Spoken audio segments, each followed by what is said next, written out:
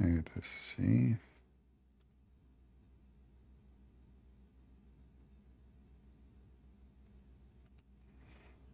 You know, today not too many people are going to watch. It's Friday, which is normal. Many people go out, but still, we can do something good for today.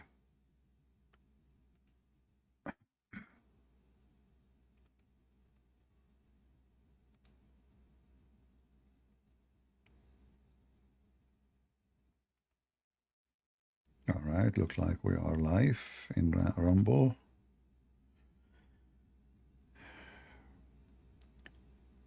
And we are live on YouTube too. Shalom, everybody.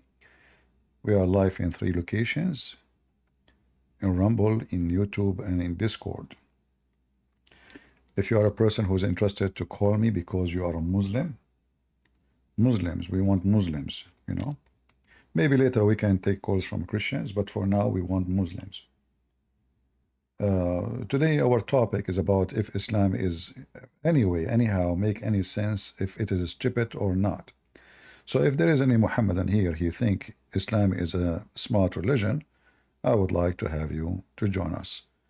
We have Abdul Hamid, and Abdul Hamid, I guess he think Islam is a smart religion. Go ahead, Abdul Hamid. How should I be so smart that you're going to run away from me because you know I'm going to destroy you? Okay, Abdul Hamid, let me ask you. You said that the one who wrote the hadith are a bunch of filthy liars, Arab dogs, correct?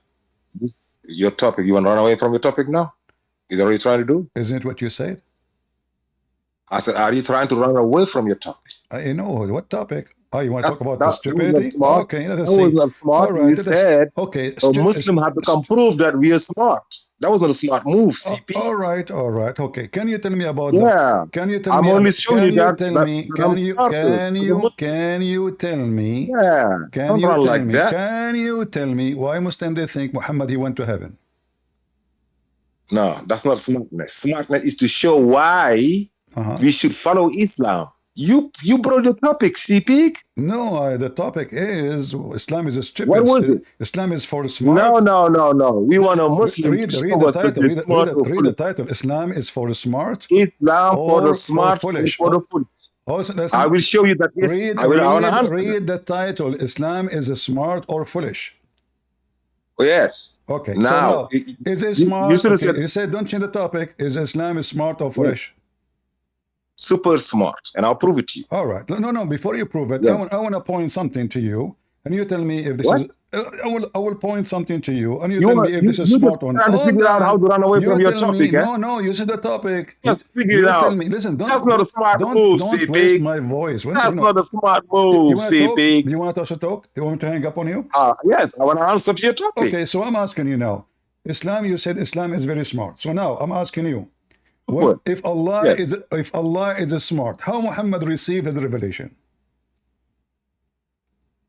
That's not about smartness. No, I want to know. You gotta let me show you. You tell me, and we will see if it's smart. I can tell you how Muhammad received you tell me, and we will see if it's smart. You tell me, and we will see if it's smart or not. You tell me, and we will see if it's smart or not. So now you want to find a way. If I answer the question, you're going to now go there and slide, huh? That's what you're trying to do? Are you going to answer or you want to play games? Yes. Muhammad received the revelation through Gabriel. That's it. Where it says in the Quran, he received it from Gabriel. Hold on. Where in the Quran it says he received it from Gabriel? Okay, whoever is the enemy of Gabriel should know that it's Gabriel who put the Quran in the hearts of the prophet. That's a verse. You don't know the verse? The Quran says whoever the enemy of Gabriel should know that the Jibril, he put the Quran in his heart? Yes. Okay, read the verse for me. You don't know that verse? No, I do not know. I'm going to learn it from you. Oh, okay. I'm going to teach you today. I'm going to say that you're just acting smart. Don't be acting. Let us see. Go ahead. Verse 97. Luke 2:97. Go ahead. Don't waste my time. Come on. I'll give you a reference. Chapter 2, verse 97. Put it on the screen. Chapter 2, verse number 97? Yes, sir. All right, read it. Put it on the screen now. Read it, read it. I'm opening it. You got to put it on the screen so I can, You only read then it. I Okay, can I'm read it. opening the verse. I'm opening the verse. Yes. All right. See, you're trying to run away from your subject, and I'm Okay, going to hold whoop on, you hold again. on. Let everybody laugh at you. Here we go. Read the verse for me. Put it up. Okay. Why are you taking it so long? Are you taking it in the back room? Okay. Are you trying to pig on it? Okay. The verse in front of you. Peekaboo. The verse in front of you. Read it. Peekaboo. Shut up. Potato. Yes. Read it. Say. Where is it at? Read it. Yes. Whoever is hostile to Gabriel, know that he is the one who revealed it to your heart by Allah's leave, confirming preceded. I can't read it right, but you see it. It's right there. My heart's my eyes are hurting. Where it says he revealed the Quran for him. Right there. Where it says read it. Where is the word Quran? Where is the word Quran? The Quran revealed it. What do you mean the Quran? Revealed the Quran. You said you are a Quran only. Listen. You said 1,000 times you are a Quran only. Jibreel, he revealed what to Muhammad. Hold on, shut up. Where is the word Quran? Where it says he revealed the Quran? You are a Quran only. Give me the answer. Go to chapter 2. Go to chapter 26, verse 193. So do you admit that this verse never said anything? You want to see the Quran? I will take it to the Quran. So do you admit now that this verse never said anything about revealing Quran to Muhammad? Yes. It is the Quran. You're playing dumb right now. You see? Okay, where it says the Quran? Yes. Does it even say the Bible? Hold on. One time Hold on. How many prayer you pray as a Muslim? Listen, let us see what Jibreel he What is the it? Listen. Tell me what's the it. Don't waste my time. You know, I will hang up on you, honestly. Tell me, yes. If you want to play like a kid, talk like a man, talk like a mature. How many prayer in the Quran? Look at that, you're running again. Look at him running again. How many prayer you as a Muslim you pray? You think that's smart? No, give me the answer. We will find out if Muhammad he received the Quran from Jibreel or not. How many prayer 5 times a day. How many times you pray a day? 5 times a day. Where in the Quran it says Jibreel he gave him 5 times a day? Oh, you don't know that? You need another verse, speak. You are a Quran only, remember? Yes, I go to chapter 20, verse 130. Chapter 20, verse 100? 130, 130. I whoop the shit out of you. Okay, don't talk about shit, you shitty piece of shit. Go ahead, read the verse for us. Come on. Go read the verse for us. Chapter 20, verse what? 130. Read it and laugh at yourself. Make it bigger. Make it bigger. Yes. Read it.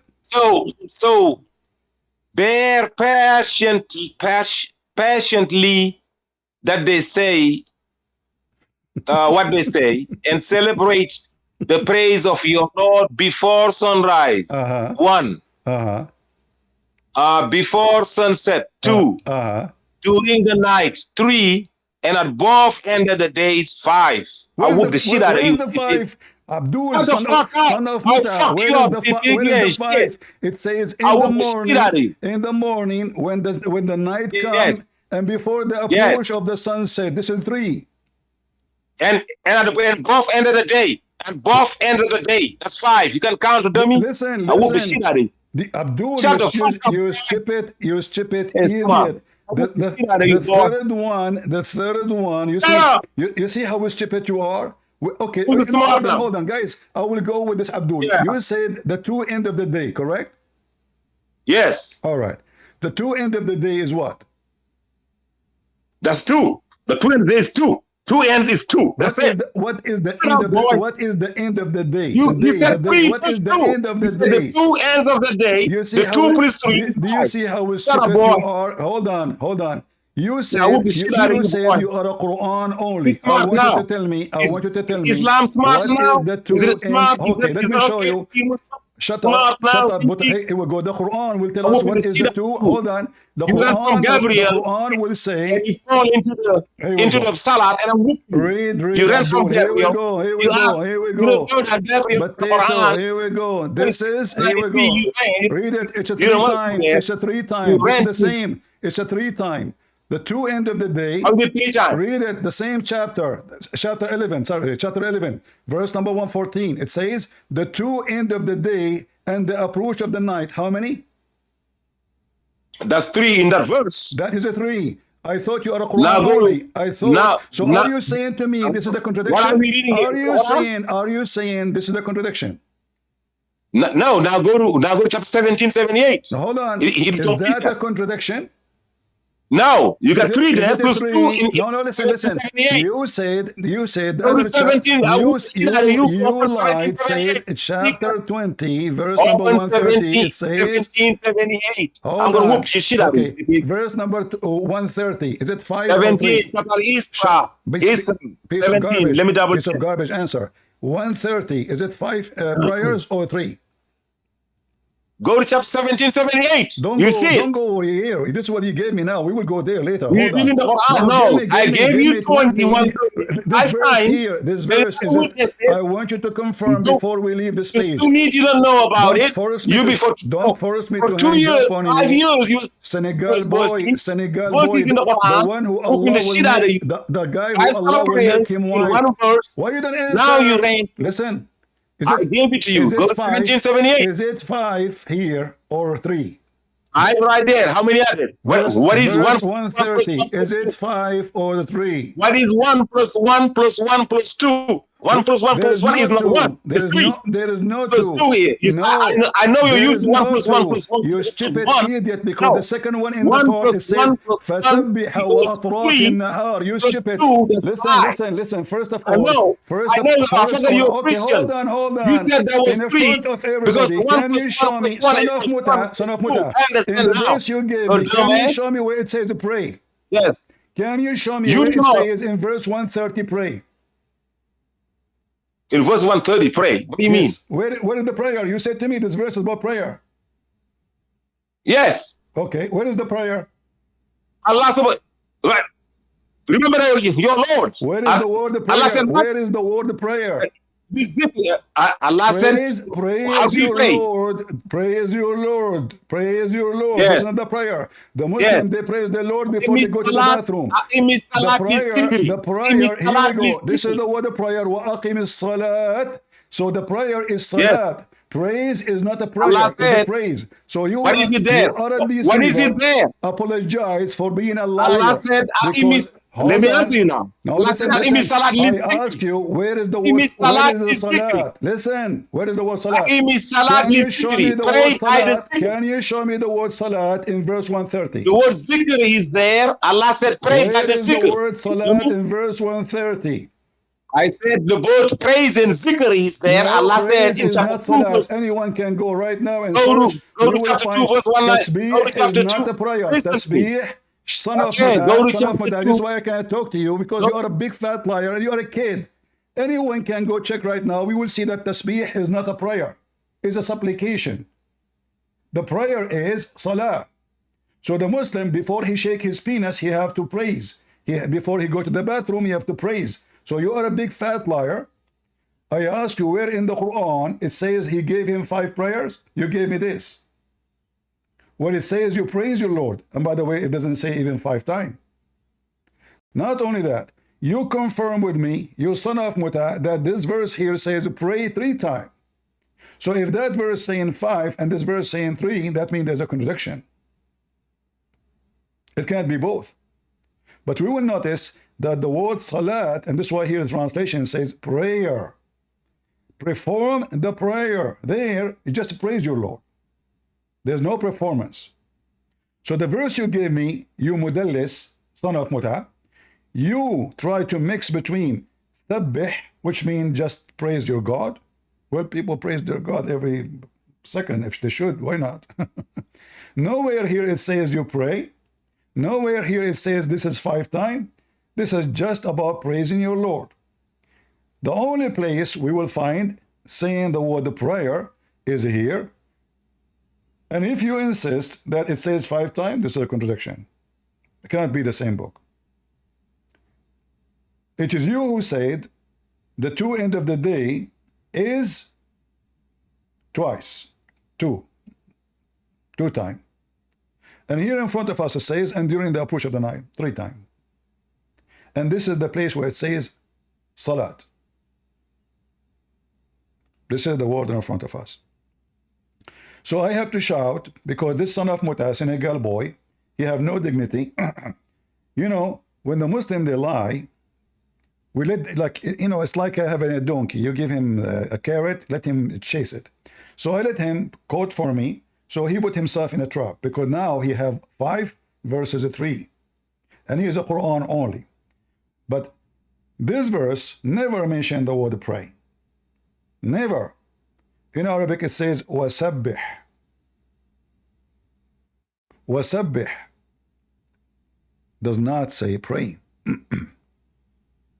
Coward, liar, like your prophet.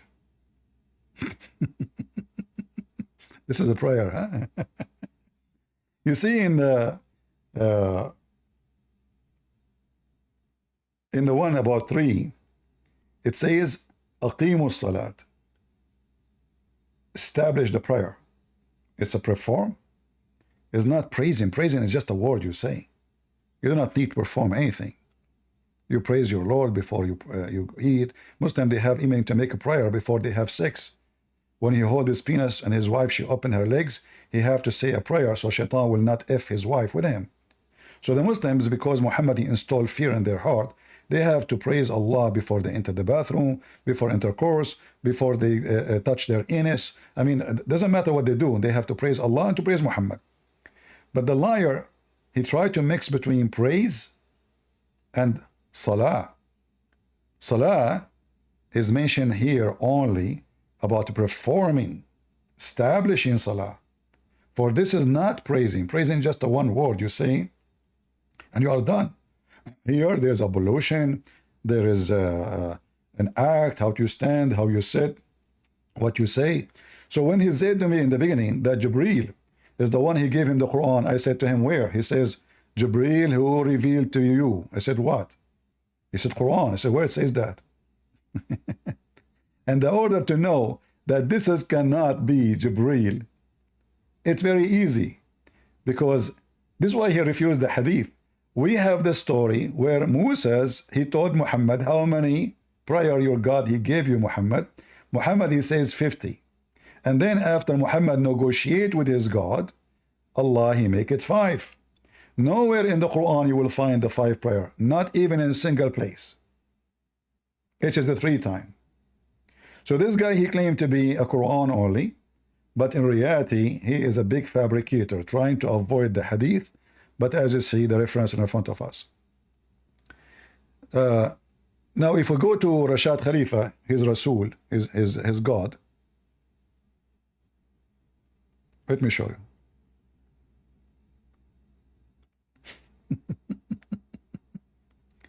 He will shout, he will not let me talk. I lost my voice before I start. Potatoes, savage, trashy people, street people. So chapter 20, verse number 130. Let us go to Rashad Khalifa. Give me a second.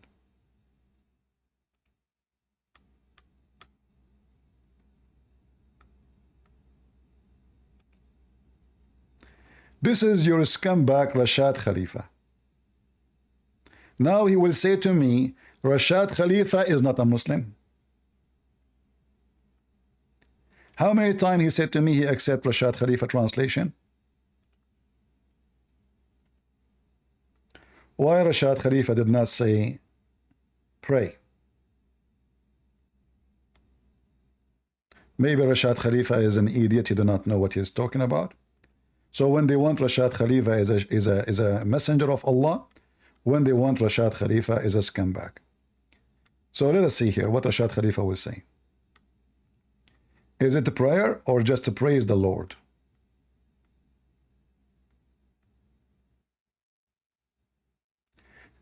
Therefore, be patient in the face of their utterance, and praise and glorify your Lord before the sunrise and before sunset.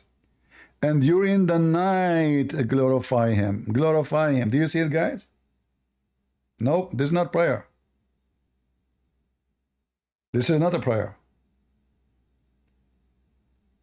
The word pray is not the same as the word glorify. We know that.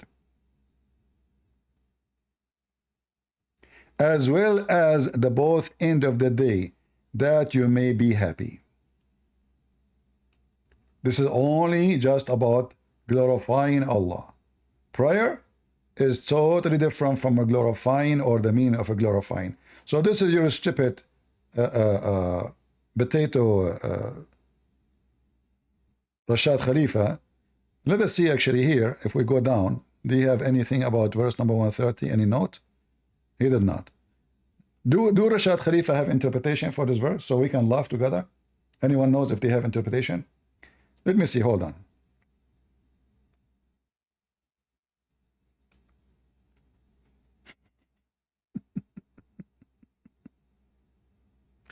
All right.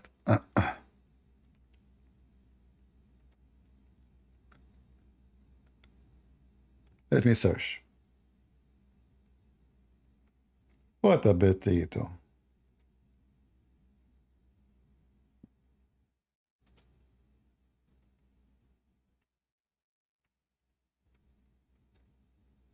I will search to see if you have any interpretation for it.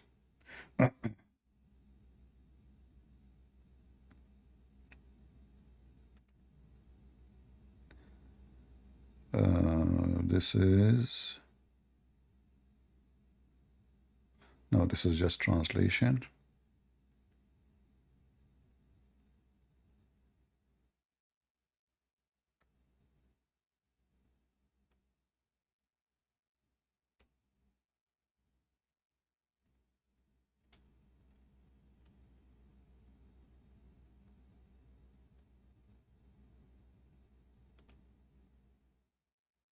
All right.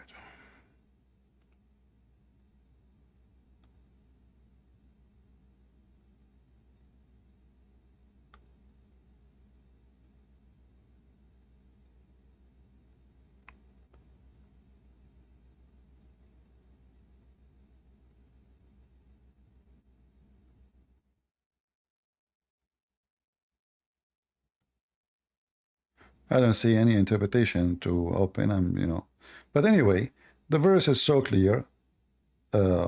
Praise, glorify, have nothing to do with prayer. You praise, you just say, I praise you, Lord. Praise God. That's it. This is not prayer. Prayer, in Islam, you have to recite certain verse, move and do stand up in certain way, and that is called the prayer. And you have to say certain things. As an example, if we ask this this potato,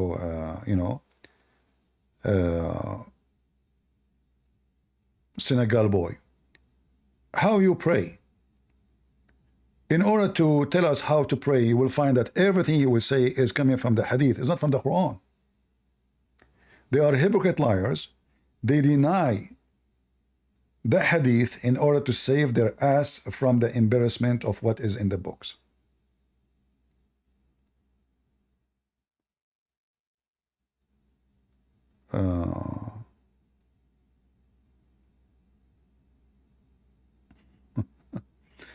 Anyway, do we have any Abdul?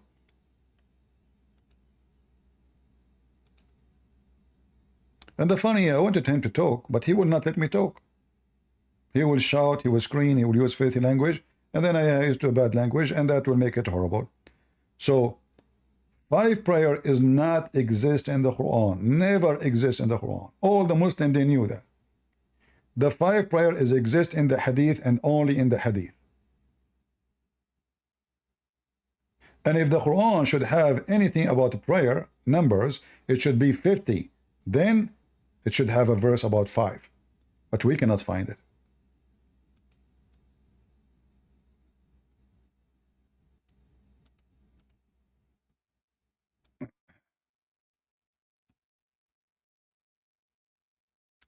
Go ahead, warrior.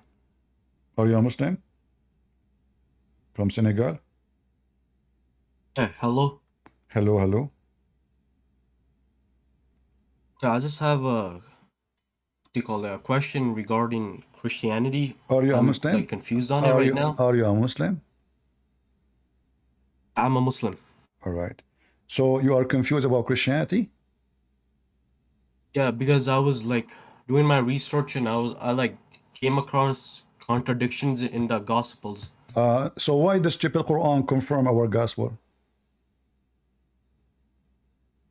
But So why the stupid Quran, if there's a contradiction in my gospel, as you said, why the stupid Quran yes, confirm my book? it doesn't confirm the modern Gospels that we have. It confirmed the Gospel at the time of Jesus Christ. So Muhammad was exist in the time of Jesus Christ? No, I'm saying the thing is, you're saying Quran confirmed Uh-huh. Gospel, the uncorrupted one, the Where? one that At what wasn't time? corrupted At what time at the was? time of At what Jesus. time? At what time was not corrupted? When Jesus was on earth So and he what? was given the pure So gospel. why the stupid Quran says that Allah and Muhammad confirming the book which is with us in our hands, and this is 600 years after Jesus. Yeah, because the gospel was uncorrupted by then. Okay, that's wonderful. But this is the same gospel we have until And now. then throughout the But this years, is the throughout same the gospel. decades, This and is the same gospel we have until now. In the front of you it yes, says, and when scriptures come to them, confirming what they have. Do you see it? Talking about the Christian and the Jews. So your Quran confirm our book 600 years after Jesus. So do you agree that our book 600 years after Jesus never been changed? yes, Yes. Well, that means Muhammad, there's no need for him. Because you Muslim, you claim that Muhammad came because the Christians changed their religion. So if the Bible is still the same 600 years after Jesus, so then you Muslim should have the book. What is the book? This is the book of Allah. You Muslim, you should have the book of Allah, which is the book of Isa, which is the Quran now confirming, and you just agreed that when Muhammad he come in his time, our book was correct. And you said yes a second ago, correct? yeah, Huh? So yes. what? So why you Muslim? Why you hide the book? Where is the book? Because the book was what do you call it? The book was corrupted after the Prophet Are you Muhammad saying died. to me you Muslims corrupted the book?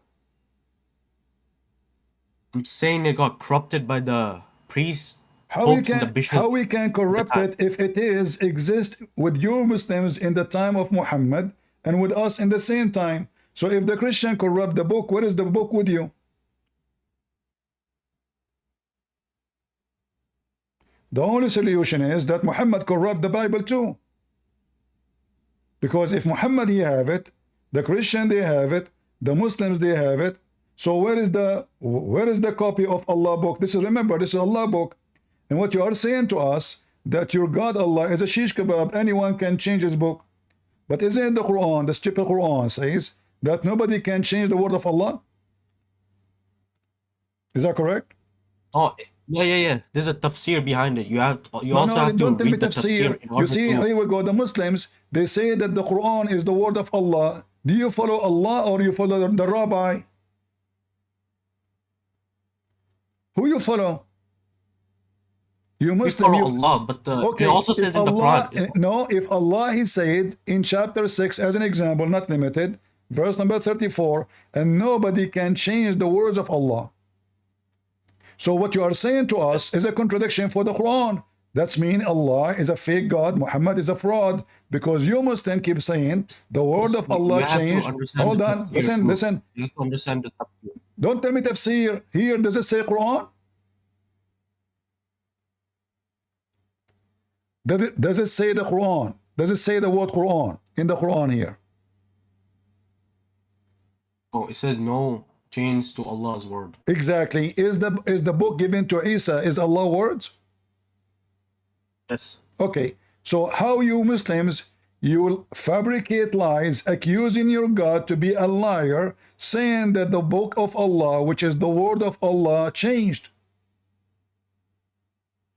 There's one of two solutions. Either you are telling the truth that the Bible been changed, that means the Quran is false book, or you agree with our book, which means the Quran is telling the truth. Our book never changed. Okay, when we leave this and we like go straight to the Gospels, let's leave Islam out of this for now. No, you We're gonna come cannot. back to You see, Islam. I don't waste my time with Well, let's someone. talk about No, Christianity let me itself. tell you why I Let's will talk not. about No, I will Christianity not first, tell and then you. we'll come I back to will Islam. not tell you why I will not waste my time. Let me tell you. If I can prove to you my gospel from your stupid book, do you have any other excuse? If you give me from your Bible verse after verse, I explain to you, you say I don't accept anyway. So I will not waste my time there. I will get you busted from your book. No, no, no. And I just did. Anyway, my question. No, I just did. you're deflecting the. Listen, No, I you're just showed deflecting you, the argument. Like a my. contradiction. I just showed you a contradiction in your book, and you are the one who came to me to show me a contradiction Listen in to my me. book. Can you just let me talk? Can you just let me talk? So is that a contradiction for what you are saying, yes or no? Can you just let me talk for half a minute? You can talk. Is that a contradiction, yes or no? So you're deflecting the argument now, No, because the I am not. question You I see, came you in, are the I one who asked came. why does the You are the gospel one have who came contradiction? with the You're argument. deflecting the. You are the one who came with the argument. This argument, I'm using In it. my argument, I had a I'm question. I using asked it. why are I'm there using it contradictions in the against you. gospels? I'm not, listen. You are running away from a clear proof from your book, which you cannot deny, that nobody can change the word of Allah. Are you saying that Allah lied when He said nobody can change the word of Allah? No, he did not. Okay, so how you are saying to me that the Bible changed?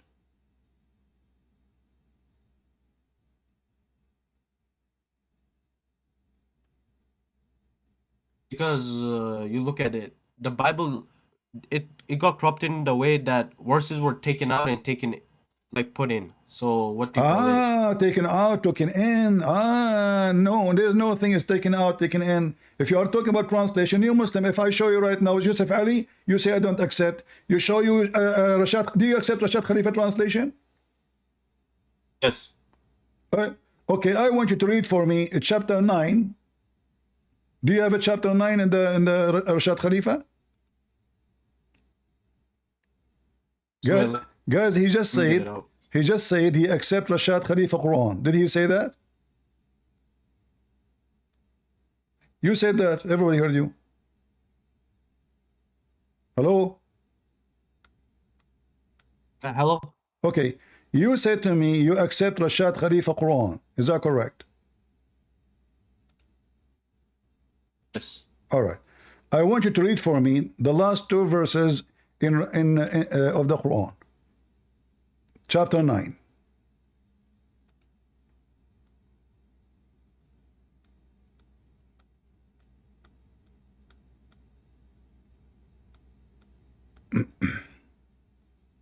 Are you there? Yes, I'm there. All right.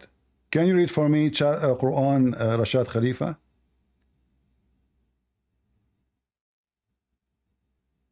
Chapter is that again? Chapter 29. What verse? Chapter 29. Read for me the last. What is the last verses in the chapter? How many verses in chapter 29 in the Quran?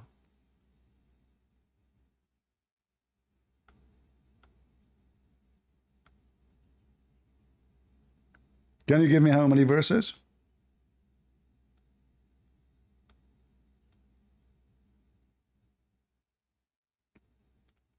Hello? I'm just getting that right now. All right. I'm opening it up. Okay.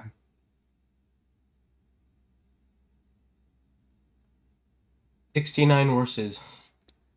69 verses? Yes. Chapter 29, verse number. It's a 69 verses. Yes. All right. Do you see the screen in front of me? Is that the chapter 29 you see in the screen? Yes. All right. So how many verses here we see? You see the screen, right? Yes, I see it. All right. What it says here? It says 129. Okay. I thought your Quran is preserved. So how Rashad Khalifa Quran is 69 verses and the rest of the Muslim Quran is 129 verses?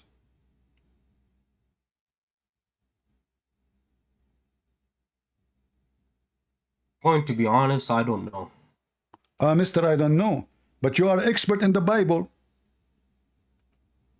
So you spend your day searching in the internet to find mistake in the Bible, but you do not know that your religion is screwed up?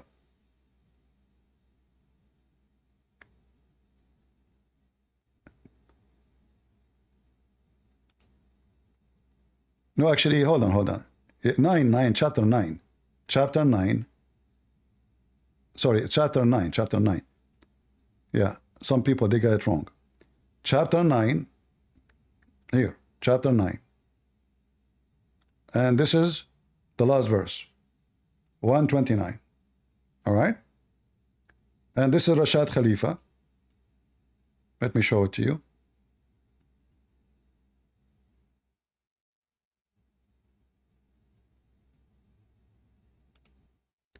Just to show you that Rashad Khalifa, his book is messed up.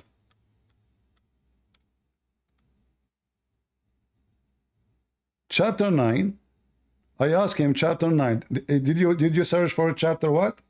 Did you search for the wrong chapter? Yes. Okay. Yes. Okay. Oh, Let me ask you. Chapter 9. Sorry, chapter 9. Maybe you got it wrong. Chapter 9, or maybe I spoke wrong. I'm not sure. Chapter 9.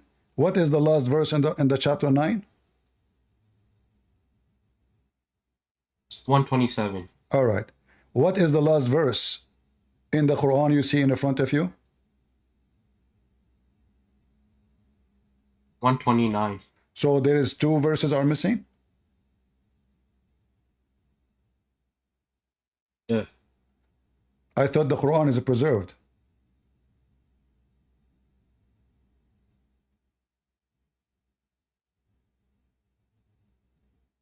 What happened to those 2 verses?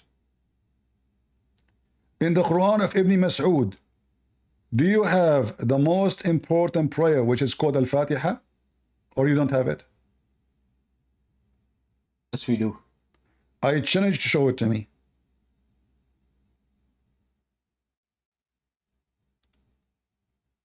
Go ahead.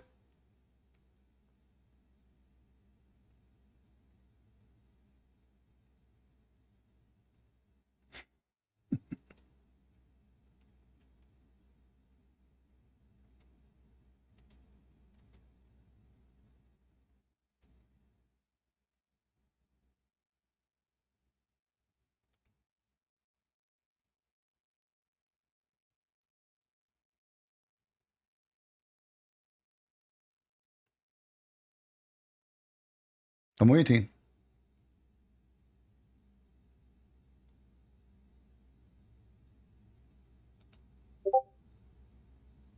He's gone.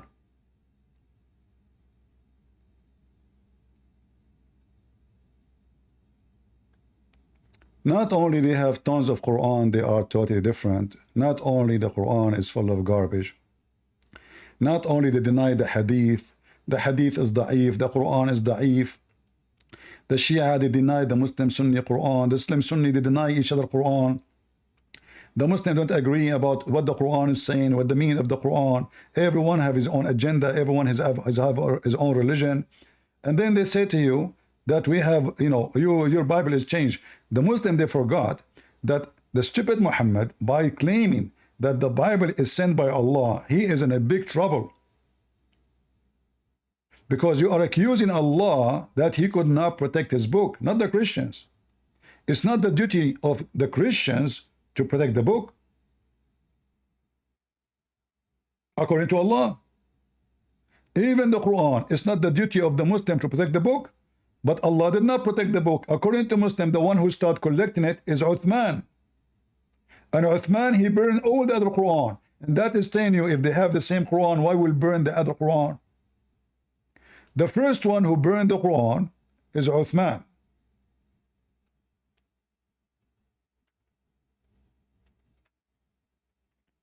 And the one who promised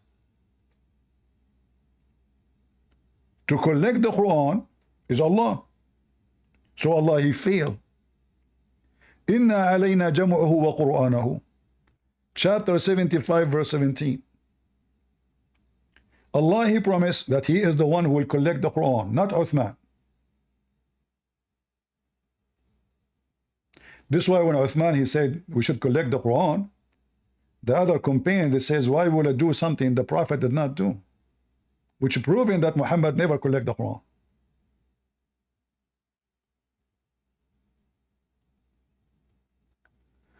So when a Muhammadan he come and he want to attack the Bible, we laugh at you. Don't waste your time and read them the Bible. The Bible says, don't throw your jewels under the feet of the pigs.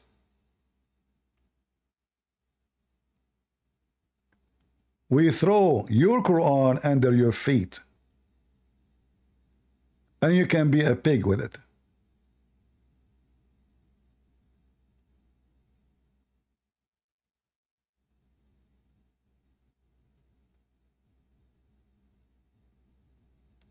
As you see, Islam is a stupid religion.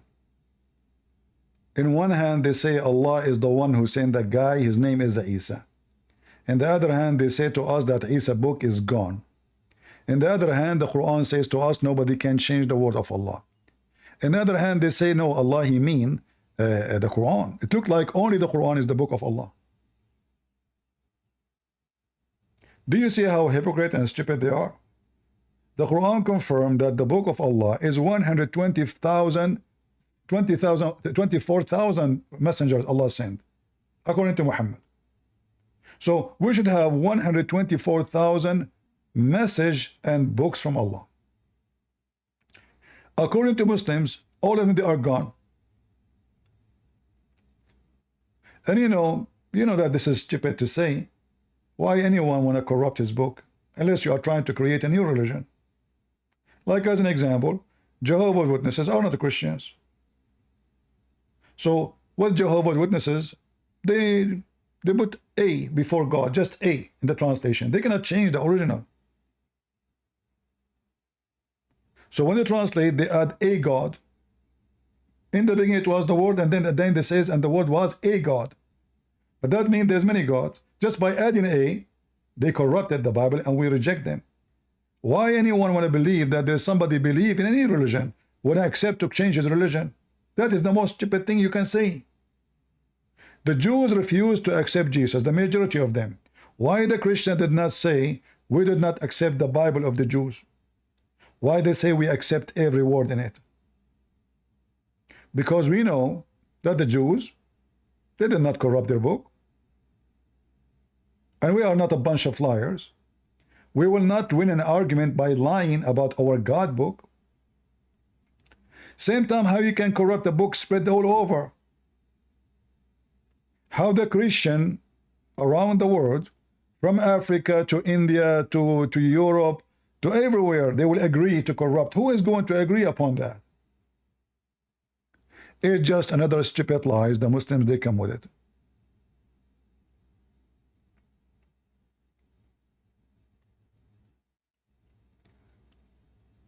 Somebody saying your God literally died. Your God is dead. My God is alive. According to the Quran, the Messiah is always alive and never die. So if this is your argument, the Quran give you a finger in your butt. Isn't your stupid Quran says that the Messiah is alive in heaven and Muhammad is dead? Isn't the Quran says innaka mayyit wa innahum lamayyitun? You Muhammad is dead and they are dead. Can you say the same to Jesus? Any Muslim can say to me, he can call me and say, hey Jesus, you are dead and they are dead. Can you show me? You cannot.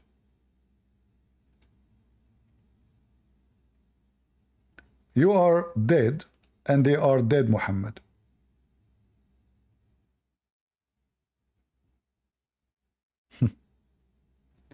That is your prophet. Do you see it? You are dead and all the Muslims are dead. Hey Muslims, where is Jesus now? Who is a brave Muslim can tell me why Jesus is not dead and all Muhammad and his gang are dead? I want to know. Who dare to jump and tell us why Jesus is not dead? Have you ever heard of a man in Islam, he don't ever die?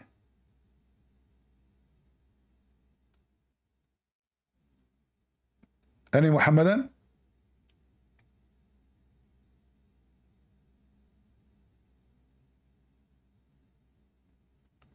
And Muhammad will not be resurrected until the day of judgment, as you see. Who is going to be there in the day of judgment? Jesus. Who is going to be the judge? Jesus. A Muslim saying you worship a Jew, so you are saying Muhammad is a liar? He said that Jesus is a Muslim. Thank you very much. You just gave a finger to your prophet. Stop fingering your prophet, please. His ass is hurt. Do we have any Muhammadan? Let me show you an example of his stupidity. This is Abdul, and the Muslim woman, obviously she don't care about Islam, she is showing her hair, and she is questioning the stupidity of Muhammad. Look what she said. And look at this Abdul, subhanallah. I mean, you can see the sign of intellect and intelligent in his face. Hadiths are fake, because let's be real, some of them are. I asked myself this simple question: would our prophet really have said that? For example, looking at this one, the woman spends the night away from the bed of her husband and he sleeps angry with her. The angels curse her until the morning. Ugh, there are so many things wrong with this hadith. First of all, angels exist to protect you or record your deeds, not to curse you. So the 21st century yardstick for hadith authentication has now become, would the Prophet ﷺ really have said that? How does this hadith make me personally feel? Forget the likes of Imam Bukhari, who traveled the world to authenticate. Yeah, Imam Bukhari, he traveled the world to authenticate, but all of them, they are dead. How you can authenticate? How you can make it authentic of something you did not witness? I mean, do you see the stupidity of those Abdul? They say to you, how you believe in the Bible written 60 years after Jesus? How many years this Bukhari, who is not even an Arab, he's not even an Arab, how many years after Muhammad he was able to authenticate the hadith? So instead of answering the women, asking a question about a stupid Muhammad, you see, the reality is Muhammad is stupid. He is a sex maniac. He wants women just to be effed. So he said, as you heard the woman, she is saying that the angels will curse the women. She is trying to be polite. She did not say what the hadith is saying. If she refused to open her legs, the angels will be cursing her all night. So she is saying, is that the job of the angels? She don't understand that Muhammad is a sex maniac and he is a porn star, even though he cannot have sex. And he wanted to make the men happy. So he put a pressure on the women. So women, they cannot say no to the husband, and no matter what. So if you say no, even the Muslim man, he have many wives. So if one, she don't feel like it, we go to the second one, go to the third one, go to the fourth one. So if she say no, the angels will be cursing her. And this is stupid Abdul. He's trying to prove to her that this is amazing. Why? Because Al-Bukhari says so.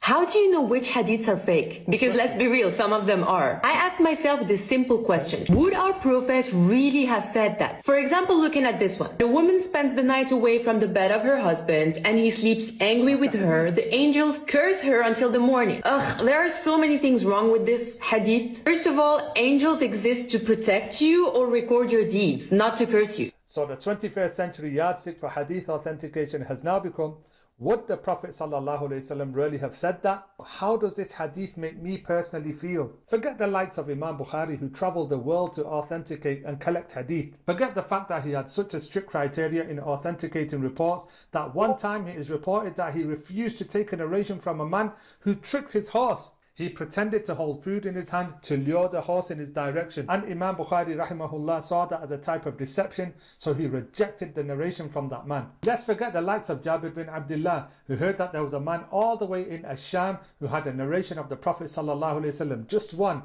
So he brought a camel and put a saddle on it and traveled for a whole month just to go and collect that narration. And how now he can be sure that this narration, which is hundreds of years after Muhammad, is from the Prophet.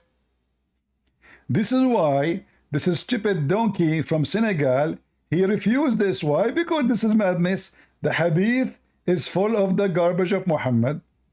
It can be full of lies, it can be full of truth, but they cannot confirm, which means Islam cannot be confirmed. For Islam, all of it is in the hadith, not in the Quran. The Quran is an empty book. The Quran never said, I ask ultimate part, who is your prophet? He said, who care?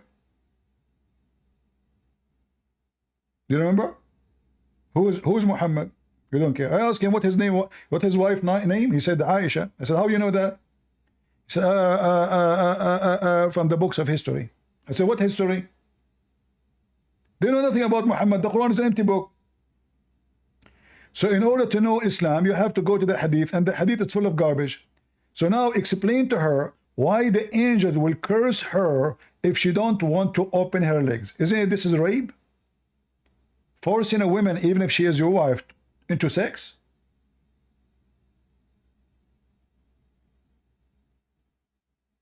The angels, they spend the night because she did not open her legs, cursing her.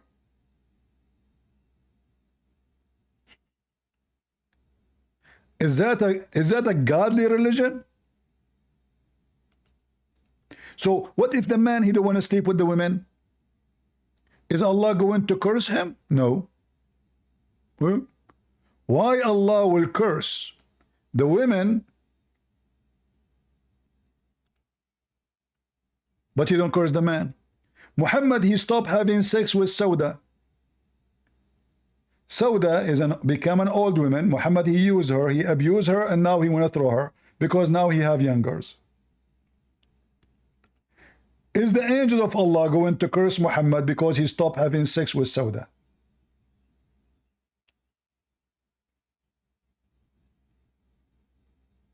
Huh?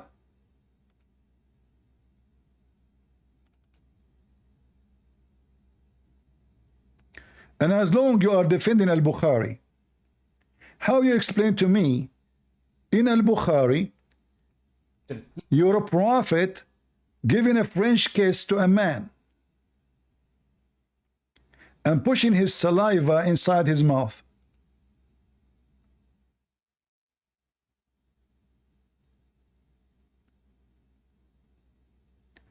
And this is, by the way, false translation. Nowhere it says the word over his body. فَنَفَثَ فِيهِ, he blow in him. Where you blow? When we say blow, we blow where? You blow in a hole. You blow in a place have a hole. So you have to choose which hole. So you better go for the mouth, otherwise you will be in trouble. So this is your prophet. He is blowing in the mouth of the man his saliva. Why? Any Muslim can tell me why?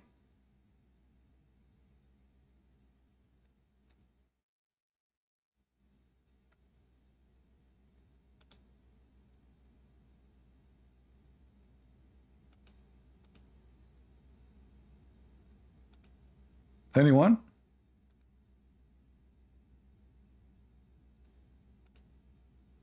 Who is a Muslim can tell me? Is that because Muhammad is a foolish, stupid idiot? What he's doing?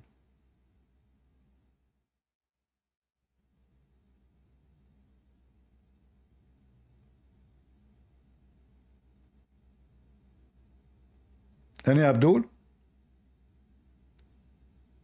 So either you are a foolish Muslim following a foolish prophet who is sucking the tongues of children, who lick the face of Usama, who sucked the tongue of Al-Hussein and the tongue of Aisha, and now he is pushing his saliva in the mouth of a Muslim.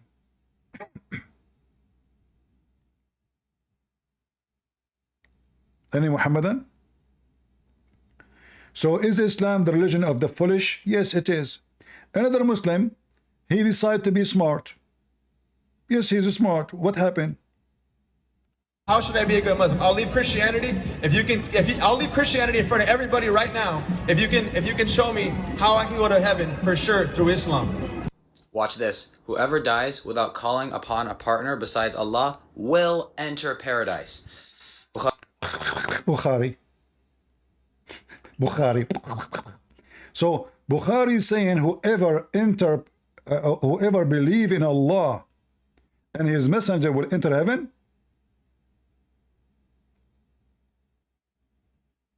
Okay, hold on.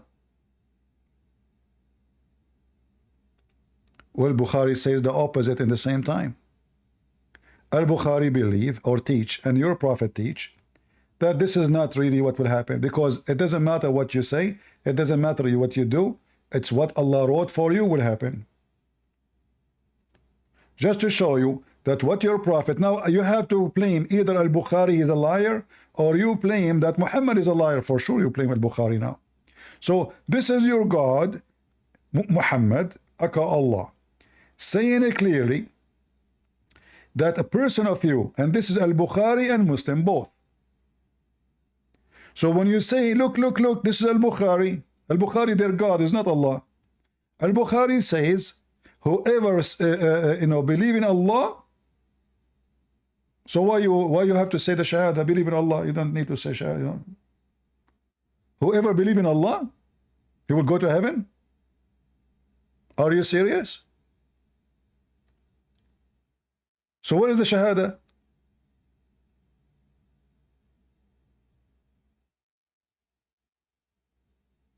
The Shahada is a fraud. Whoever believe in Allah, he do not need to believe in Muhammad. Do you see what he said? I don't know if the image is clear for you. Al-Bukhari 4497.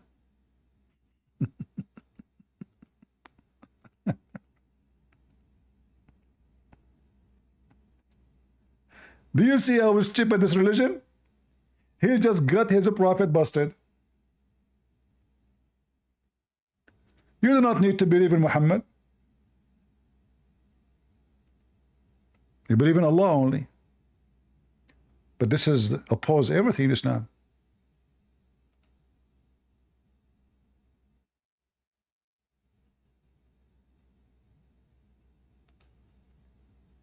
This is the hadith he is quoting. So what we learn now from him, that Islam is a fraud and Muhammad is a liar. And when he told them to say the Shahada, it was a fabrication to associate him with Allah. Because look what happened. The one who associate with Allah, he will go to hell. But the Shahada is associating the name of Muhammad with the name of Allah. The Muslim, they take partner with so-called Allah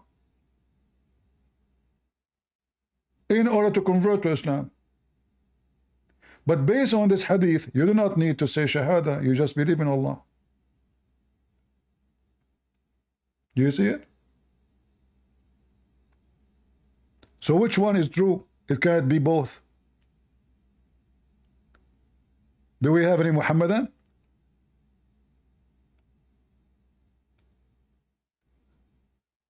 So the Muhammadan, he decided to show us now that no, you just don't worship anyone beside Allah. Well, that's weird. Well, that's mean Ahmadiyya, they will go to heaven. Why you say they aren't Muslims? Shia, they will go to heaven. Tons of religion belong to Islam will go to heaven. They do not need Shahada. They do not need certain prophet. All what they need is Allah. And this is what you just showed us on the screen. Do we have any Muhammadan?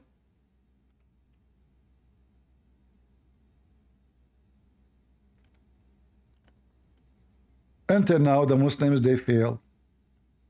No 5 prayers. 5 prayers is only in the hadith. So they try to deny, like, you know, if we ask the Muhammadan, based on what you can give definition to your religion? What they will say? Can they say Quran? They cannot. There's nothing in the Quran. The Quran is an empty book. Why did Amazon send me $20,000? Commercial. By the way, when you hear those commercial, like, you know, those guys call us right away, you will make money. This is a scam. Don't be a fool, you know. If that's easy, you can make a $20,000. Trust me, they will be the first to make it, not you.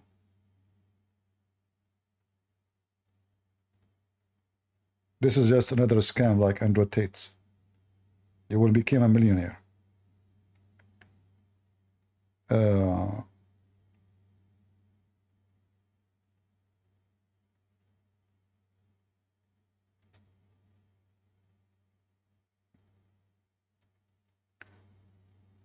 This religion is so much confused and so much stupid. They don't know even what they should follow. And the second you show them something embarrassing, they say, right away they throw at you the word da'if.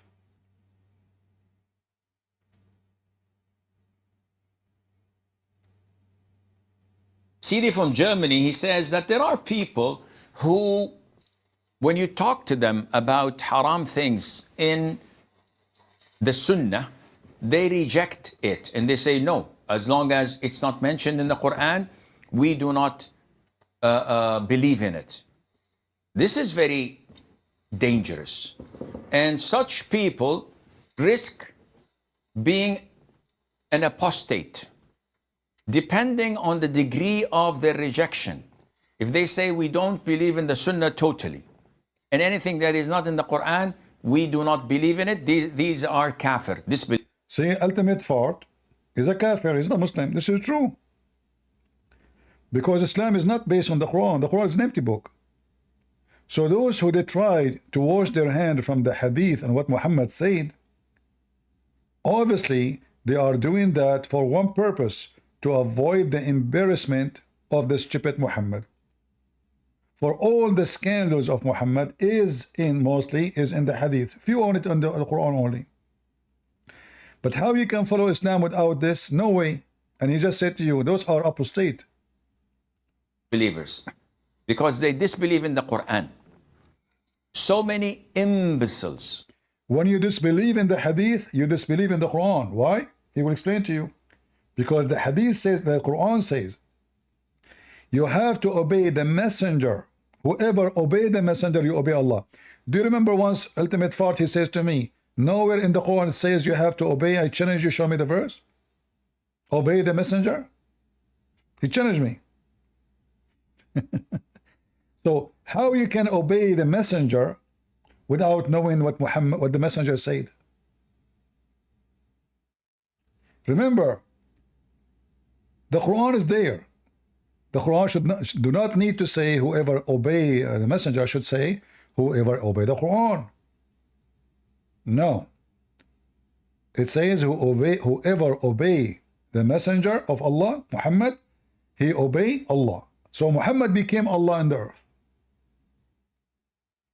Simply, Muhammad, by saying such a statement, he placed himself as God in earth, and Allah is just his sex toy.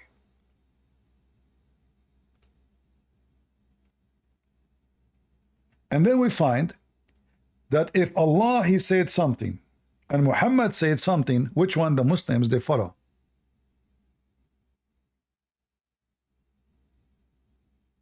Muhammad.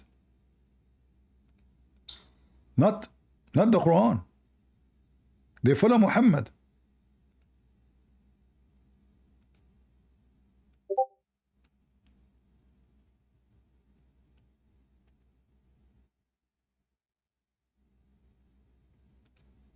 Chapter 4, verse number 80.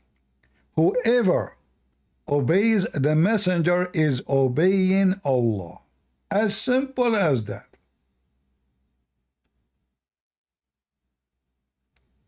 It sounds like Muhammad saying, me and Allah is one. Do you say why? Do you see why we say Muslims are kuffar and they are pagan and they are not worshiping? They are not monotheist. This is not what monotheists do. Akilo, you are a Muslim? You do not need to invite me. Put your hand up, I will invite you. There's no need for this invite me. Go ahead.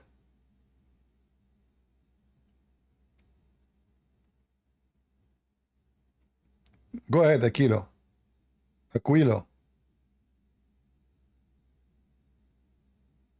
He's gone.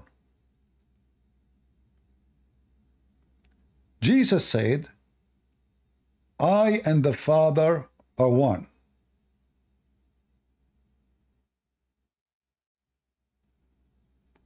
And the Muslim, they say, where Jesus says, I'm God. Muhammad now is trying to copy Jesus. He did not say me and Allah is one, but he just make it clear that I am Allah. For when you obey me as a man. Is he God? Why Muhammad did not say whoever obey Allah, he obey me? Which means obey Allah. You are fine. No. Whoever obey the messenger, he obey Allah. And by the way, if you are a Quran only, how you know which is the messenger? Who is the messenger?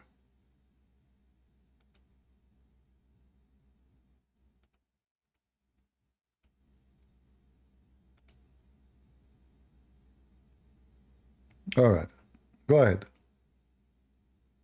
You are muted. Okay, go ahead. So the prophet is actually, but he's not actually fully human. The prophet is a fully human?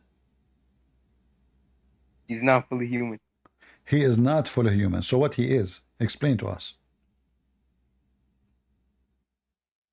He's like, so he's the prophet of Allah. But you just so said, he's not normal human. I know he is a prophet of Allah, but you just said he is not a fully human. Well, yeah, he's not fully human. So what he is?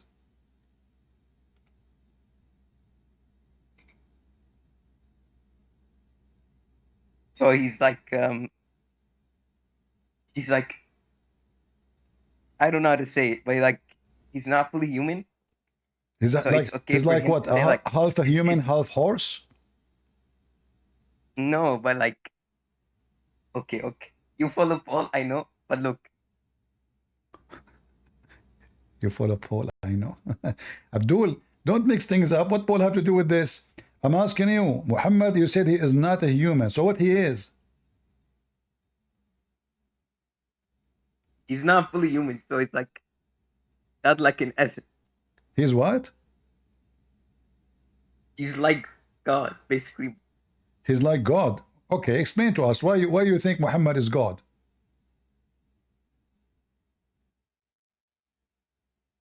Huh? He left. Smart Abdul. I'm telling you, Islam make you smart. So this is how messed up this religion. I don't accept the hadith. This Quran, I don't accept the Quran. We take verses as we wish. We explain verses as we wish. Everyone, he explained the Quran as he wish. And then wish religion, you end in hell. And then they say to you, Islam is a preserve. What Islam? Which Islam? Even Muslim Sunni don't agree with Muslim Sunnis. They have thousands of sects. Each one of them curse the other one. Slaughter the other one. So I don't believe in the hadith because the hadith is full of garbage, brother. Well, this is your religion, face it.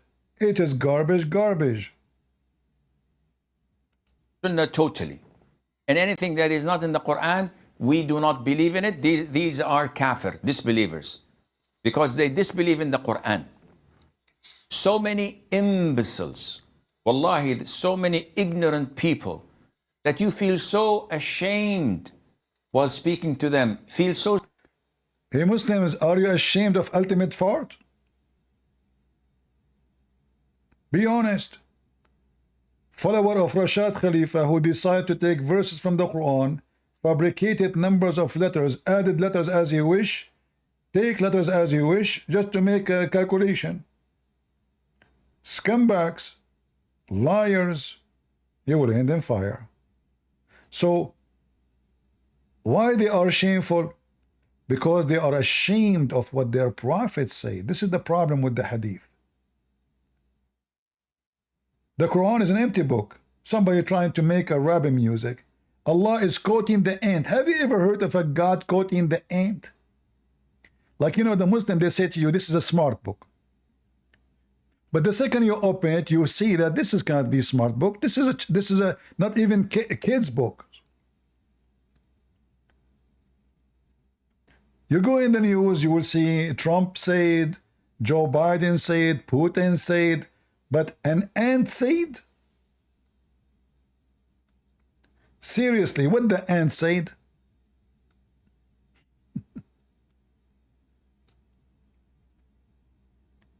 Allah, he have an interview with the ant? And Allah register in his seventh heaven, in the top of galaxy 102, the conversation between Sulaiman and Mrs. Ant. So Sulaiman now is flying in the top of the flying carpet, and he have an army of a chicken and genie and a human. Nice story. All of them, they are in the top of the flying carpet, until he come to the valley of the ants. Here the story is getting hot. The valley of the ants, Muslims. Is that a cartoon? Are you sure?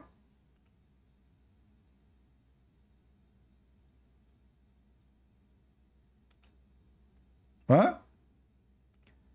There's a Muslim want to destroy me, so I will invite him. Go ahead. Although the Prophet is infallible, you cannot refute him actually. What? What? You cannot refute the Prophet. I cannot what? Refute. Can you tell me the story of the ant? No, I cannot. But why not? You Why are not? a stupid. You are a stupid Paulian. I would refute you on anything. Okay, I'm asking you how Sulaiman he spoke to the ant.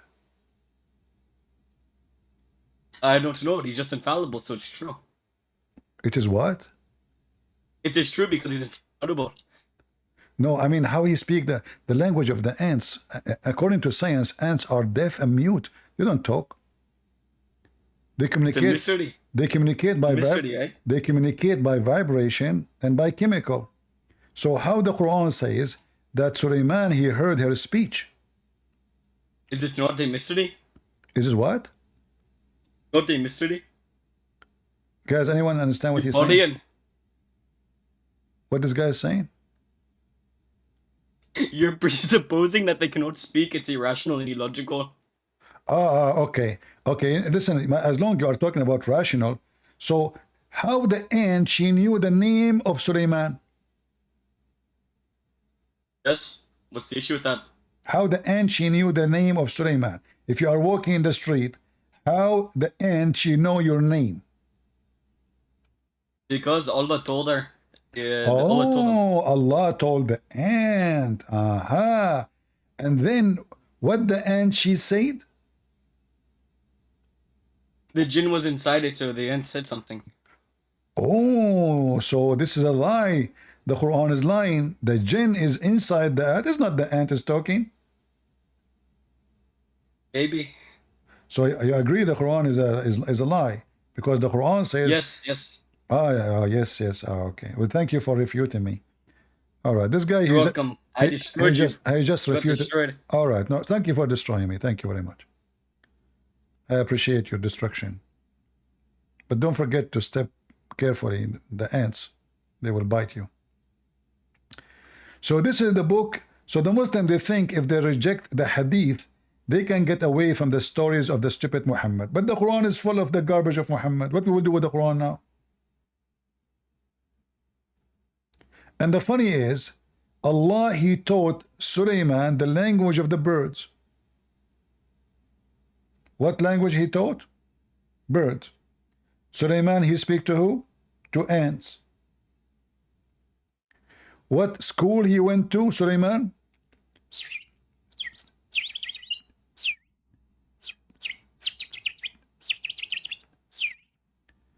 Sulaiman, after he graduated with the PhD in the language of the birds and the chicken, he went in the street and now he decided to practice his skills.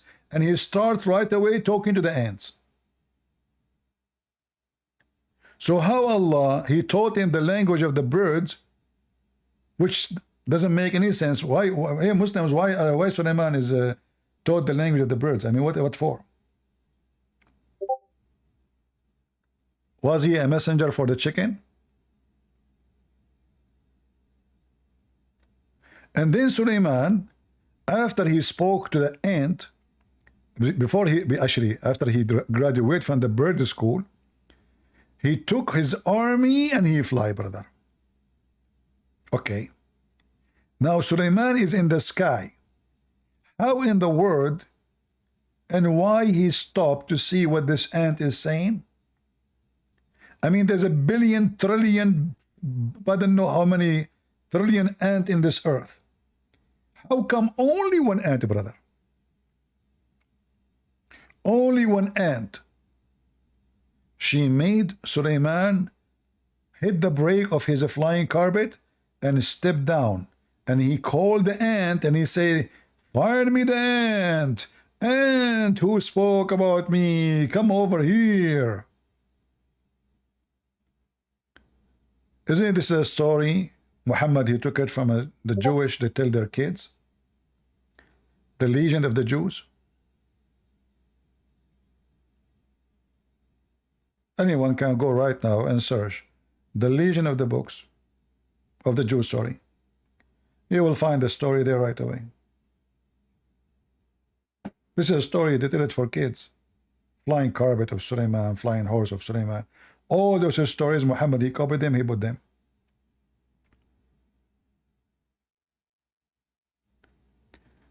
Do we have any smart Muslim? Going back to this guy who said, the hadith says, if anyone who don't take any partner beside Allah, he go to heaven. That means Islam is false, the Shahada is false. Muslims are not following Islam, and they are kuffar, they are mushrikeen, because the hadith in front of you says it clearly, you believe in Allah only. You don't need to believe in Muhammad. So Shahada is a fabrication. The religion of Muhammad is a fabrication. You do not need even the Quran. Just believe in Allah. As simple as that. However, look what the hadith says. Proving that the hadith or Muhammad is a mentally ill person. According to Muhammad, and he is so sure because he is swearing by Allah. He said, by the one beside whom there is no God, true God, verily, one of you would perform the action of dweller of Jannah, which means heaven, until there is only one cubit between him and Jannah, again heaven. When what foreordained would come to pass, and he would perform the action of the inmate of hell, and he entered, which means hell. So what do you mean, whoever don't associate with Allah, he enter heaven? When what your prophet says is the opposite. It doesn't matter, you convert to Islam, you don't convert to Islam. You are a Muslim or not a Muslim. It's what Allah foreordained for you. You might pray all your life, as you see. He do the action. This is an example about a person, he's a Muslim. He do the action of people of heaven, which means we'll go to heaven, like killing Jews, join Hamas, killing Christians, lying to them, having sex around, rape, child molester. All of this will make you go to heaven. And then what is written by Allah will come to happen.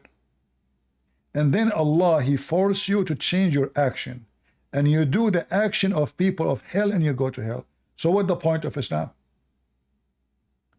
It's obvious Islam is just a stupid cult made by a fool for the fools. For it doesn't matter what you do. Why you pray 5 times a day? Why you do Hajj? It's what Allah ordained for you will take over at the end, which means destiny. And then Muhammad, he continues saying, and one of you, this is another example, which means he is covering 2 parts. The one who is following Allah, he might go to hell. For Allah, he ordained for him to go to hell from the beginning when he created him. If you go back in the hadith here, it says, the angel, he asked Allah, is he going to be good or bad?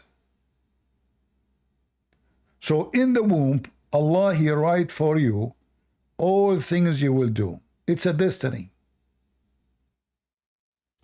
So Allah, he commanded the angels to command him to record 4 things about it.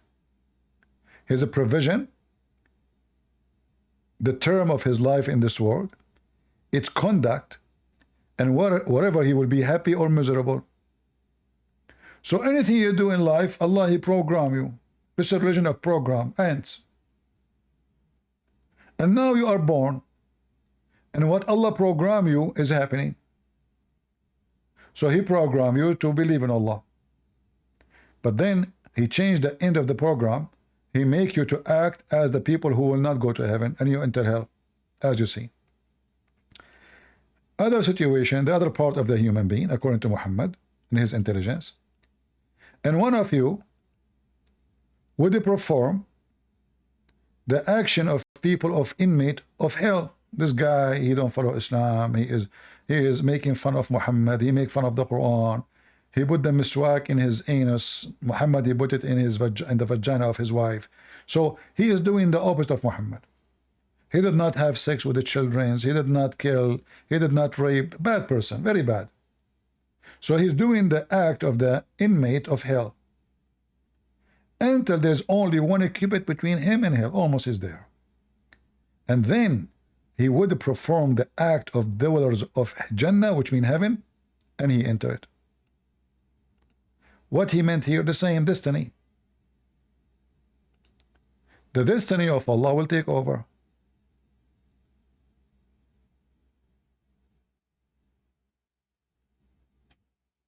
Do you see it?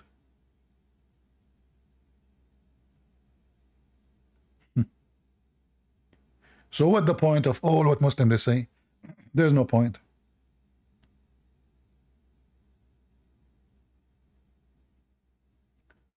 Who is the one who decide you will be a bad man or good man? Allah.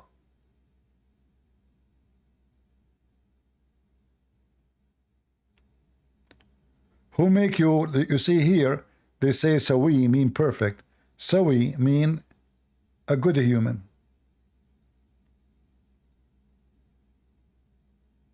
Or otherwise. So Allah decide for you what you will be. A good human or you will be a bad human. Your lifehood decided by Allah. Which means whatever you accomplish in your life is decision by Allah. Your death and everything else. Even his misfortune or his fortune. So what is left? There's no free will in Islam.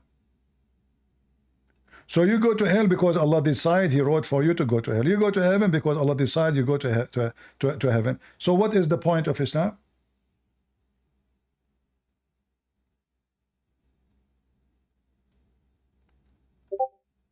Do we have any Muhammadan?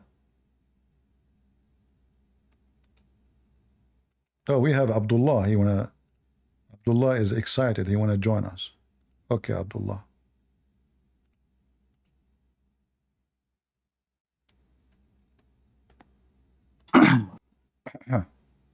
Okay.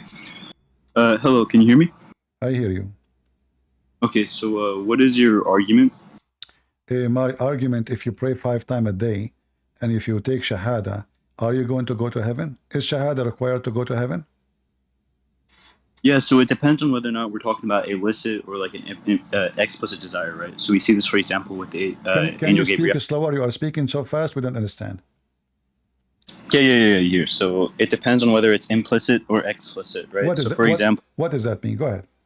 Yeah. So implicit is just going to be they desire to do so, but they could not do so. So let's say they die and they were not able to do so. Okay, so then, like we see this, for example, where with Gabriel or the messenger when he kicked dirt into the Pharaoh's mouth, right?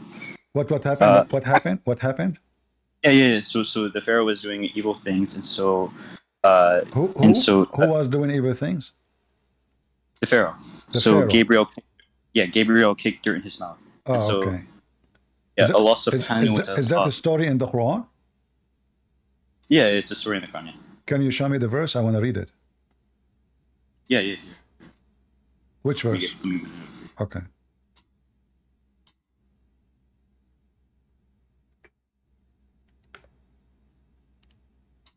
Okay, so after this, right, can we talk about...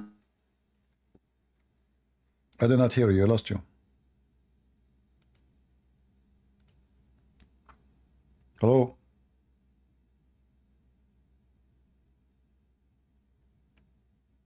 Are you there?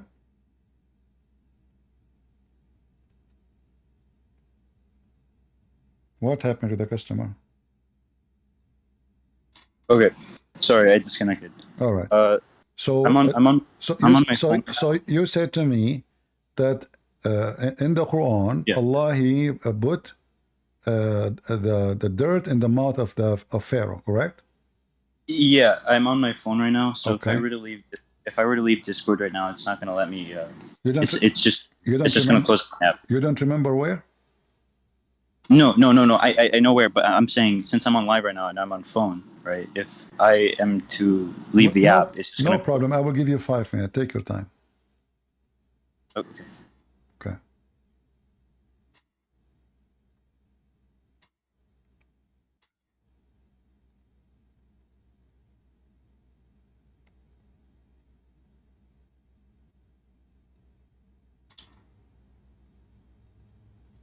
Okay.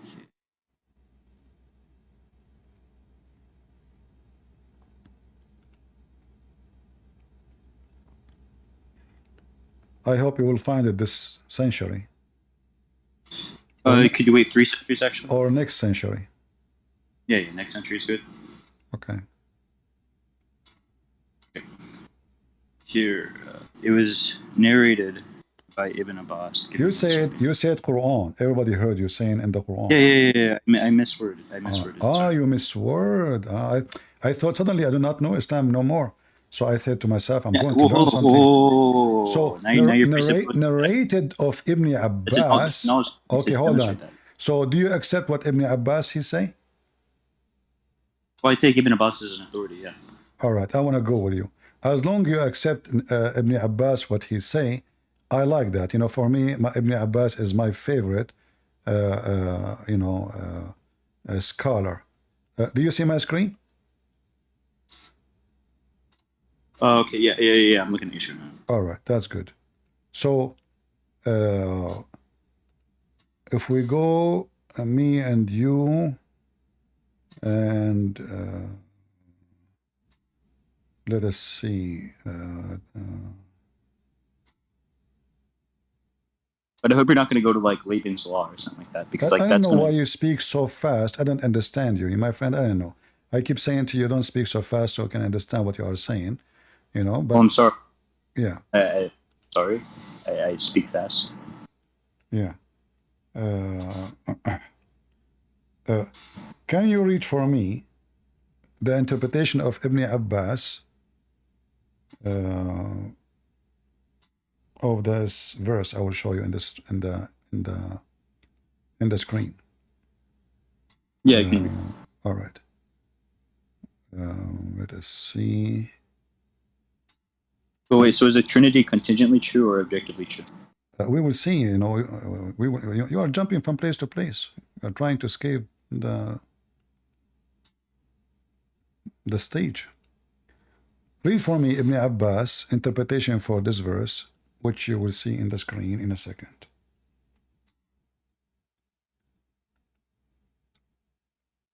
Could you provide the translation? I'm not like Arabic speaking. I'm a reaver. You are a pervert? No, revert. I revert. Ah, you revert. What do you mean? What revert mean? Yeah, so I took my shahada because everyone is born Muslim, right? So so everyone is born as a Muslim, so everybody became an apostate then. Yeah. So this is just going to go back to man, this religion is very ugly. Everybody is an apostate. Yeah, but here you're still strawmanning my point. So read for me Ibn Abbas, chapter 68, verse number 1. Can you read for me Ibn Abbas interpretation? Right, is it on your screen? I can help you, show it to you, the interpretation, if you do not have it. Yeah, I don't have it. All right. I'm on phone, like I said. All right. This is Ibn Abbas. And remember, you said you accept Ibn Abbas. This is chapter 68, verse number 1. And this is Tafsir Ibn Abbas. Read for me, please. Go ahead. And from his narration on the authority of Ibn Abbas, he said regarding the interpretation of Allah saying, none, he says, Allah swears by the nun, which is the whale that carries the earth on its back while in water, and beneath which is the bull, and under the bull is the rock, and under the rock is the dust, and no one knows what is under the dust save Allah. The name of the whale is Lawash, and its name is Lutiaya, and the name of the bull is Bahmud. And some say it is let us take a step by step. So you said you accept Ibn Abbas, and Allah he swear by Noon, and Noon is a whale who carry the earth in the top of it. Do you agree with that? Well, I mean, I'm a presuppositionalist, so of course, yeah. You are what? A presuppositionalist. What does that mean? That means, yeah, so I'm gonna run off of an essential presupposition that this is true. Why you are speaking so fast? So do you accept this or you don't? Yeah, I'm a presuppositionalist. So until what does that mean? Why you are adding words? Say yes or no. Do you accept this? So do you accept? Do you accept that the earth is carried by a whale in the top of it? Yeah. So it's an essential presupposition. So yes. What essential presupposition? What does that mean? Yeah, an essential presupposition is just like an assuming. If you're doing an internal critique, so are you saying to me Allah is assuming wrong? What? Are you saying to me Allah is assuming wrong or right? No, Ibn Abbas is assuming right. It's not, well, there is no wrong or right. Ibn Abbas is assuming wrong or right? No. For example, if I have a pen, right?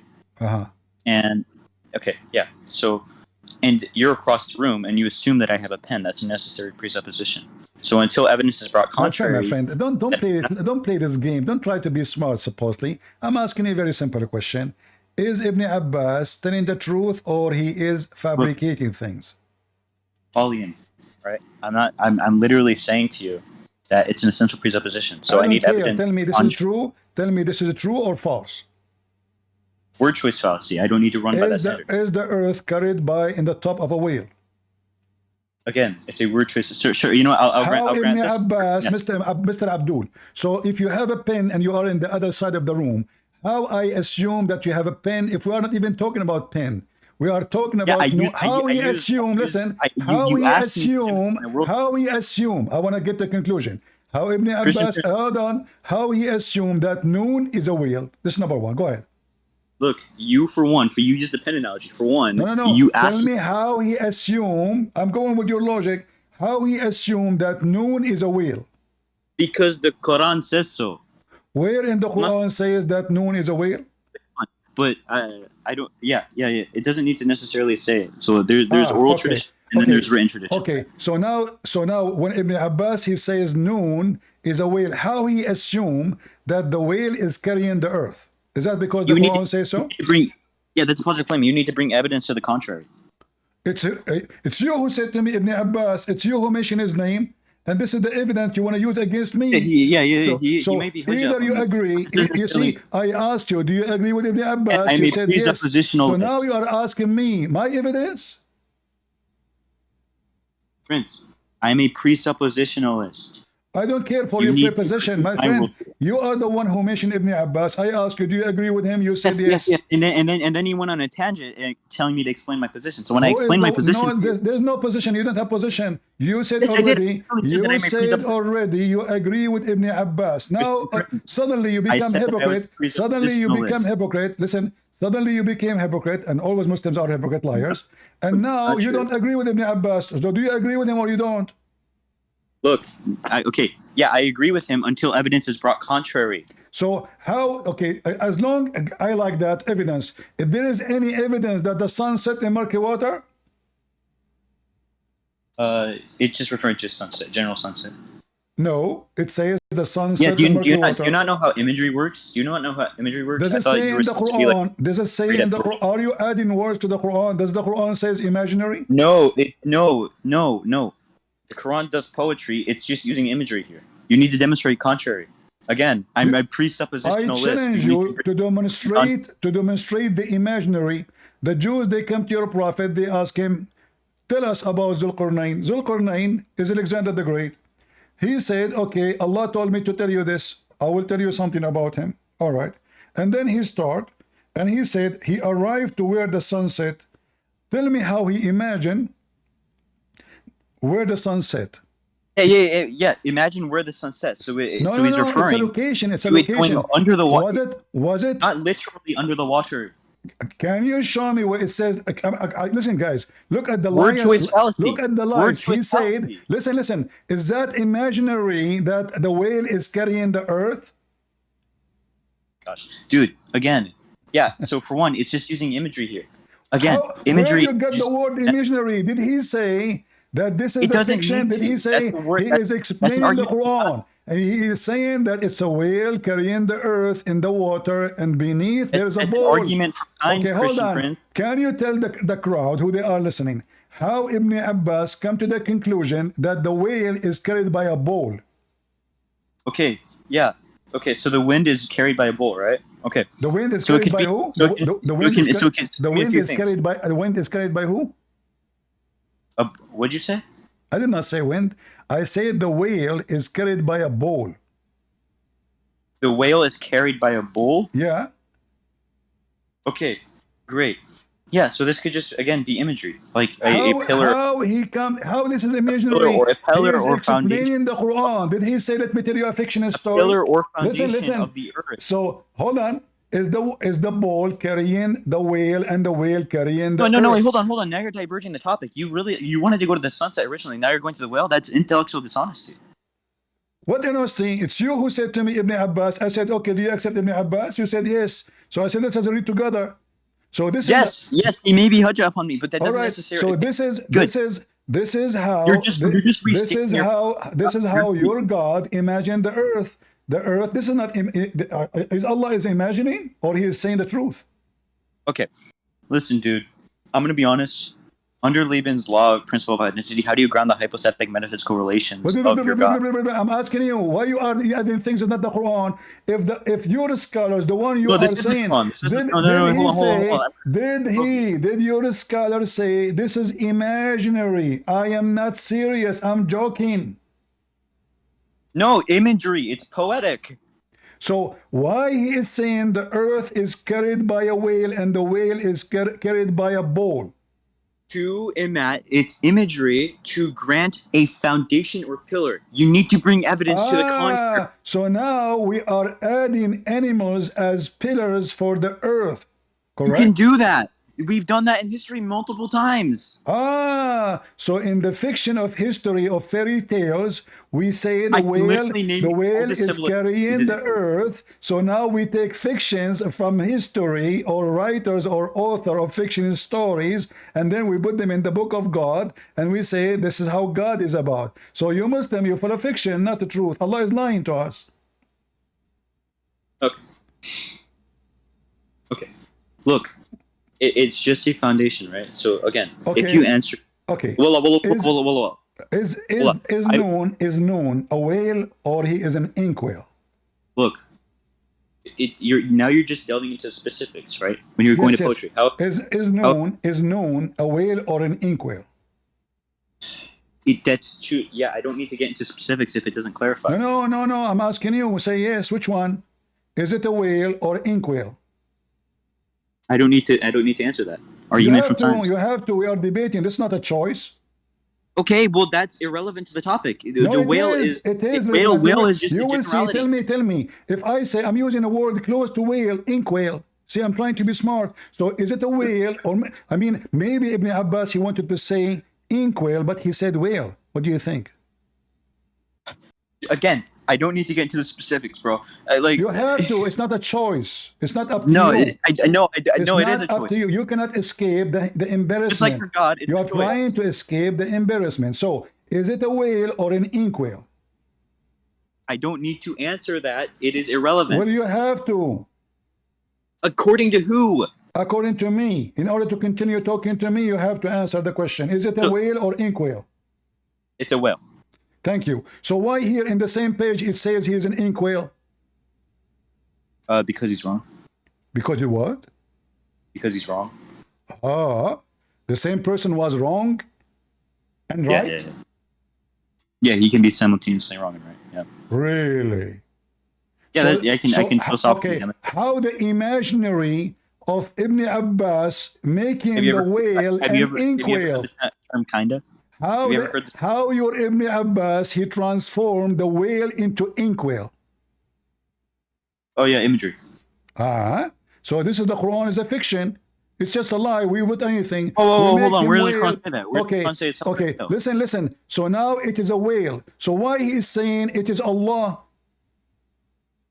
Look, you made the claim that it's from the Quran. That's a knowledge claim. Can you demonstrate that, please? What from the Quran? What do you mean from the Quran? You said the story was from the Quran. That's a presupposition. You need to demonstrate. You said to me, I accept Ibn Abbas. Everybody heard you. Listen, you said to me in the beginning, in the Quran, don't change the topic. You are trying to escape. You are trying to escape the embarrassment. Are you trying to quit and jump and leave? Don't do that. Come on, people will laugh at you. No. Because I'm not scared. I'm not scared of a pagan. All right. So now, how Ibn Abbas he come to the conclusion that whale is carrying the earth? And there's a bowl, and he even know the name of the whale. You need to demonstrate how he knows the name of the bowl. Hold on. Can you confirm to us if the name of the bowl is a true name or is wrong? Dude, you need to demonstrate that it's literal. That's the problem. So this is not literature. So okay. So what it is? Fiction? Imagery. Imaginary. So now after not imaginary. Okay, I want to go with you guys. Imaginary. I never said it was imaginary. So, listen. You see, everybody is dying laughing at you. So now when he said it's I don't care. Okay, what we learn from the imaginary story? What we learn about the story of a whale carrying the earth? The mic is yours. Again, it is just imagery, not imaginary. Imagery. What imagery mean? Explain to me. No, not imaginary. I'm not saying imaginary. I'm saying imagery. You said imagery. Yeah, imagery, meaning imagery. You can what imagery mean? What imagery can form a thought that there is a firmament, right? What? And it's being held up by a well, or just using imagery. It's just imagery. Now, I want you to defend your pagan God, please. What is holding what? I don't understand. What? Explain to us. Dude, holding do you know what a firmament is? The sky. Okay, yes. Okay. So does the sky? But this is under the earth. But this is under the earth. Is the sky? Yeah, under the earth. Does under the earth not have a sky or something? No, because as you see here, there's water. No. There's water. That doesn't necessarily mean that there's not a firmament. Are you joking? It says there is a water. It says the bowl the whale in the water. You idiot! What's wrong with you? The whale is the whale is in the water. Guys, does it say in the front of you that the whale is in the water? Defend your God, dude. See, you are trying now to escape. You are embarrassed. No, I've already answered. You don't know what defend my God. I do not need to defend my God. My God is in heaven. My God is in heaven, and your prophet is dead, and you have fiction story, flying carpet, and in this penis, a stupid whale carrying the earth, and the yeah. horse of Suleiman. So now don't try to change the topic. You see, all of you Muslims, you said you converted to Islam. You are Abdul by birth. You are I will shave my 25-foot beard if you are not Abdul by birth. I will shave my 20. Open your camera and show me who you are. The liar. Open your camera. Alhamdulillah. Open your camera and showing us the revert you. No, I don't need. That's a presupposition. Because you're a liar. So now listen. So now you said that the whale is not in the water. If there is, according to science, there's under the earth, there's a whale and there's a water. You said there's no water, and here it says there is water. I never. Oh no! You said that there was. Yeah, you said there was water under the earth. I said, is that necessary that there is no longer a firmament just because there is water there? You mentioned to me that this is about carrying the sky. Okay, you know what? I will go with you. What is carrying the sky, guys? He is the one who chose the topic. In 2 seconds, he will change it. Just no, I didn't. No, what is carrying according to your Quran? What is according to your Quran? And hold on, listen. According to your Quran and according to Ibn Abbas, who is carrying the stars, the sky? Who is carrying the stars? The sky, the firmament. Who is carrying the sky? Like, there's no definite, like, what's holding up the sky? The ozone. Yeah. It's just gonna be particles. What is holding it? I just demonstrated it. It's just going to be particles. However, if you want to use don't speak fast. What is holding the sky? What is holding the sky? What is holding the sky from falling? Is it true? Is it true? Is it true? Shut up. Is it true that there is a mountain is carrying the sky and this mountain is around the earth? What? What? Is it true that there is a mountain carrying the sky and this mountain is around the earth and this mountain that's referring to oxygen. That's referring to oxygen. Referring to oxygen. This is oxygen?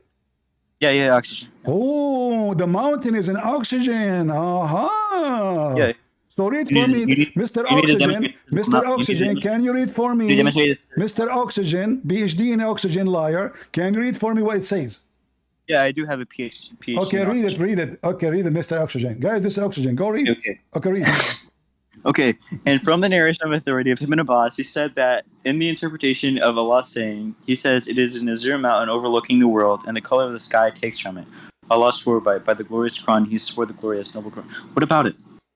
How is that relevant? There is an azure mountain over the earth, and it's carrying the sky, and the sky have the color from it. You need to demonstrate the literal mountain.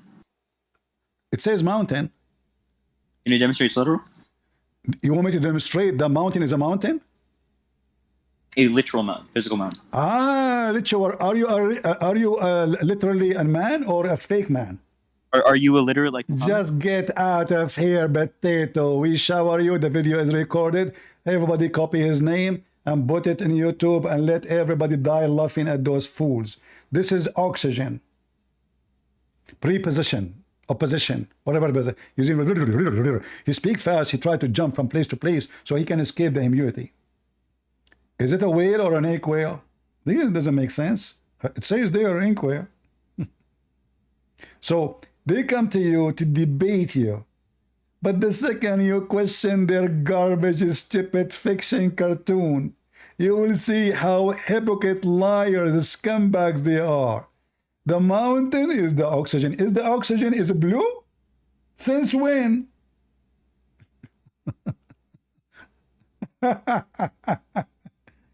The oxygen is blue?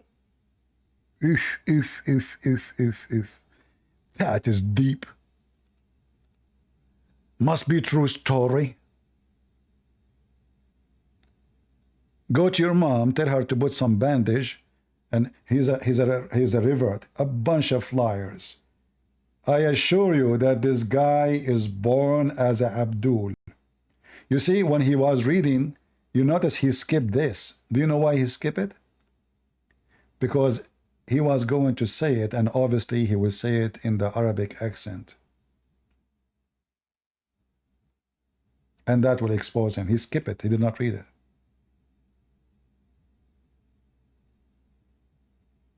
Coward liars. And we got you busted. Oxygen, huh?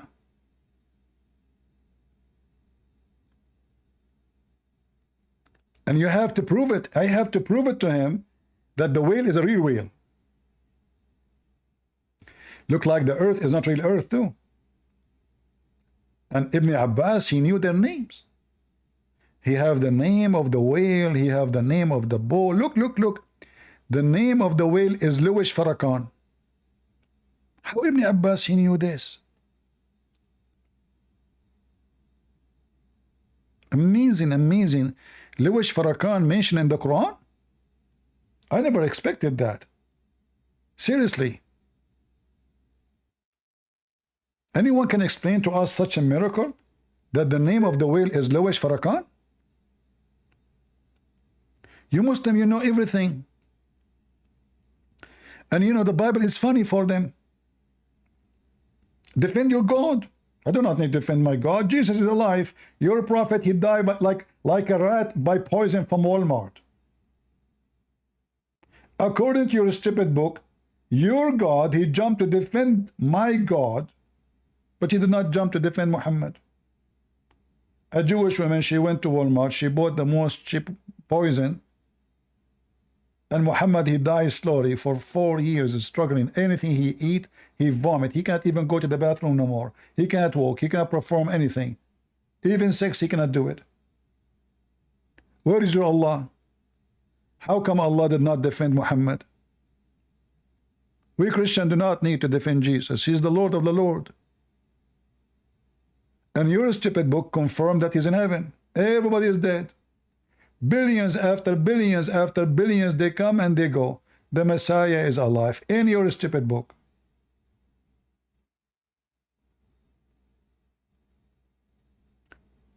Do we have any Abdul?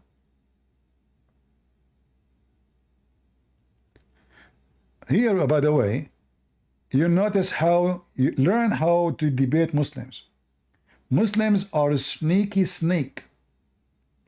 They have zero decency. A decent Muslim is an ex-Muslim. A decent Muslim is something rare. It might happen. He's a person, he don't like to lie. You know, he's just saying what he believes. But those are professional liars. They try to change the topic in the speed of light. So if he's speaking to a different person, he can get away easy with everything he's saying.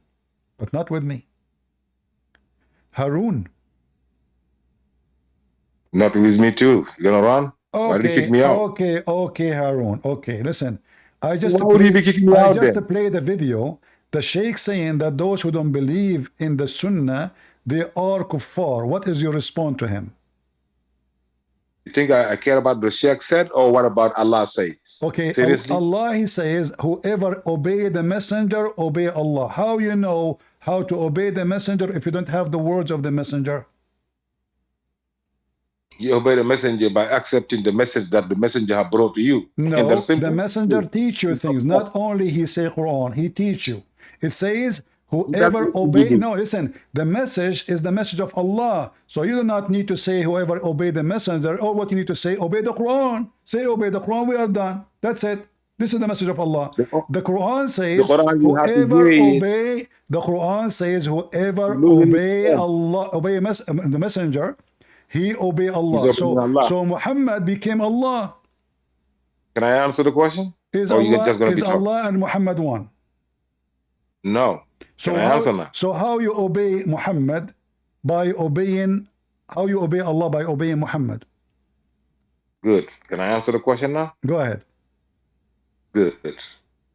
Because you cannot obey Allah directly. Allah did not rain books. Allah did not send books to you. You're going to hear the books from the mouth of the prophet. Now, if the messenger recite the books to you, and you say you agreed with what he said, you obeying him at the same time you're obeying Allah. Allah did not rain book, did he? Okay. Is it hard? The only duty of the messenger is to deliver. Ma'ala Rasul illa al-bala. Then there is so no if need. his only duty is to deliver, let me talk, that's my turn. If his only duty is to deliver a message from God, you cannot obey God without obeying the messenger. For you to obey God, you're going to have to accept the message brought by the messenger. And if you accept the message brought by the messenger as from God, So you believing in him as a messenger, you're obeying him. At the same time, you're obeying God. Are you that slow? Or do you about being smart? Let us see. You see, if you want me to let you talk, you know, you promise me you don't jump and talk loud, and it's so we can people they can hear you. Otherwise, I will hang up on you. So listen carefully. You just said it's not the duty anything except to tell, and you mentioned that verse, correct? Did I quote the Quran? Yes or no? Did you? Yeah, you quote the Quran. So do you agree with that verse? Of course, I agree with the verse. All right. So now, the prophet, his duty is only to deliver the message. But it says in the same verse that if you obey him, you are going to be safe. Is that correct? That's what I said. If you obey the messenger, you obey Allah. And if you obey Allah, you're going to be safe. Hold on. No. It says if you obey him, not obey me.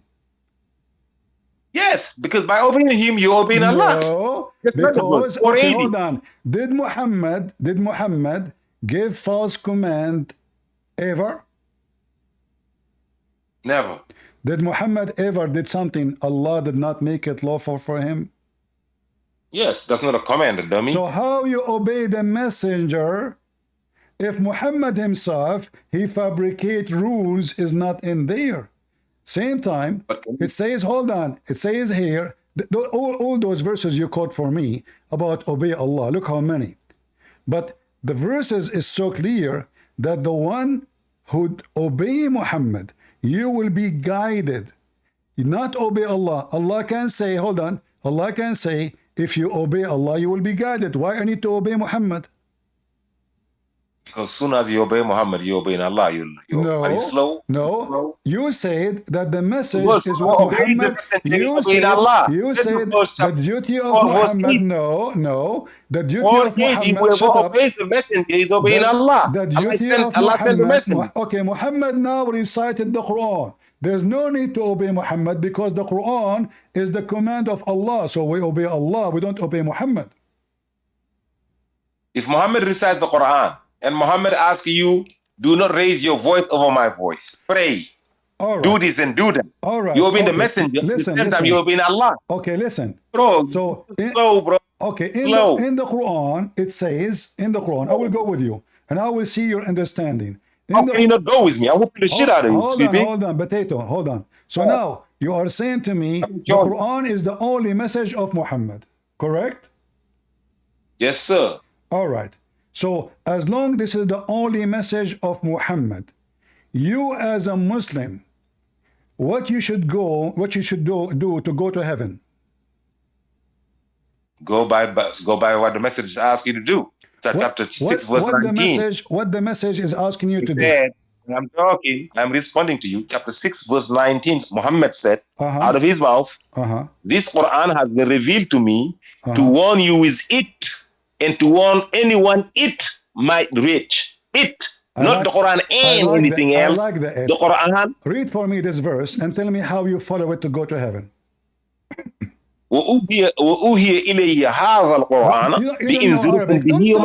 Don't sound silly. You do not know Arabic. So now read for me the verse and tell me how you can follow this verse. All right, I read it. Chapter 6, verse 19. Chapter 2, verse 178. Chapter 2, 178. That's what I called it. Chapter 2, verse 178. I called it chapter 6, verse 19.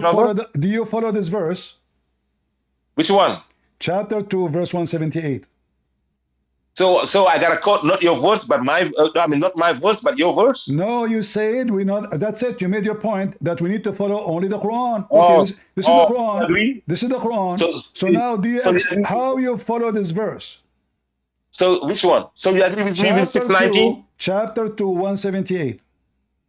Chapter 2, verse 7. So meaning that you have agreed, that you have given up. I smash you, and I will get you busted more with reading this verse. I want you to tell everybody, you said you are a Quran only. Tell us how to practice. Tell us how to practice this verse. Okay. Now you run from the other one, so I go with you, no problem, and I will pick with this one too. Allah says, No, don't go with me. I don't want you to go with me. I don't go with pervert. So now read the verse for me. Don't waste time. Are you searching for a Shad Khalifa interpretation? Allah says, "O you who believe, equivalence is the law decreed for you when you're dealing with a murder. The free for the free, the slave for the slave, the female for the female. If one is pardoned by the victim's skin, an appreciative response is in order, and an equitable compensation shall be paid. This is an elevation from your Lord and mercy. Anyone who transgresses beyond this will incur a painful retribution." All right. What's your question? How you follow the verse? Start with the verse first. Start with the first part. Free for the free. What does that mean? That means that you can only unalive a free if he kills a free. Thank you very much. So if a white man, if a white free man kill, guys, did you hear it? Ultimate fort. Yes. He just said, that's mean. If a free man killed a free man, we kill the free man. So if a white Arab, he killed a black man, slave, he will not be killed, correct? That's like if a black man kills a white Arab, he will not be killed. No, it says al-abdu bil-abd. Yes, equivalence, a free for a free. It says al-abdu bil-abd. It goes vice versa. I'm destroying you. It goes vice versa. Shut up. Explain. It says it goes vice versa. Black slave. Are you that slow? I thought you were smart. In the case of murder, help, shut up. You just said everybody heard you. I thought you were smart, Sadiq. So now if I killed a free man, I will be killed. What if I kill a slave man? No, meaning if a free man kills a non-free man, he won't be killed. And if a non-free man kills a free man, it's the same. Where it says in the verse, if a free man killed non-free man, he will be killed. Where it says that?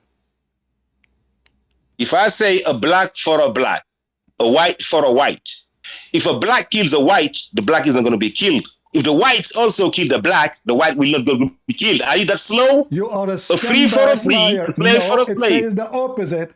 It says a free for a free, white for the white, and a free for a free, a slave for a slave, a slave for a slave. A white for a white, so you a kill black my for a black, no, or a black for a black, and a white for a white. My slave, I kill no, your you are slave. damn slow, man. People are laughing at your ass, bro. Don't come here again, son of Mata. I just got you busted. Record it and take it to your channel.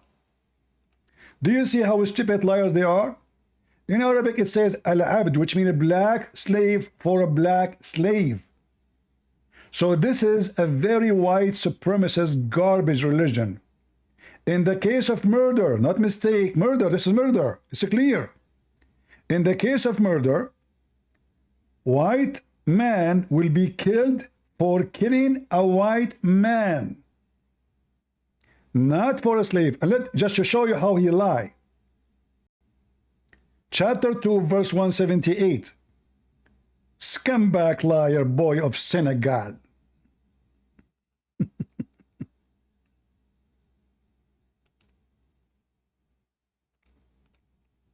No dignity. Have you ever seen a Muslim have dignity anyway? Liar will end in fire. Oh, who you believe it's prescribed for you in the matter of murder? Free man for a free man who permanently killed another free man. Slave for a slave who permanently killed another. And female for female. Okay, what does that mean? Hey Muslims, what does that mean? It means that we cannot kill a white man in response of killing a slave man. Let us make it more clear.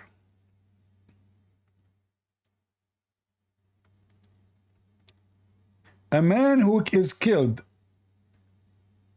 in action involve a free man is killed for a free man, not for a slave.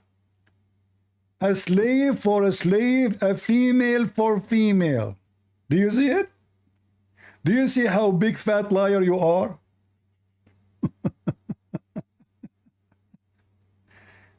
People, do you see that they are liars? What kind of religion says this? So you kill my wife, I kill your wife? You kill my black slave, I kill your black slave. So now we have two victims. Is that justice? The only one have the value to kill for is a white Arab man. If we kill a black Senegali boy like this guy, I will not be killed. According to the Quran, I'm a white man. This is what the Quran is saying. He said he followed the Quran only. He lied saying, oh no, it means if you kill a slave, if a slave kill a white man, the slave will be killed. And if the white man kill a slave, the white man will be killed. Where it says that? Big fat liar.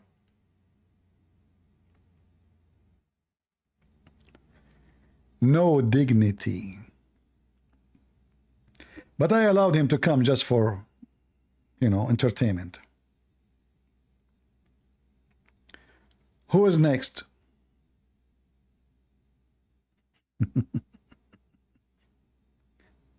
Obey Allah, brother. You obey Allah. We don't obey the messenger. And later you will find that this is a contradict other verse in the Quran because it's abrogated. So how you know which one you follow? And what kind of God he changed his law in the case of murder?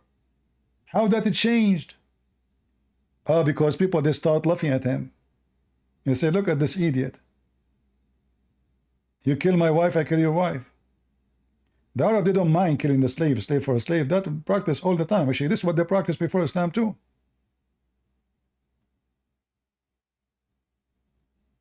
But not why women, my wife for why your wife? How stupid is that? What about we kill the one who killed his wife?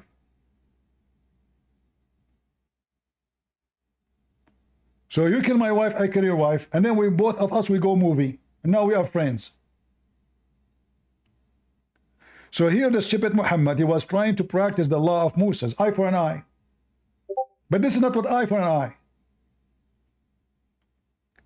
Eye for an eye, you took the eye of somebody, they take your eye, not the eye of somebody else. Stupid Muhammad. As the Chinese, they said. He left as a donkey, never come back as a horse. Who's next?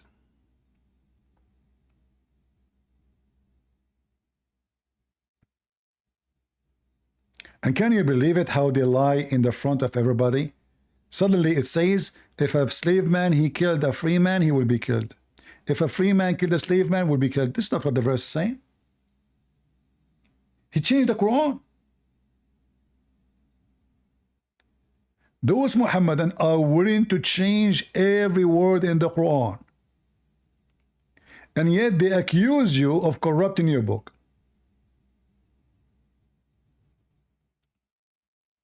The religion of stupidity.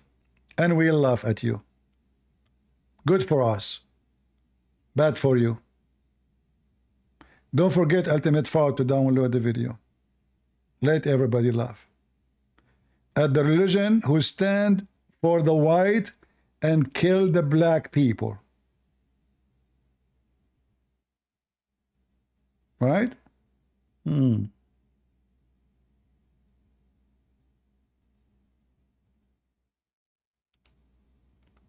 Potato.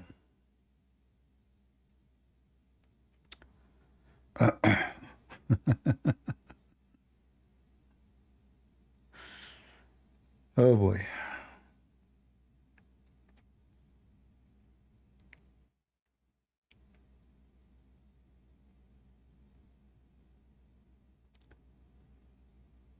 Any Abdul?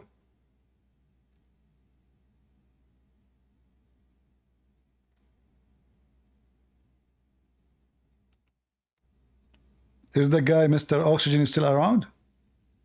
I feel guilty. I want to get you back. I missed the oxygen. If Oxygen is around, please come back.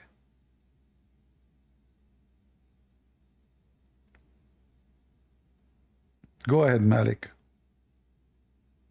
Good evening. Good morning. Good morning. Yeah. So what do you want to say to us, Malik? Do you have something good? Yes, I have something good for you. Tell me one good thing about your prophet. No, I have. You asked me about something. Something? And yesterday. Okay. Yesterday, I go to a live stream and I asked. Remind me what I asked you yesterday. You asked me about Surah 48. Okay, what about it? 48 what? Yeah, the first one or two. All right, what about it? What? What about it? Yeah, you said to me, how is it possible that God speaks and it says Allah? Okay, good. So you got the answer now? Yes, I get the answer. Okay, so let us remind the people here. Chapter 48, verse number 2 says, may Allah forgive your sin, which means Muhammad. All right. So Allah was saying, may Allah forgive your sin. What does that mean? Go ahead. Yeah, but it is for me difficult to explain. But if we go to the live stream back, you can see my movie. You have a movie? I can show you. Yeah, not the movie. I mean the clip that I asked the question to the guys about this verse. Who is the guy? Who is the guy? The guy is EF Da'wa. Mansour and Hashim. Okay, give me his video to play his video. Yes, then we must go and you were talking to him? Yes. Okay, give me the link. I will play it in the screen. Oh, you cannot go to YouTube and go to. I don't know the guy. I don't know. I don't go to kids. They come to me. So give me his page. EF Da'wa on YouTube. Why he is using a very filthy word for his channel? F Da'wa? Yes, EF Da'wa. That's his name. I don't know why. Yeah, but this is dirty. He's F in the Da'wa. What does that mean? EF Da'wa? Yeah, I mean, F is the F word. And the F words. Yeah, well, what must I say? What must I say about that? Yeah. Okay. So now, what when you ask him yesterday, is that like in is that in London? Yesterday. Yeah, it was in London. EF Da'wa. You go to his page, you go to his page. So what the name of the video? You go to his live stream. My friend, are you trying just to manipulate things? Give me the name of the video. EF Da'wa, and you go to the live stream. Okay, F Da'wa. We do F it every day, no problem. But now tell me what video we will see. Yes, EF Da'wa. Which one? The last live stream he have, it was 2 weeks ago. No, that's not true. Oh, this is the page EF Da'wa in front of me. The last time he have a live stream, it was 2 weeks ago. You're a liar.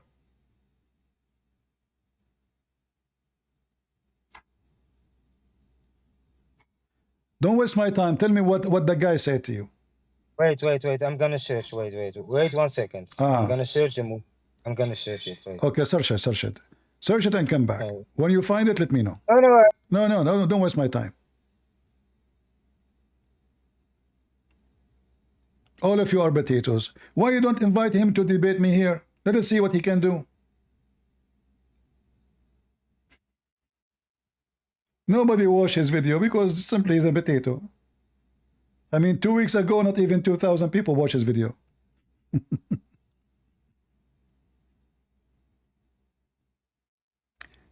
Do we have any Muhammadan can join us beside Mr. Oxygen and Whale and we obey Allah, not Muhammad? And then we find that this is all is a fiction and the Quran is a stupid book, the book of racism. Any Abdul?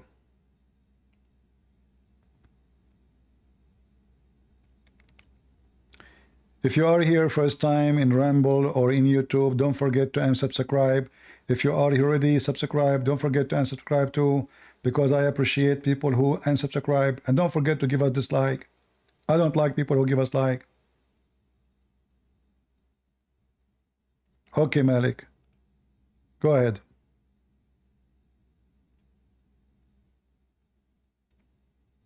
Did you find the video? Yes, I found it. Okay, give me the link. It is Da'wah Wise. Give me the link. Sorry, give me the link. I will give you the link. Wait 1 second. All right. I'm gonna the link.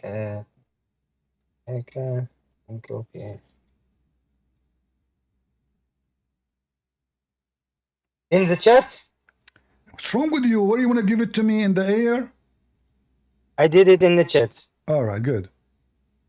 Okay, now tell us what happened in this. No matter how hard. What minute in the video he spoke about this topic? Yeah.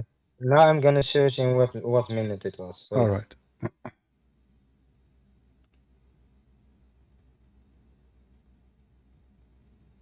It was by 5 hours. Yes, 5 hours.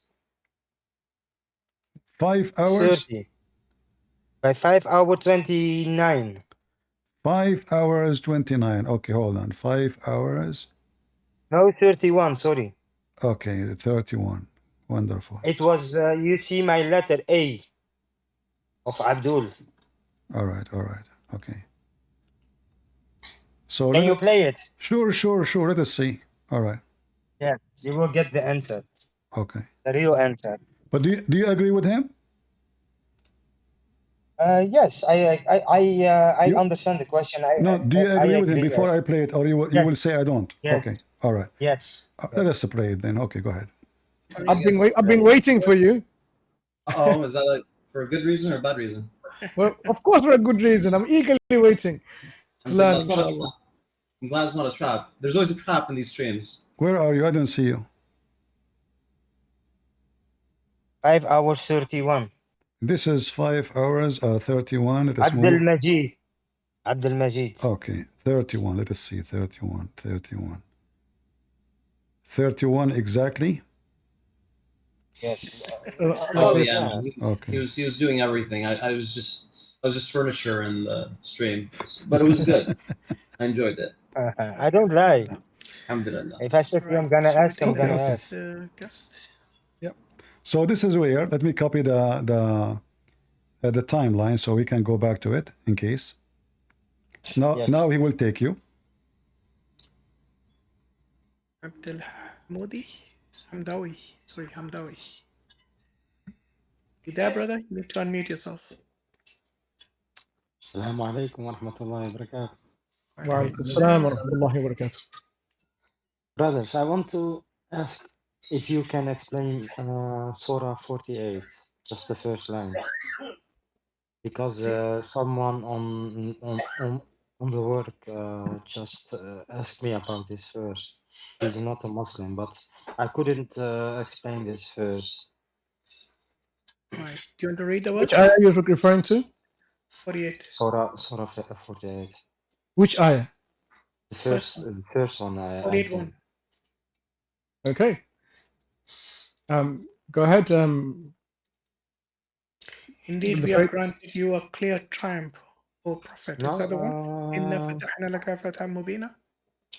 No, or the first or the second, where Allah, it says something with Allah will not. So that Allah may forgive you for your past and future shortcomings. Perfect is His favor upon you, guide you along the straight And he path. asked me, how is it possible that Allah, this is the words of Allah, and Allah says Allah in His own words. So I couldn't explain. I said I will ask maybe someone who is knowledgeable about this. Yeah. So your question is basically, in terms of the stylistics of the Quran, how does in a book, when God Himself is referring to in the third person, or in the first Yes. person? So the change of persons, this is a very common question because people just consider the book is like any other ordinary book.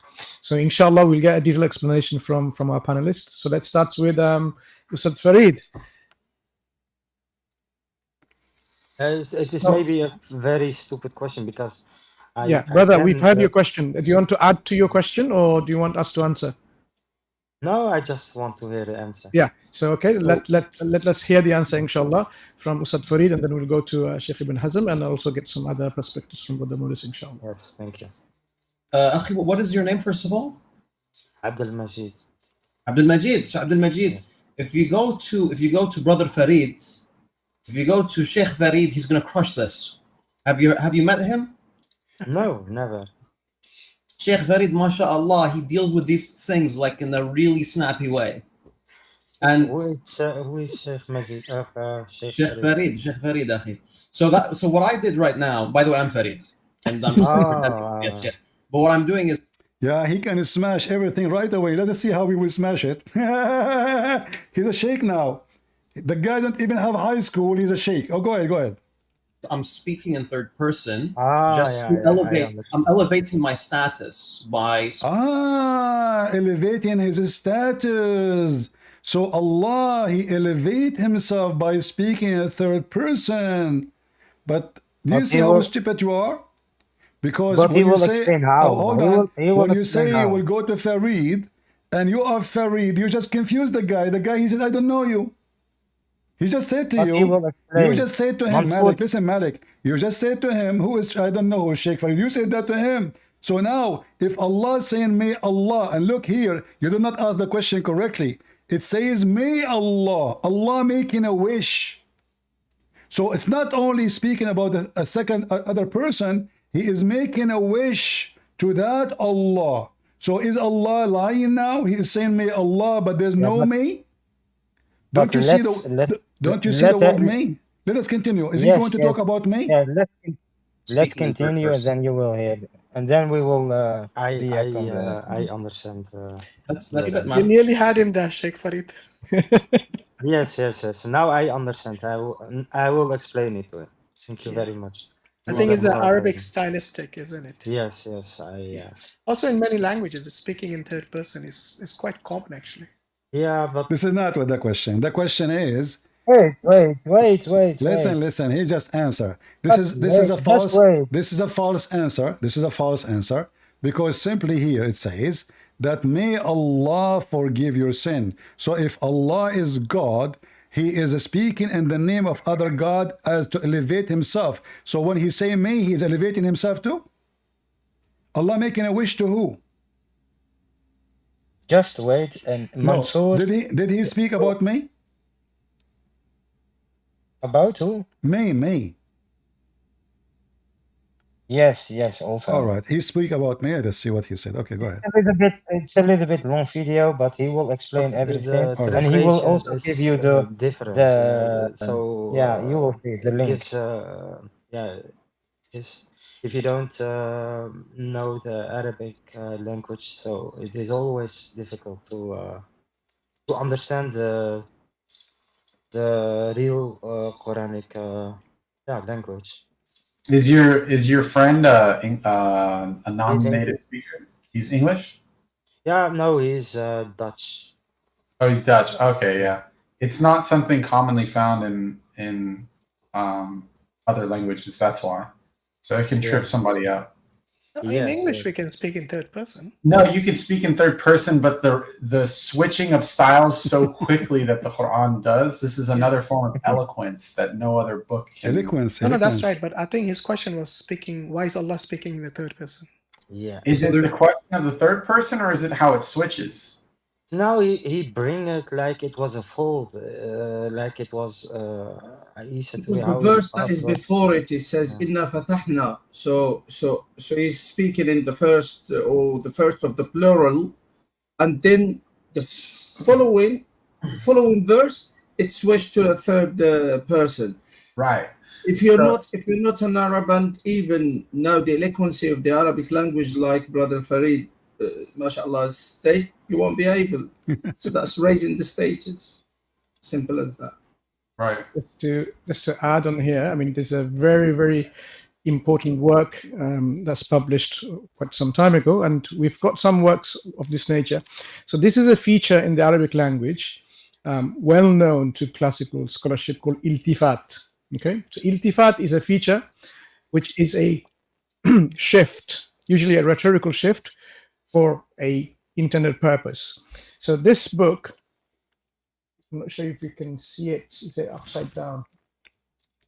Probably. Let me switch my camera. Just give me a break with the stupidity. Are we going to spend the night here? Just give me the stupid answer. So as you see, all what he gave you is just nothing. Because my question, not only Allah saying may Allah, the question is, may Allah. What kind of God he say may Allah? May Allah, it is a wish. Listen. It is a wish. Yeah, but may Allah. No. But may If Allah I say may, is Allah all knowing, or he is not all knowing? But wait, may Allah may Allah, how you say it, is a translation, huh? No, this is what it says in Arabic. Yeah, but you translated in may Allah. I am not the one translating. This is your translation, number one. Number two, Allah here, if the one is talking is Allah, making a wish to forgive the sin of Muhammad. So if Allah is the one is talking, he is making a wish to who? I did not ask you, I did not say to you, go and ask. Listen. I don't know how slow you are. So listen, they did not answer, because here there's many issues. There's many issues. Why you don't call Mansour or any of those potatoes to join us right now? I was waiting for you yesterday. If you came online, I would directly let you come on the. Okay, can you call this Mansour right now, or Fifi? I don't have his number or something. Okay. So listen, I want you to ask the questions and how Allah says may forgive. So if Allah is God and he don't have a God, then why he is making a supplication and a wish? This is a statement I can say to a person like me. I can say, may God forgive you, because I am not the one who forgive you. So here, when he says he elevate himself, in fact, he put himself down, because he is asking someone else for the forgiveness and he is not sure. If we type the word maybe in the Quran, we will find it all over the Quran. So let me do that. Hold on. If you let, I will type the word. No, listen, you told me the answer nothing. Yes, wait. If you we type the word Asa, here we go. Asa Allah, chapter 4, verse number 48. May Allah. Have you ever heard of a God? He is not sure if he is going to make them successful or not. So encourage the believers to go and fight. May Allah is going to stop those or make you give you victory. So if Allah he knew the future, let me tell you why Muhammad he used may Allah, because he is not sure. How Allah he say it may be Allah will restrain the evil might of the disbelievers. Allah. Can you have some patience? Can you have some patience? No, hold on, listen. Did Allah here says it may Allah? Can you have some patience and let Mansour finish what he's I don't have patience, because he's just giving me garbage. Iltifat. No, listen. I want an answer. You tell me what minute. We play all this time. You said to me 31. We went 31. I heard nothing about my question. And the question is, the answer is so clear. They said Allah always speak in a third person. But this is not about Allah speaking in third person, because Allah here, the one is talking, making a wish. Okay, you know what? I have a good idea. If you come next Thursday, they will have a stream. Okay, next Thursday, if I am live, you can call them and let me join. Yes, I will do that. Okay, good. For sure. And I want you to ask them, in case I am not, I want you to ask them how Allah he say it may be. He is not sure. Isn't it Allah he knew the future? But I hope you will come live, so they will never dare to talk to me. Those are a bunch of potatoes. I keep asking them to debate me. Nobody there. Okay, why you don't ask them to debate me? I didn't ask them because I didn't want to mention your name and that kind. So I make. Yeah, I didn't because my want to name will do make that. them angry. My friend, they are a bunch of liars. They are a bunch of kids. They do not No, know what they no. are saying. Same If time, you come, if you come what message late, kind of God he elevate himself in a language which is a fake language? Because when Allah he says it may Allah, Allah now is faking himself. It's like a fake orgasm. You don't but say it's it may Arabic. Allah. But Aren't you Allah? Aren't you okay, sure they will have can you victory? Listen, look how many do one thing for me? Can you do one thing look for how me? many time Can the you Quran do? says Can you Allah do? said maybe. Look, I just typed the Okay. word asa. Okay, read with me. It says here, for these there is a hope that Allah will I cannot forgive. Is see that it. really what it says in the Quran? No. Change the translator just to show you. Here it says in Arabic, asa, may Allah. Have you ever heard of a religion that God saying, may God forgive you? So who are you? Aren't you Allah himself? So when they say this is Allah elevating himself, Is it? But obviously is it not the linguistic style of the Quran? no, because that will be wrong. If I say may Christian Prince Because forgive you, listen, if I say to you, it may Christian Prince forgive you, isn't it this is stupid? but okay, I don't know, but I am a Christian the link. prince. Listen carefully. Let us speak Arabic Yes. now. So Christian prince, he want to elevate himself. But do I elevate myself by saying something stupid, saying, may Christian prince forgive you? I'm a Christian prince. Yeah, but is it not the style of This is the no, there is no linguistic such a style? thing, because here is not only about speaking in the other person, it's about, see, let those potato shows you where Why is the are star. you Okay, can you stuttering, show me? Malik? Can you show me where Muhammad Wait, he wait, said? wait, wait, Where Prince. Muhammad Wait, he wait, Prince. said? Where Muhammad he I want to said? react to Where someone. I want to Muhammad react he to someone. said? Where Muhammad he I used want that to react style? to someone. Can you show me where Muhammad used that style? Here we go. I want Muhammad to speak react. Arabic. Muhammad speak Arabic. Yes, but he's not God. And this Ah, is but no, but he just said to you, this is Arabic style. Let me everybody use it. listen. If you had patience for 2-3 minutes, see then guys, Mansour no, bring would the kids. explain Those are not qualified even to why answer. you don't want to Listen. Those why you guys, don't want to why you don't the want to one you are mentioning their names is the one who says you can be a pimp in the Quran. Do you know that? listen. Why you don't Do you want to agree? play? Listen. I'm asking you. Do you agree that you No, can no, be a? we're not gonna jump. We're not gonna go We to are other not. No, subject. because I want to show you. No, no, no. I want to show No, you the no. hypocrisy, your But at first, hypocrisy and their hypocrisy. Do you agree with listen. what they said you can be a pimp? Listen, I am not gonna answer this. Why not? If you want, no, because I want first you agree with them, either they are the one who can answer, or they are Can you not. finish the? So I'm Can you asking finish? you. I'm asking Can you. I was wondering, by the way. I go for you special to the live stream. I was to ask wondering. this I was question. wondering what channel you are talking about, and now I know this is where the video came from. This is the video of the same people. They said you can be a pimp in Islam. Read it. Here we go. Listen to it. No, listen. Yeah, Why you want to what jump to I another see No, I'm from not that jumping. verse is that Wait. you can Yes. be a pimp. Listen carefully. Those are the same guys who were in the video. Exactly. What What? I see from that verse is that you can be a pimp. Exactly. Exactly. So Allah, that's funny.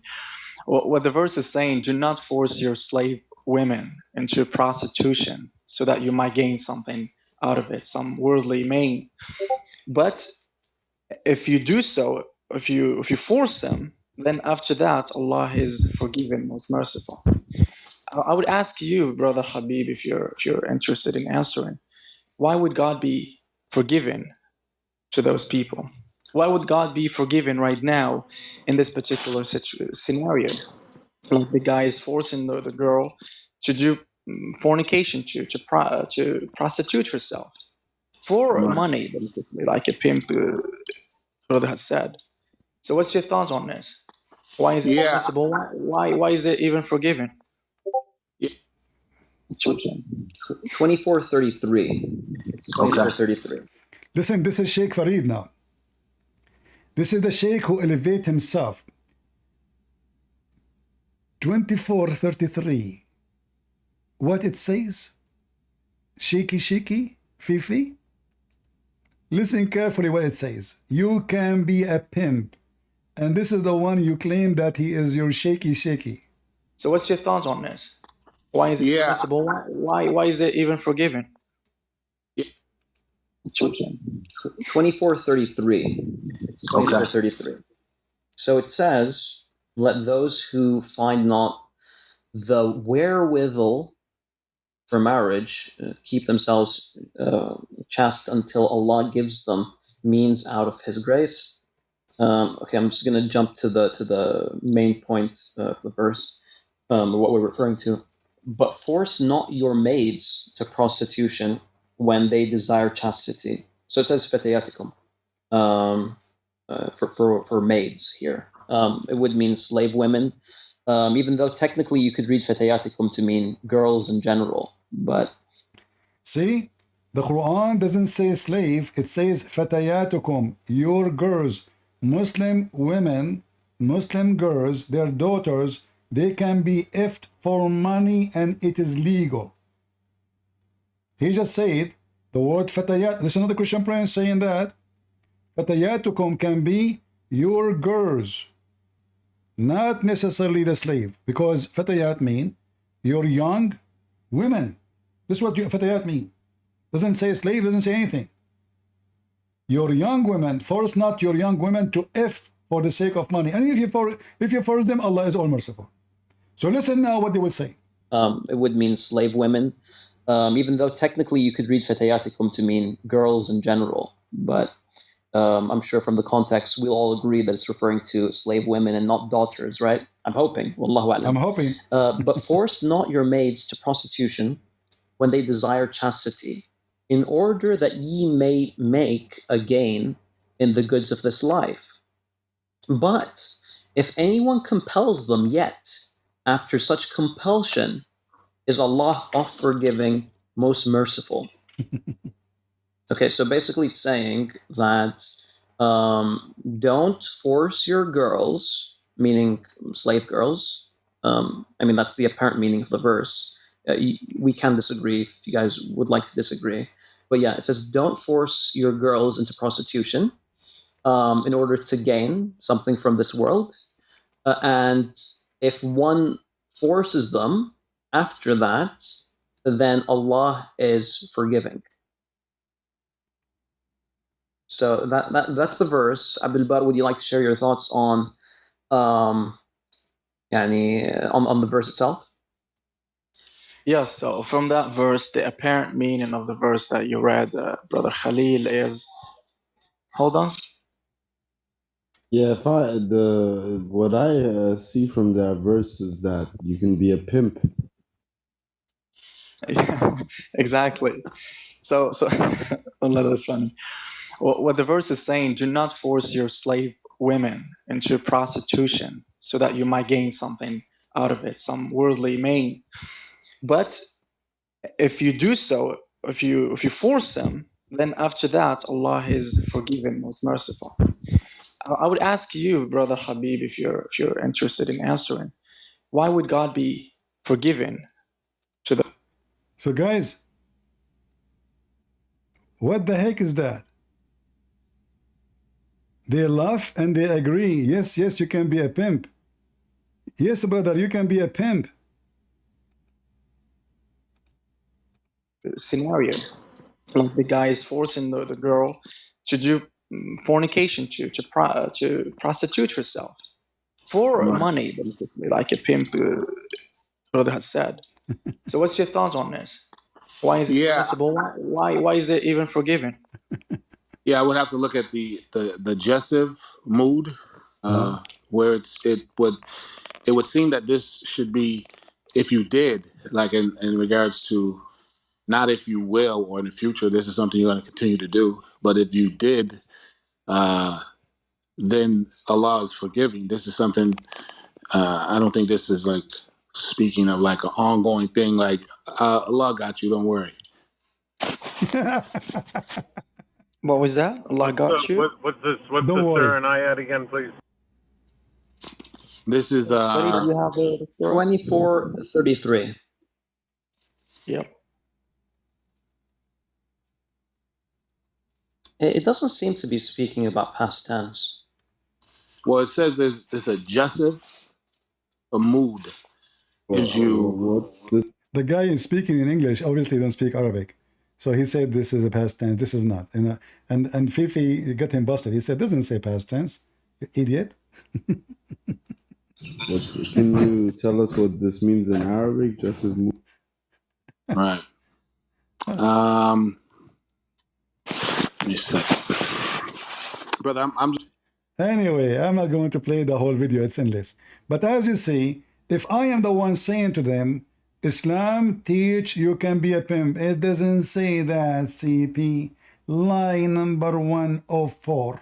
Lie number 05. If they are sitting together, they are not debating anyone, they agree. You can be a pimp. Everybody is laughing. Nobody make an objection. And Fifi agreed. This is Islam. And that actually proved to us Islam is satanic. What do you mean you can be a pimp? So what is the ethic of Allah and the monotheist God? And this is a religion of ethic. And now if you force them, Allah is all merciful. To do what? To make money. From what? From vagina. This is why Andrew Tate, he is a Muslim by birth. He's a pimp.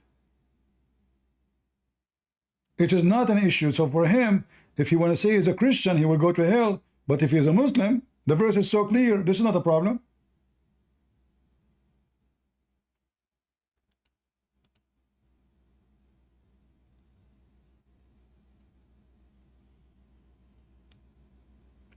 So did you hear it, Malik? You can be a pimp? Yes, but I heard also that if you do that, God can forgive you for your sins. No. Yes. Okay, He hold will on. forgive. Listen. They agree. They say it clearly. It looked like you can be a pimp. Did they say that? Yes. Okay, so you can be a pimp. So this it's not haram. But why, if it's not haram, why would Allah forgive you? No, if you force them, even if you force them, is Allah forgive you.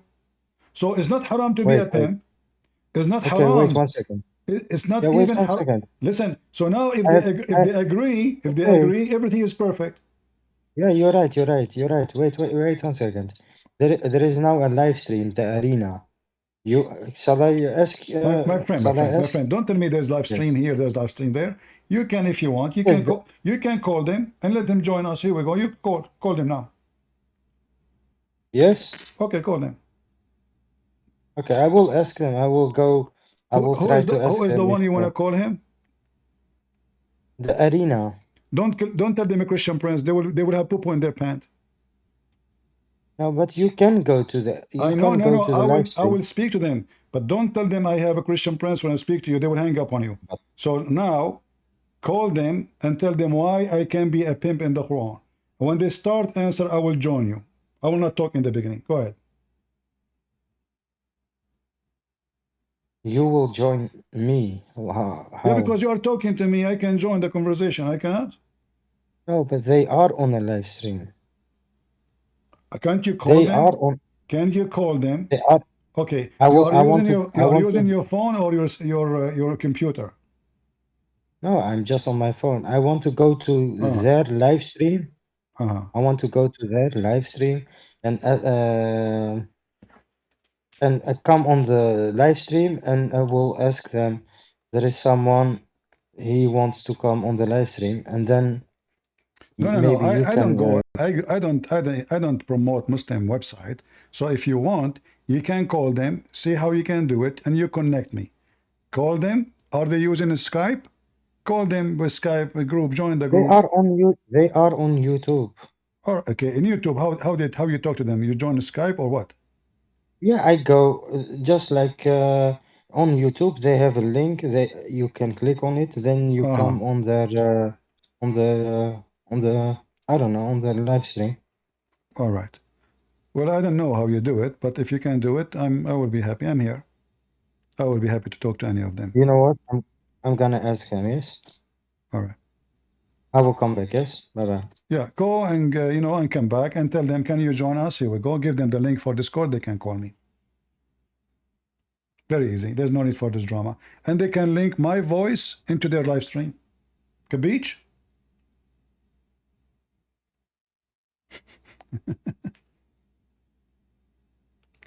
In fact, many of the Muslims who they are calling here, they have their live stream and they try to promote themselves by saying, I'm calling Christian Prince. But then they delete the video because the video will be an embarrassment. Like Ultimate Fart, he says, where is the video? You should have it.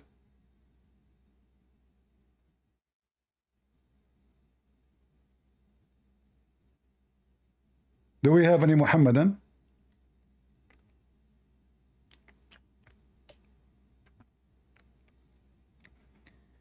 Any Muslim would like to join us? So the poor kid, he went there and they did not give him the answer. Just a student. This is not an answer. Allah, either he forgive or he don't. If Allah, he say, may forgive your sin, obviously this Quran is fabricated by somebody, and this is Muhammad making Quran.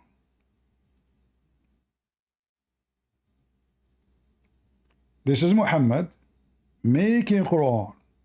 There's no way Allah, he wrote in his book, may Allah forgive you, Muhammad.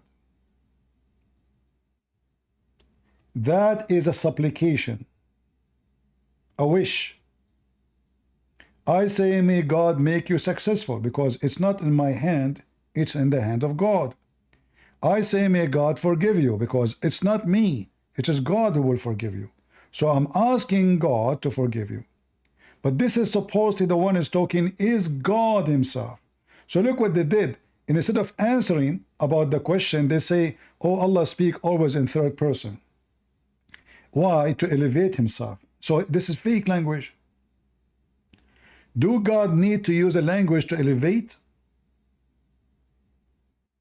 So now, Allah, he speak about himself as a multi-person, for that will make him elevated. That means Allah don't believe that being one is good enough. So I make myself 2, I make myself 3, I make myself 4. Right?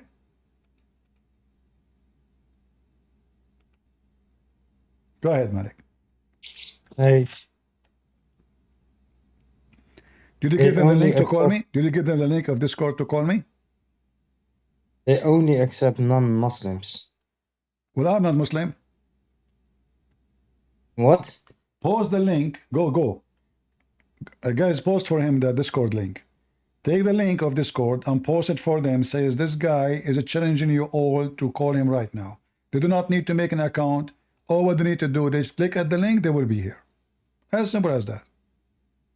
Yeah, but they are on their own stream. It's no problem. They can stay in the stream. Who said they cannot? Oh, what why? they do You must go to that. No, you I must don't go. I don't go to kids. Each time I go to kids, they don't let me talk. We know what will happen.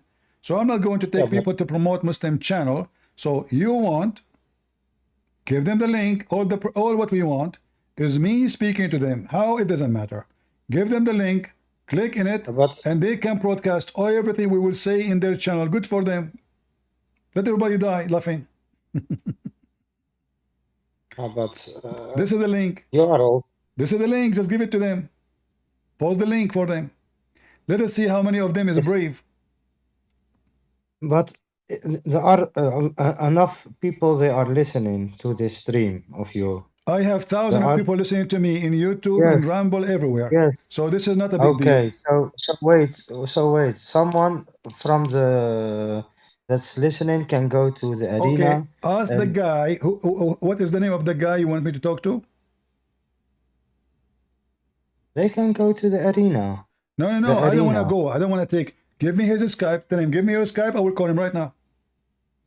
They don't have Skype. They have Okay, just give YouTube. me enough drama. That's it. There's no need for all this drama. Just get me the Muslims. I am here for all the Muslims. I don't go to the kids. We don't go where Muslims will promoting themselves. Each time I went to Zakir Naik. Is that correct, guys? I went to Zakir Naik stream. What he did? He have a heart attack. Did he let me talk? No. I went to the stupid kid, Muslim learner. Admin, block them. We have no time for them. I was speaking nice. Says, can I join? I did not say anything. The coward, he will not let me talk. He claimed only Muslim can call, but he will not let me talk. So they might talk to non-Muslims who do not know anything. Not to me. All of those potatoes, you mentioned their names. All of them, they knew my Skype. They can go live in their channel and they can call me and get me busted. I mean, you know what? Ultimate Fort is 1 billion times more brave than them, even though I spank him every time. At least he called non-stop. Like free for free, slave for a slave.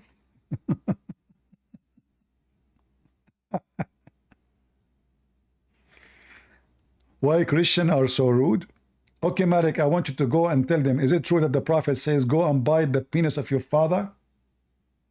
Record that and tell me which minute they will answer.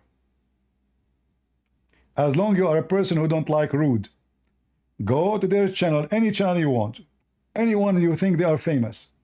Tell them why the prophet says, go and bite the penis of your father. Do we have any Muhammadan?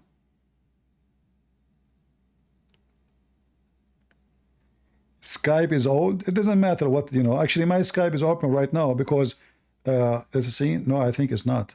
Oh, I forgot. I closed it. There's a guy, he said he want to debate me. He's a sheikh. Hold on, let me open it, see if there is any text from him. No, zero text. Nothing. Potato. Liar. Zero text.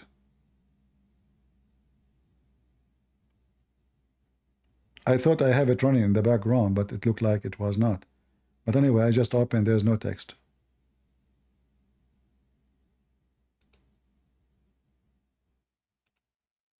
Anyway, do we have any Muhammadan? Mayday, mayday. So this God, he elevate. What about God? He make a miracle, so he elevate himself, show what he can do. God, he elevate himself in the language. Okay, I elevate myself. Now I'm God. May Christian Prince forgive you. And now everybody will believe me because that's only God can talk like that. Well, only idiot can. Actually, God is the last one can say that. First, he is using the word may, which is obviously the opposite of assurance. Secondly, he's talking about Muhammad. If Allah is not sure if other Allah will forgive Muhammad or not, so he can be sure about what? May Allah forgive you?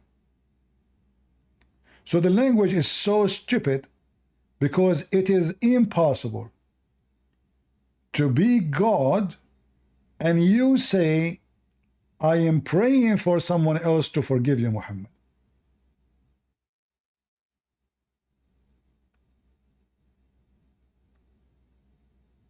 Isn't it the Muslim, they say, if Allah wants something, he say B is going to be? What happened to the B?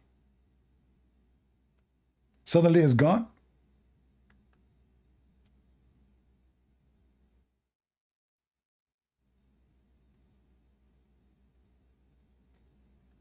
How disapprove Muslims saying Muhammad did not commit suicide? Well, if the Muslim they say Al-Bukhari is disconnected, well, that means Al-Bukhari is not a source of anything. What disconnected? Same time, where was the Muslims when those hadith are written? How come they wrote it, publish it, print it, put it in every school, every university if this hadith is not valid? Obviously it's valid. It is al-Bukhari.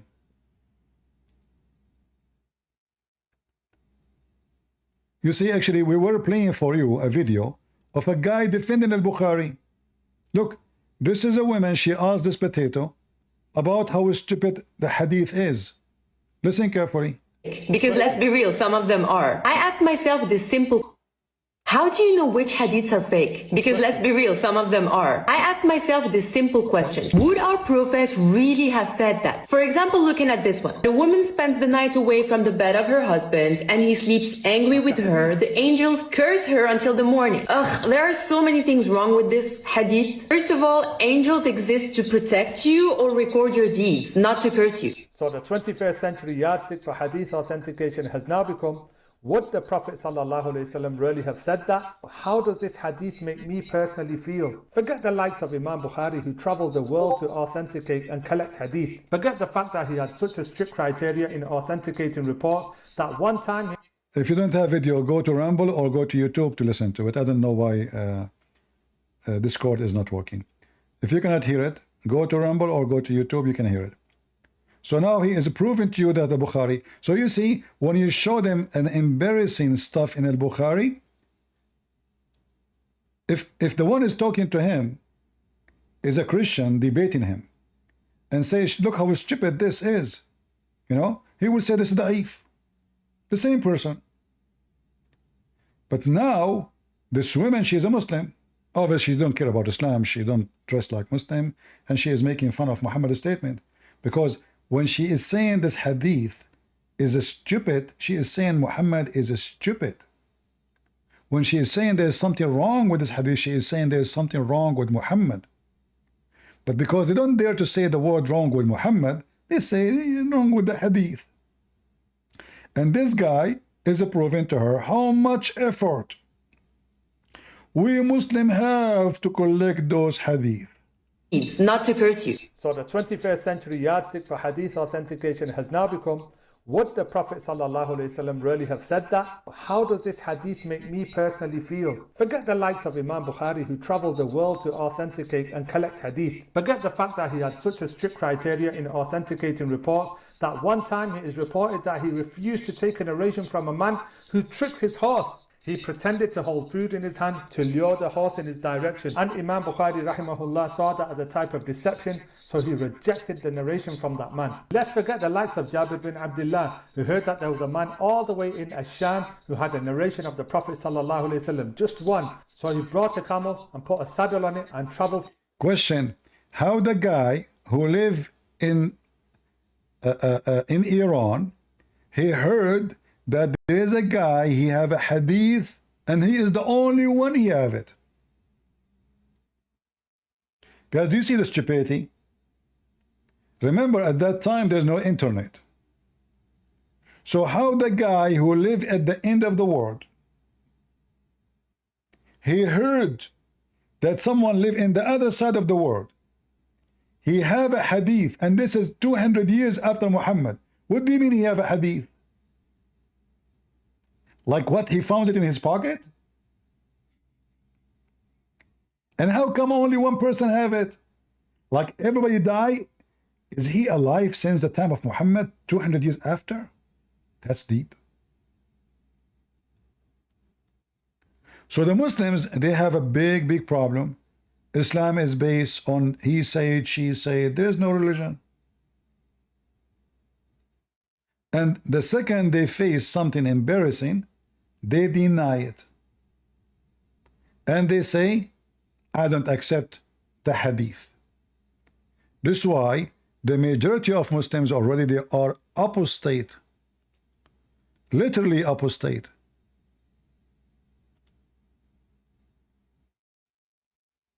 Where is the video about the one who don't accept the hadith? Hold on. Sheikh, here we go. CD from Germany, he said... Shut up.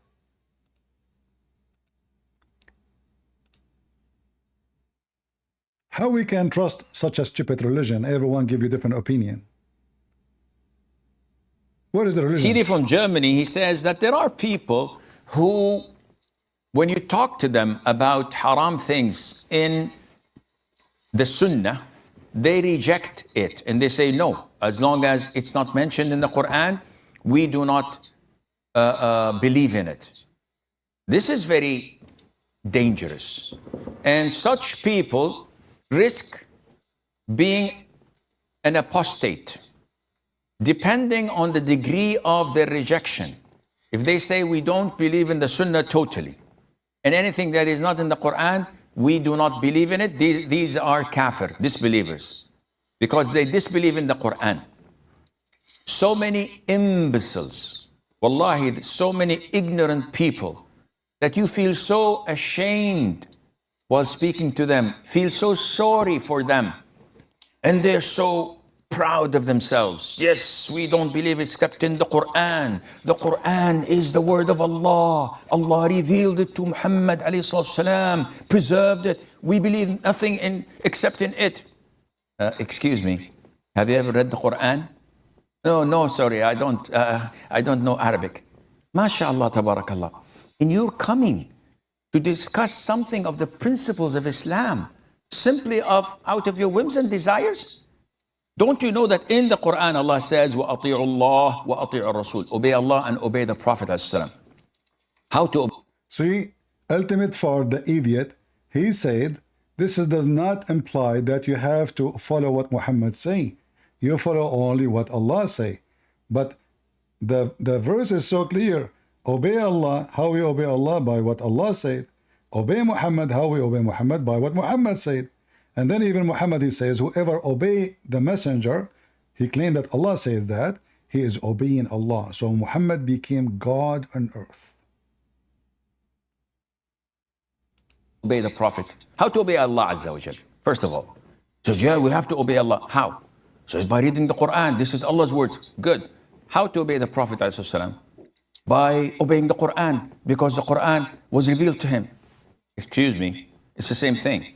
Obeying the Quran, the Prophet ﷺ, is by believing in the Sunnah. So if you do not believe in the Sunnah and you say, no, music is not mentioned in the Quran.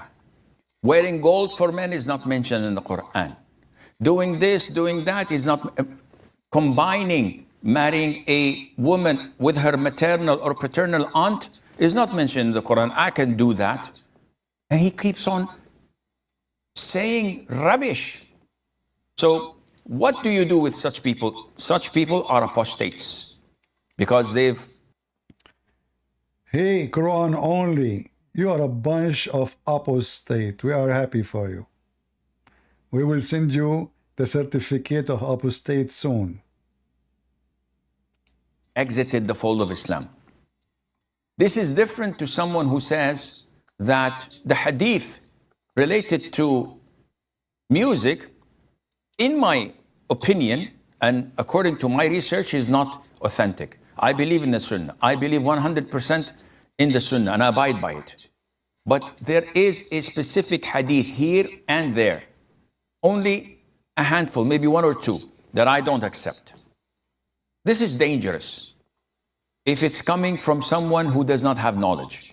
If he's a knowledgeable person, a student of knowledge, a scholar, yeah, we accept that, because he's got the tools to make such a verdict. But if he is someone who's ignorant, doesn't know the... Let me show you an example of those who get the tools. Do you want to see what get the tools mean? Sharia. Let me show you. He got the tools. You pay him $100 an hour because he got the tools. Do you see it? How many hours I stay with you for free? $100 if you want to call him. $100 for half hour. $200 for 1 hour. It's in front of you. Tell us about something truthful, true story you know about Prophet Muhammad. Go ahead. CD from Germany, he says that there are people who, when you talk to them about haram. Look like I did not change the video. Hold on. I thought I played this is not the one we want. Hold on. This is the same video. Give me a second. I want to show you what Islam is about. How stupid this religion.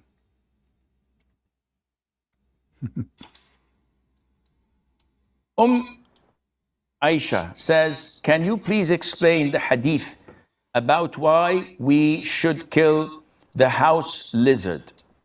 First of all, the house lizard, I think they call it salamander or something like that. I'm not sure. The house lizard is an insect. An insect that is harmful. Some of it cause a lot of diseases. And some say that it intends to walk over the food and the drinks and to poo, where it puts a lot of its illnesses and diseases in people's food. So, in general, it is a dangerous creature that only brings harm to the people in general. How sad. And if you notice that anything that is harmful, Islam tells us to kill. So Islam tells us, should we kill Muhammad? I mean, the most harmful creature ever. Islam telling you anything harmful you kill? So how come you don't kill the spider?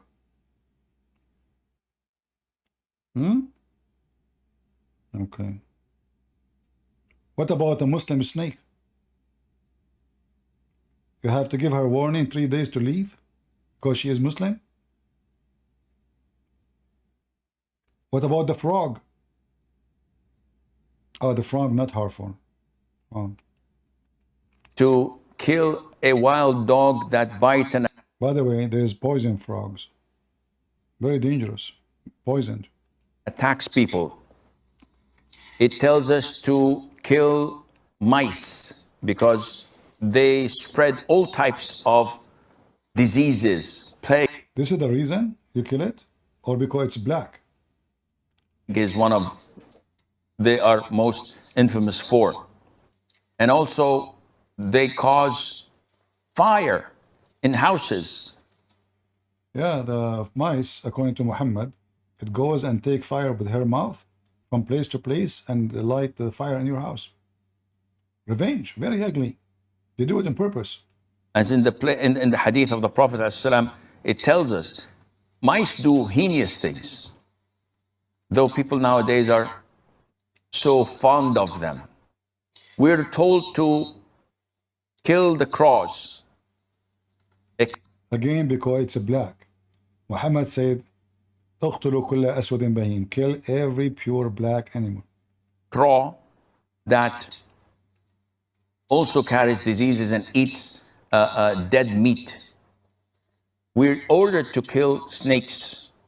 We're ordered to kill scorpions. And these, by nature, are harmful for people. So killing them is justifiable and it's a legitimate thing to do. Likewise with the house lizards. Okay, people in Discord, they say my voice is lacking. Is it? Okay, give me a second. Even though that we are in the middle of the movie by James Bond, so we will leave for a second. Hold on.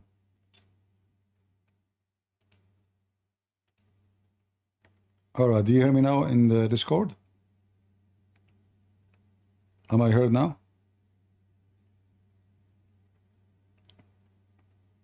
Hold on. Do you hear me now? Is it better now? All right. Okay, I will not tell you that I said inshallah and it worked because I don't want you to say that. Very easy. Easy. No? Okay, we continue the movie now. And there is a hadith. There's what? There's a hadith. What the hadith says, brother? Tell us. Sahih al-Bukhari. In what? In Sahih al-Bukhari. Remember, this is authentic. Where the Prophet told us, alayhi salatu wasalam, that when Prophet Ibrahim, peace be upon him, was thrown by his people in the blazing fire. All the creatures of Allah used to try and put off the fire, with the exception of the house lizard. It used to try to blow so that the fire would grow. And this shows you that our relationship, not only with people, with everything else, is dependent on our belief in Allah Azza wa Jal and our allegiance. Oh, this is not the full story. I wanted to show you the whole story about the lizard, because this is a very convincing story, how the lizard tried to kill Prophet Abraham. Very ugly, disgusting lizard, you know.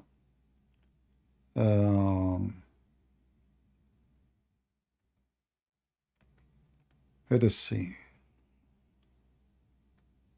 The story of the lizard.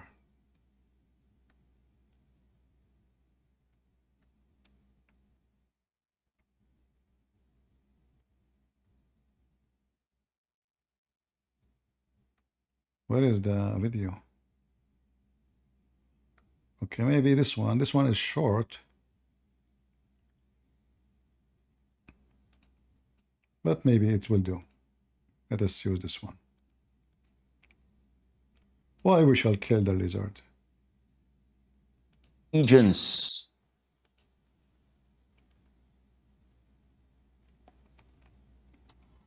Madiha says lizards should be killed. Is it so? The answer is yes. The jackal, not this Serbian Djokovic, the tennis player. No, the house lizards that you see on the walls, these lizards are to be killed. And the Prophet said, if you kill them in the first strike, yeah, you get 100 good deeds. That's it. Guys, I'm going to get out. Give me a minute. I'm going to kill a lizard and get 100 deed and come back. Is that okay? Who wanna go with me in deed trip? What we do, we kill a lizard. We just go in the yard, and if you shoot it from the first time, listen carefully, business is business. There's different, brother. First time, 100 deed. Second time shot, because you missed the first shot, 50% deed. Third time, Muhammad did not say, but he said the lowest. I think Muhammad, he was trying not to waste an emission, which does not exist. So, brother, if we hit the lizard from the first time, we get 100 deed? Really? You get 100 good deeds. Kill them in the first strike, you get 100 good deeds. If you don't manage to kill it in the first strike because they're too quick and fast and they run here and there, but you hit it in the second and you kill it, you get lesser good deeds. And if you kill it in the third strike, you get lesser and lesser.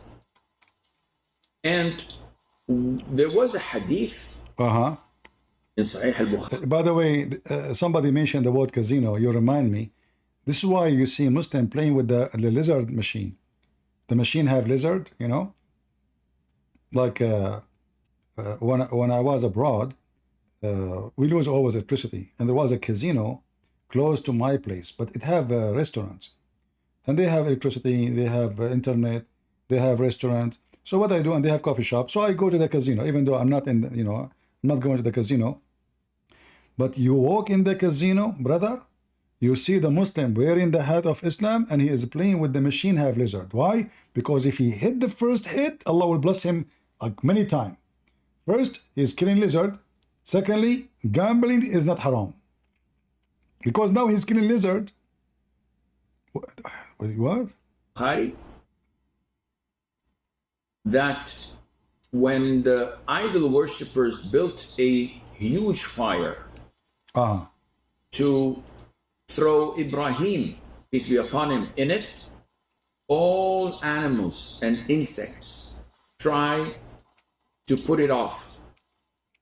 Remember, just in the previous video, he says, Islam orders us to kill all harmful animals. He mentioned mice, he mentioned scorpion, he mentioned lizard, he mentioned crow. So now, but now, look, the story changed. All animals, all, even pigs. They tried, brother, to put the fire down. Except who? A second ago, you told us that there's animals, they are harmful, we kill them all. Now he's saying all animals do came. This is a cartoon. So all animals and insects, they came to stop the fire on Abraham? Seriously. True story. Insects try him, peace be upon him, in it.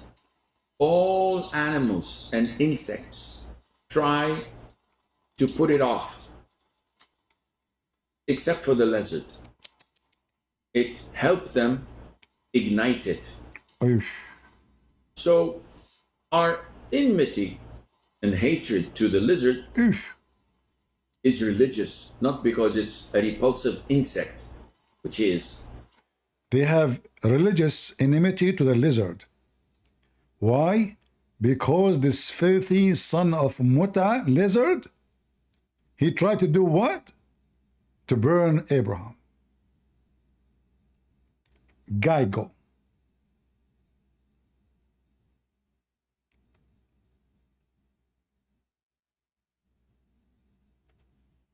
I mean, we have to be serious here. If this is not the religion of the true God, this is what? How in the world? I searched for Geigo, it turned to be insurance. There's insurance company. Yeah, insurance company, correct. There's insurance company called Geigo. Yeah, right. And those Western American, they take pictures with Geigo? Like, what the heck? So, this is the enemy, the religious, they have enmity. This is religion, brother. This is religion from God. The story of the lizard trying to burn Abraham is true. Don't listen to those kuffar, they say to you it's not true. And look, he have a matches in his hand. It's in front of you in the picture. Can you explain to me why he is holding the matches in his hand?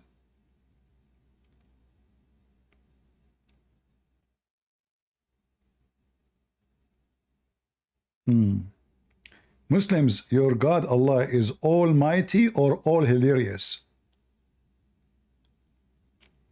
Is he all powerful or all stupid?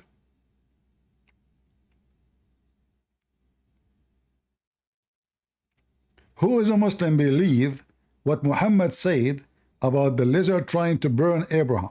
Who would like to join us? And don't tell me now the hadith is not accepted. The guy, he just said to you, and there's a hadith says that. That means true.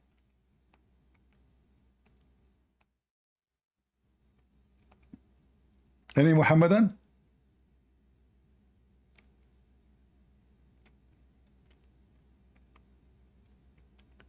We have almost 2,000 people watching. We have only 1,260 something like. You know what?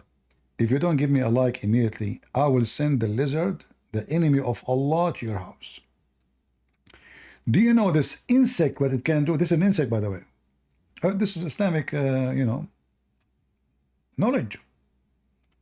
Do you know if I send the Geigo to your house, what can happen to you? First, he will eat the mosquitoes, cockroaches, flies. And doing that is very harmful because we need mosquitoes.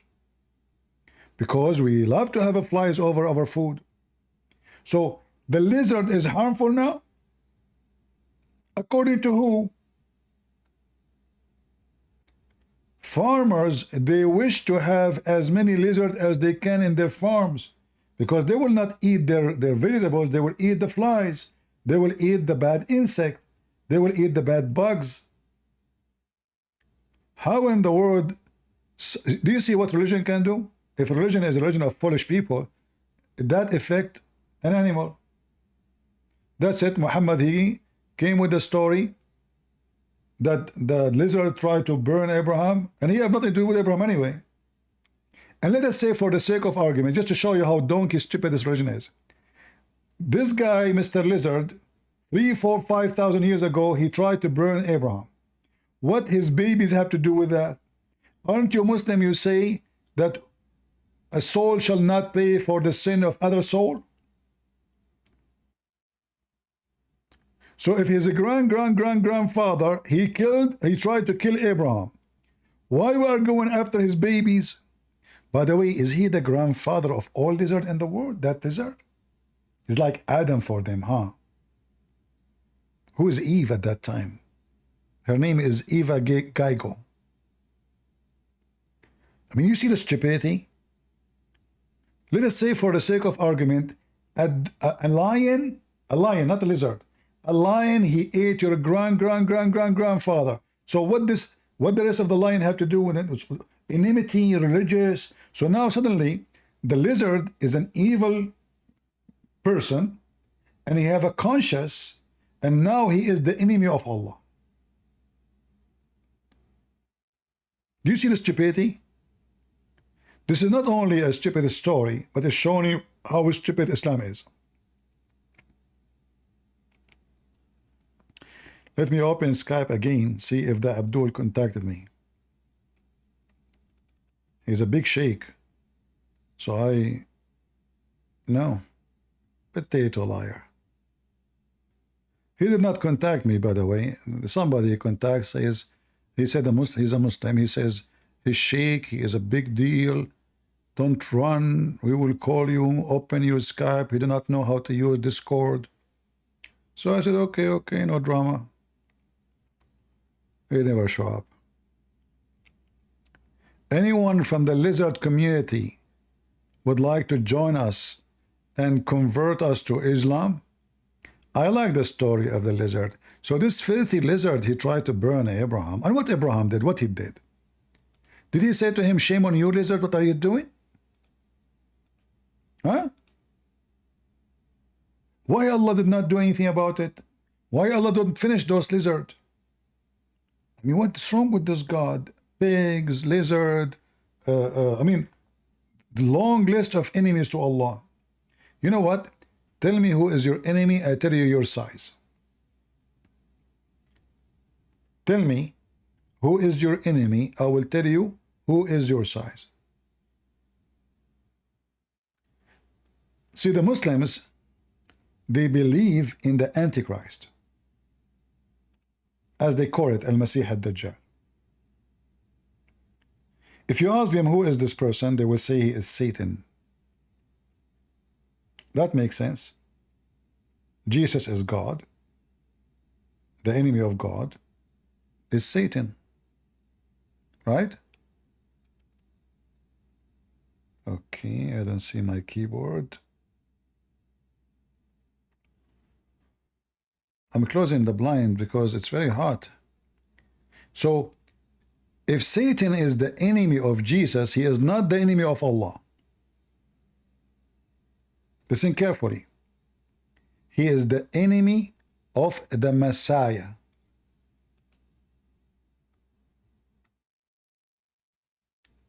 Will that make very much a lot of sense? For Messiah is God, and the enemy of God is Satan. And Satan is very powerful. This is not a lizard. The enemy of Allah is a lizard. The enemy of Jesus is the Antichrist. According to Muslims, according to Muhammad, this Antichrist, he can even create. He can chop the person to pieces and he put him together again. He is powerful as God. Look how powerful he is. So now we understand that your enemy, tell me who's your enemy, I tell you who's your size. What is your size? Imagine Shaitan, his enemy is a chicken.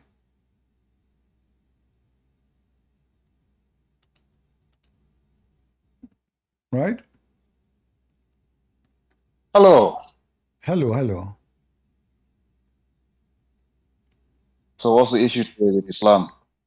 There's no issue with Islam. Why Islam believe in Antichrist?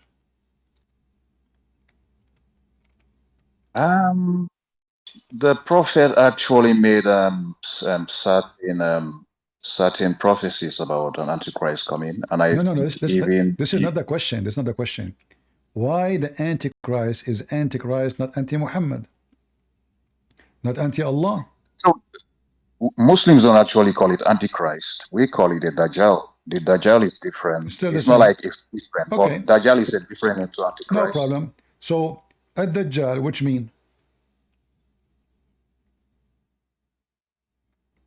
What? Yeah. What? So what Ad-Dajjal will do? Who is Ad-Dajjal? Is he Satan? It's just what you are talking about. It's some kind of a monster type Is he entity. Is he a monster or is a shaitan? The shaitan himself. Yeah. We are not sure whether it's Satan. Like me, the story I know about it, Dajjal. Okay. In fact, in Islam, there are two types of Dajjals, like mentioned. One is the monster. There is only one. The Messiah, the Oh, Dajjal, there's only one. there's another prophecy about 30 Dajjals, of which you are one. No. There's only the rest are false. They are not. There's only one true. Is the false prophecy. Our prophet, we believe in all of his prophecies. He said there will be 30 Dajjals as the sign of the end time. The Dajjal mean the liar, correct? Those are the 30 Dajjals of which you are one. No. I've always said you are one of I'm the not talking Dajjal. about those. Focus with me.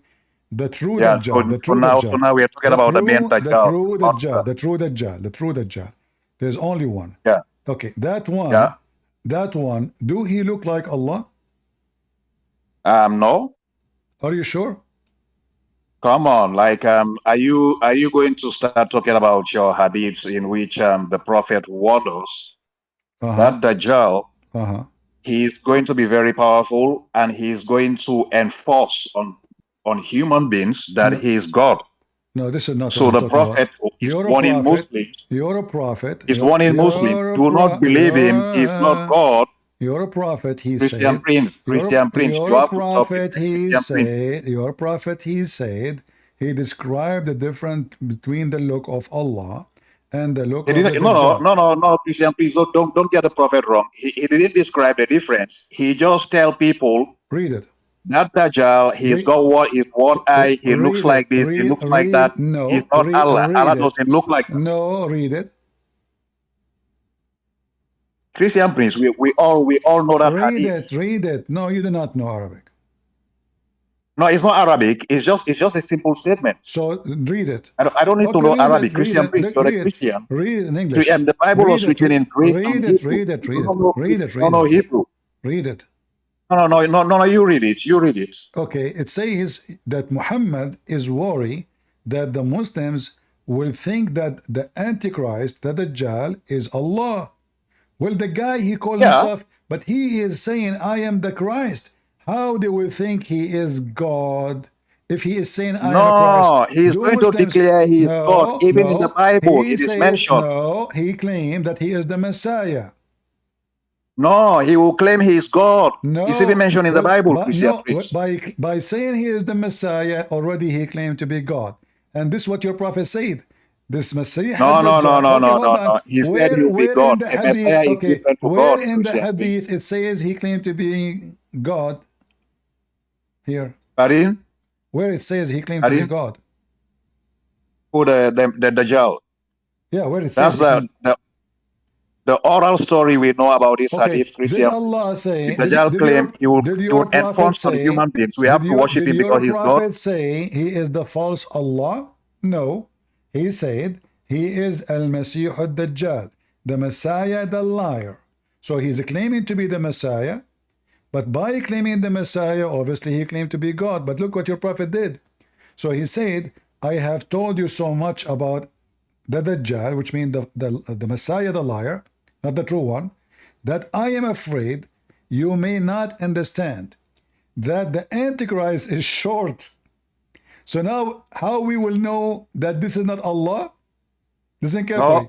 Listen carefully. No. Is short, hinted, Christian Prince, I know the hadith very well. One-eyed, and eye sightless, and neither approach reading, nor deep-seated. If you are confused about him, know that your God is not one-eyed. He did not say, know that the Messiah is not one-eyed. He say, know that your God is not one-eyed. So what is the difference between the false Messiah and Allah? The eye, one eye.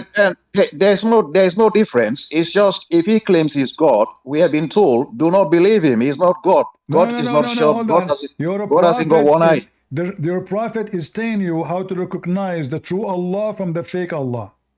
How? Yeah. So basically, this Dajjal, when he comes out and start enforcing people, he will even kill people. He will kill millions of people. This if is you don't not the believe him and question. worship Your him, prophet he's going to saying, kill you. your prophet is telling you how you can distinguish between the false one and the true He's not one. distinguishing. See, he's not distinguishing. Yes, when he comes and don't start force me claiming to he's bounce you God. out. You see, I don't have time for stupidity. Either No, you want to be Christian honest. Prince. Okay. Christian Prince, you have to stop it. You have to stop it. Did he say, know that your Lord is not one-eyed? Why is he saying that? Yeah, if a one-eyed monster comes and starts saying he's God, know that God hasn't got one eye. So that's an eyes easy your way. God have? We don't know. So it's like if a monster comes and get out. I mean, first of all, the guy is a man. This is number one. As you see, he is short, hen-toed, woolly-haired, one-eyed. So why the Muslim will be confused about him and the look of Allah? Unless Allah is a man. Is that correct, guys? If Allah is not a man anyway, why the Muslim will be confused?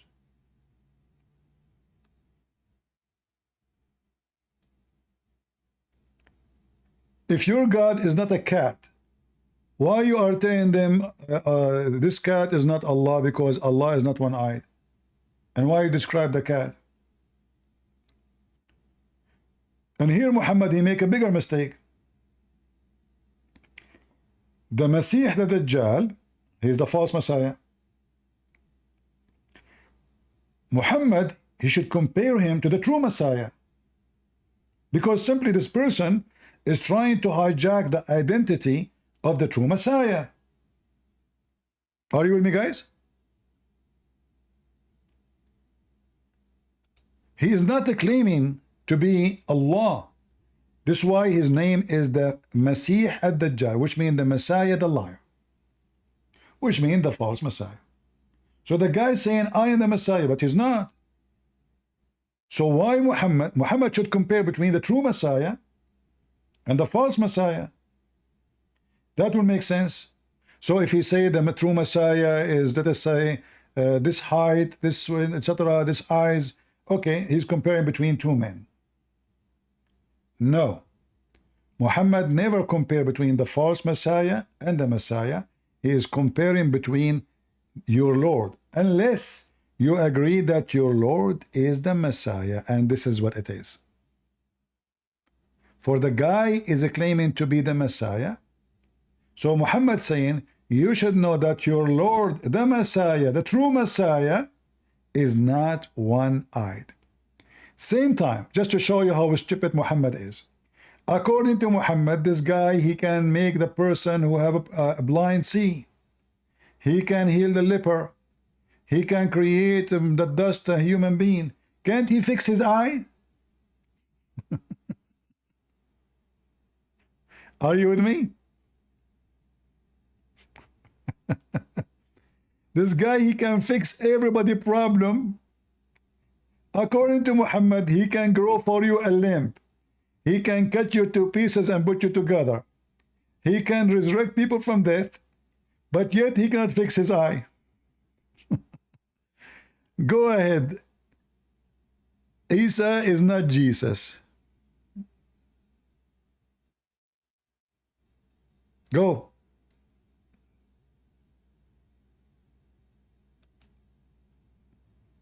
You are muted? Okay, go.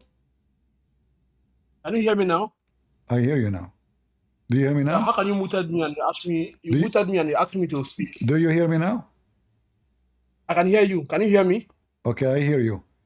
So as long you are here, I want to take advantage of having a smart person like you. You just say that Isa is not Jesus, correct? Yes. Okay, Isa is a son of who? No, wait. Are we going to focus on the topic? Yeah, this is the topic, right? Your name is very Okay, this is the topic, attractive. right? Don't change. No, I don't want to change your topic. name is good. your name is very attractive. Yes, my So name is now, topic now. Isa Okay, go is ahead. not Jesus. Hold on. Who is Isa? Yeah. Isa is the son of Miriam. You said to me before you believe in the Quran only, correct? Yeah. Exactly. Okay. That is the topic, right? According to the Quran, Mary, the mother of Jesus, is the sister of Aaron. Is that correct? No. Chapter 19, verse 28. No, that is not the topic now. That is not the topic. Don't change the topic. I'm not. It's you are the You one are who changing. came. You are You changing. are the one you are who running came. everywhere. No, it You are is running you. everywhere. You are Okay, the go one ahead who and made the read. statement. I Go want ahead to and check read it the verse. out. Go ahead and read the verse. Are you afraid? Go ahead and Are read you the verse. afraid? Let me We will explain. go. Read We the will verse. go Read the verse. back. We will go back. You are a Quran I only, said the like verse. you are a Quran only, Yes. a Go follower ahead. of Read the the verse. stupid ultimate Let's read the form. verse. So now the Quran Read the says, verse. sister of Arun. How you know that Mary is the sister of Moses? How Muhammad he come to that conclusion? No, read the verse. Why can't you read the verse? Can you read the verse? Chapter 19, verse 28. You can read. Read from read from You read 27. it. You read it. You can read. Why you don't read it? Why can't you read? You asking people to read. Why I can't you told read? You you, don't know okay, how to I'll read. read. Oh, sister of Aaron. Okay, good. Who is No, Mary? Who is married? Start Who from is 27. Mary? Who is Mary, the sister of Aaron? Start from 27. Who is Mary, the sister of Aaron? I say start from 27. Why are you running away from 27? It's a quote, right? What? It's a quote. Do you know what this quote is? Do you know what quote is? What quote? I'm When asking you. Listen. When I'm quoting Mary, you. the sister of Aaron. You are a Quran only. No. Who is Mary? Okay, wait. Who is Mary, the sister of 27. Aaron? Start from 27. What? Start from 27. You are in 28 now. Start from 27. Guys, I don't understand what he's saying. What he's saying?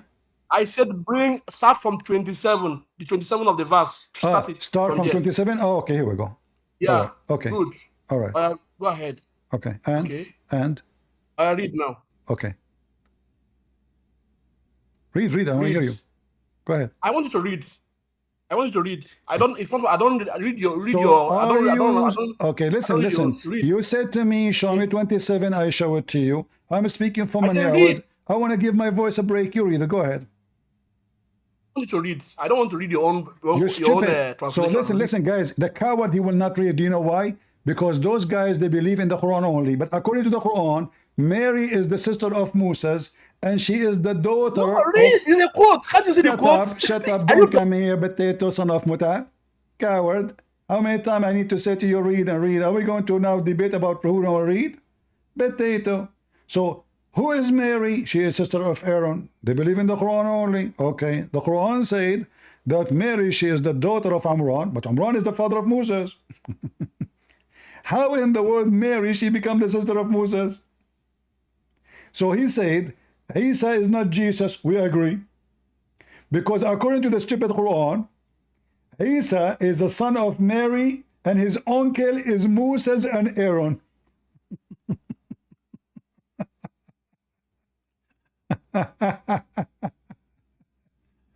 So we agree totally with you that Isa is not Jesus. For your stupid prophet, he do not know what he is talking about. He messed up. There is a woman mentioned in the Old Testament. Her name is Maryam. She is really the sister of Moses. Truly, yeah. So the stupid Muhammad, he mixed up between Maryam, the sister of Moses, and he made her in the Quran the sister of the mother of Jesus, and the mother and the sister of Moses. And not only that, when the Jews came to him and they get him busted, they said there's hundreds of years between them. He said, oh, they called them by their great prophets. The greatest prophet, Harun is the greatest prophet? And then it was too late, because in chapter 3, the stupid Muhammad, he made it clear that Maryam is the daughter of the father of Moses. How we can fix that now? We cannot. Too late. Stupid Muhammad. How in the world Mary is the sister of Moses, the daughter of Amran? Remember,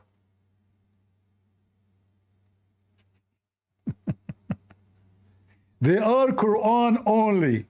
So in chapter 3, verse number 35, it says that the wife of Amran, who is the wife of Amran? She is the mother of Mary, according to the stupid Muhammad. So she vowed that her daughter will be a nun. Will be what? A nun. Yes, yes, nun. It says that in the Quran. She vowed her daughter, whoever baby she will give birth to Allah. But the same stupid Quran says that nun amongst is a fabrication of the Christians. Allah command them not. But as you see here, the Quran says clearly that the mother of Mary, she dictated, she vowed her daughter to serve Allah only. And then she gave birth. And Allah accepted the offer. Listen carefully. She vowed and Allah accepted her vow. So she delivered a baby. Who is this baby? That is Maryam. As you see in the front of you. I have named her Maryam.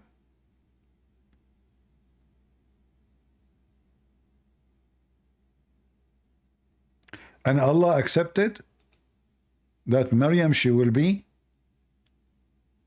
a nun serving Allah. Okay, hold on. So now Maryam, she is the daughter of Amran, and that means Amran is the grandfather of Jesus. Which means Moses and Aaron are the uncles of Jesus. So not only the Quran says Mary, the sister of Aaron, we have Mary is the daughter of Amran. So double shot vodka in the anus of a prophet Muhammad. That hurt. This is why when you give them the microphone, you keep saying to them, read. They don't want to read. They want to play games. He's trying to buy time. Are you going to answer? Can we have a proper debate? Are you going to answer or you play games? How Maryam? Okay, can you create the how Maryam okay, she become how Maryam she become the sister of Moses? Go ahead. First of all, let's bring the verse up. Bring the verse up. Let's read the verse. I brought the verse already. I brought the verse already.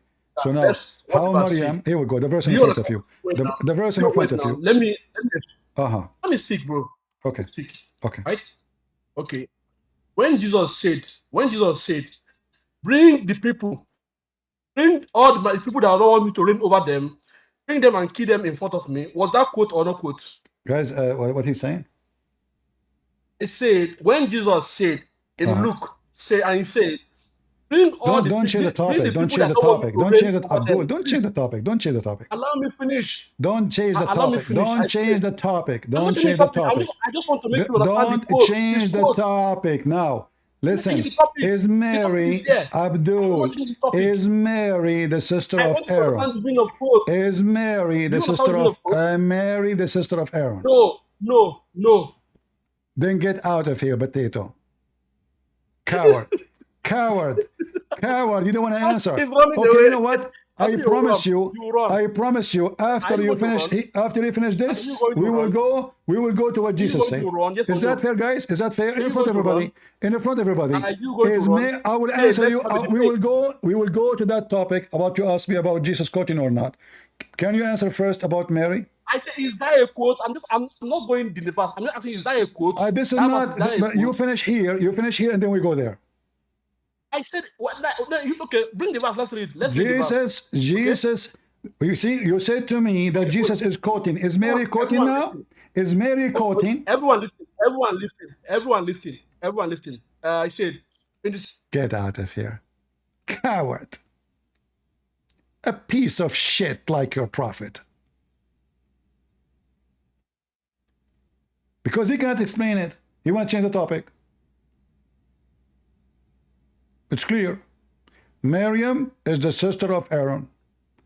They believe in the Quran only. Maryam is the daughter of Imran. Imran is the father of Moses. Why the Christian, they want to change the Bible and say is Imran? If the father of Mary is Imran, we say Imran. But Muhammad, because he's a stupid fool, he mixed between Maryam, which is mentioned in the Old Testament, and she is truly the sister of Aaron and the sister of Moses. So the stupid Muhammad, when the Jewish guy come to his house, he did not find him, he found Aisha. He told Aisha, well, there's 100 of years between Jesus and Moses, and Mary and Moses, how they are brothers. Aisha, she said to him, kadhabt, which means you are a liar, which means this is really what Muhammad meant. It took forever for Muhammad to say, after he noticed that he made a big poo-poo, oh, they called him by their great prophet. No. First of all, Aaron is not their great prophet.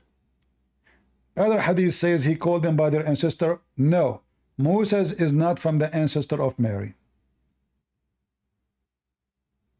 Number 3, Imran is not the father of Mary. He is the father of Moses. So I will invite you one more time here. Either you answer, and then we can go and say what Jesus say. Don't tell me what the question about Jesus. Surprise me. Do you there? So I will bring you one more time. Let us see if you are brave. All of you, potatoes of Senegal, are a bunch of cowards. Don't dare to answer a simple question. So let me repeat the question for the last time. Is Mary the sister of Aaron? Yes or no? No. So how you know? Okay, I want to show you, right? I want to show you. Okay. Now, 7 now, look at 7. Where's the verse? Bring the verse back. Bring the verse back. What's wrong with you? Bring the verse. I'm not Okay, saying the verse. continue Where's the verse? answer. Okay, continue the answer. Yes, okay. Okay, said at the length, please, I'm reading now. I'm reading. Please don't interrupt me. At the length she brought the babe, carrying him in her arm. They said, there said. You see the quotation mark there, right? Quotation mark. What? Said. It says what? You see quotation mark there? Yes or no? It says what? I said, they said, look, they said, look at quotation mark there. Do you see quotation mark there? What mark? What does that mean? Quotation mark. Quotation mark. Quotation mark. Quotation mark. I thought he's speaking different language. Okay. Do you see it there, yes or no? Okay, now the shaitan, he appeared in my ears. So now, okay, I said, so what is the answer? What is the yes answer? Or no? How you know? How you know that she is not the sister of Aaron? Wait, answer the question. Do you see quotation mark there? Yes or no? Not in Arabic. This is your stupid translation. Mr. Prince. This is your stupid translation. This is your translation. In Arabic, there is no don't waste my time. So now you want to say to me that there is a quotation, you donkey. In Arabic, we don't have quotation. I mean, you need the patience of God to speak to those mules. Oh, sister of Aaron. Where is the quotation? This is in your stupid translation.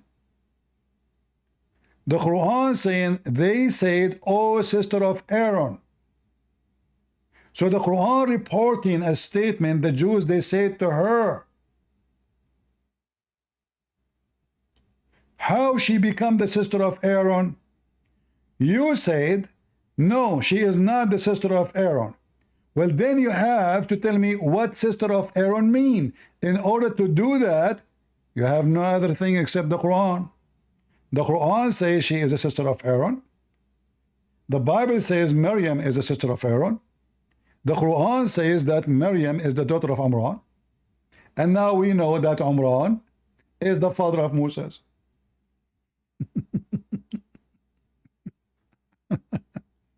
So when you say there's a quotation, you idiot, that will not. So when Allah, he called the ant, Does that mean the story is false?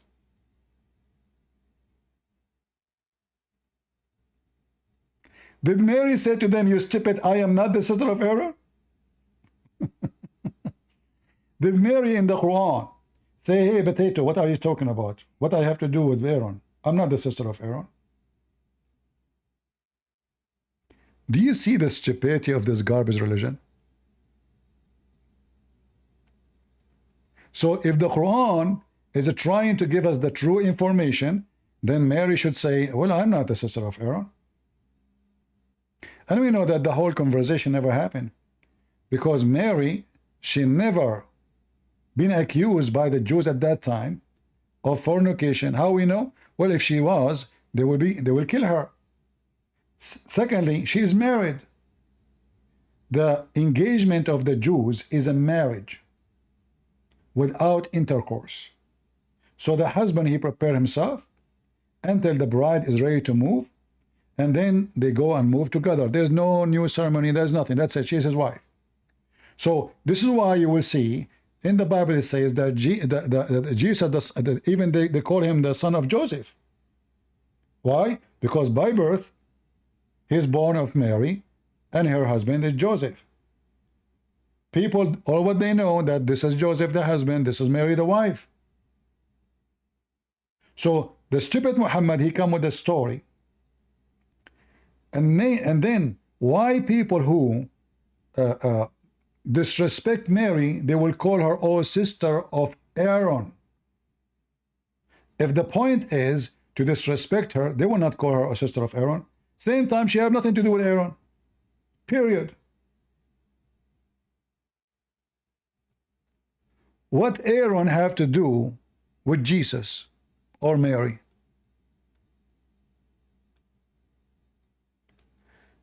Just to give you further information of the stupidity of Muhammad, according to Muhammad, in the time of Moses and Aaron, the Samaritan, they will exist.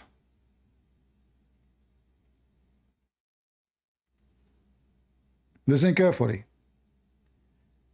This is how stupid Muhammad is. All the data of history is messed up and mixed up. So the Samaritan is the one who led the Jews astray. When Moses came back,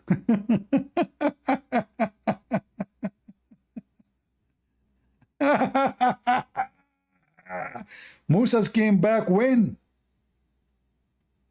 The Samaritan, they were exist in the time of Moses. So Moses went to the mountain. He found that the Samaritan, they mislead his people.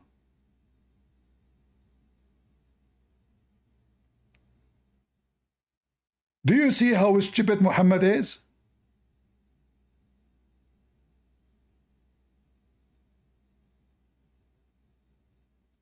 So Mary, the sister of Moses, Amran, the father of Moses, is the father of Mary. The Samaritan, there exists in the time of Moses.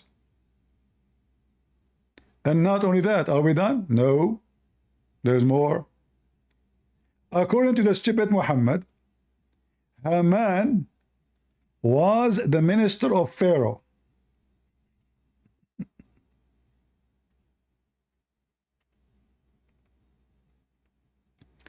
And according to the stupid Muhammad, the one who built the Babylon Tower is Pharaoh.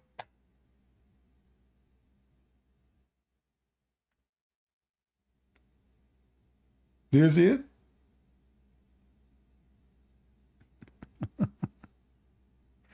Oh boy.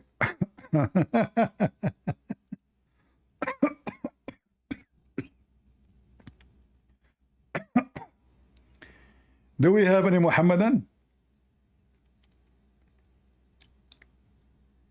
Oh boy.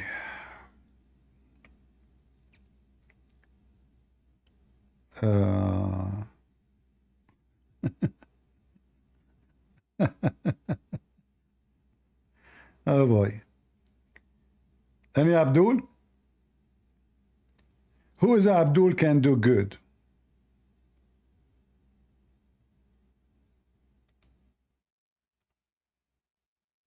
Anyone? No, go, you coward. I gave you the microphone 1,000 times. You refused to answer. You said to me a quotation. So Allah quoting wrong quotation? And then Mary says to them, I am not. She agreed. She said, yeah.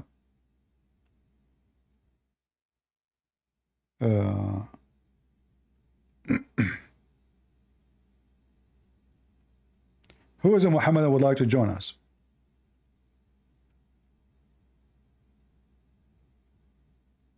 I noticed that all those from Senegal and Nigeria, they are the same. They speak the same, they talk the same, and they argue the same, and they never answer anything.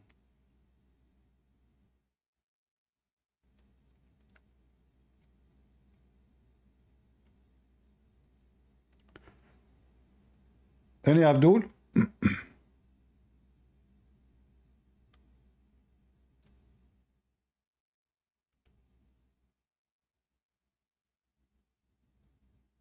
We want a real Abdul. Anyone?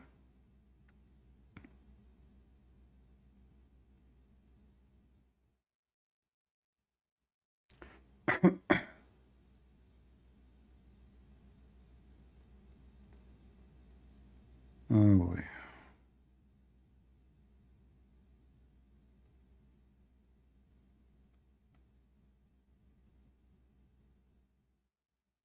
Anyone? Look what he is posting. He is posting a link from the UNESCO. Written by Muslims. Article. Supporting Palestine.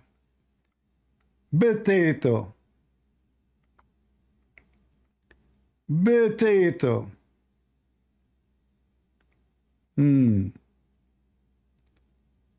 Here we speak science, my friend. We don't speak articles. Potato. Oh boy.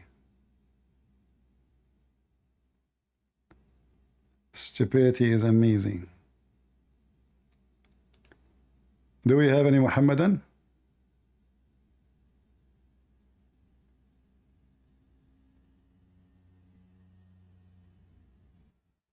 Any Abdul?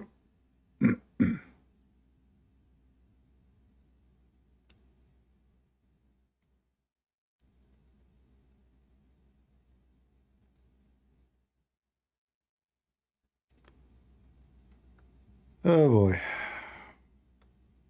Each one of them, we ask him to come. They refuse to read.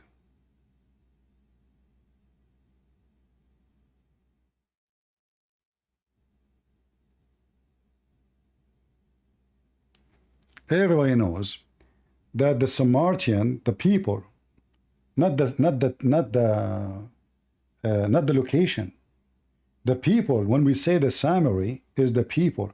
When we say those, that mean obviously hundreds of years after. Those are not exist in the time of Moses. And this is how stupid Muhammad is.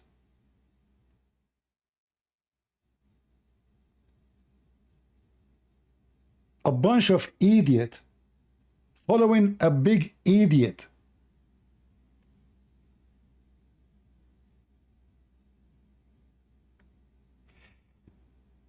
Any Abdul?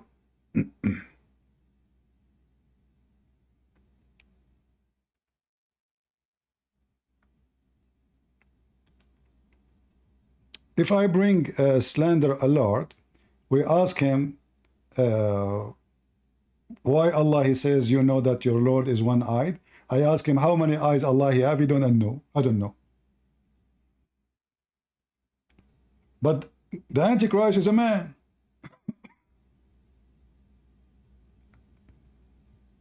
There is no need to say your God is a one eye, two eye, unless they look the same. If they look the same, then we have differentiation. What is the only differentiation between them? It is the one eye. There is no other thing. one eye is the different.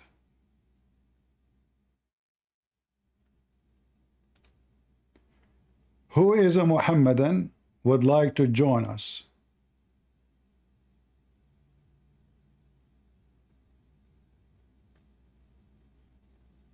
Anyone? Everything in this book is wrong.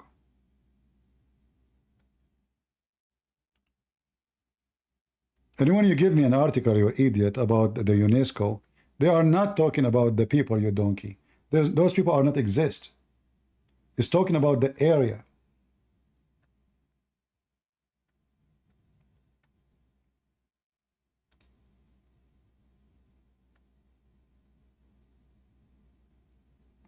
Let us see.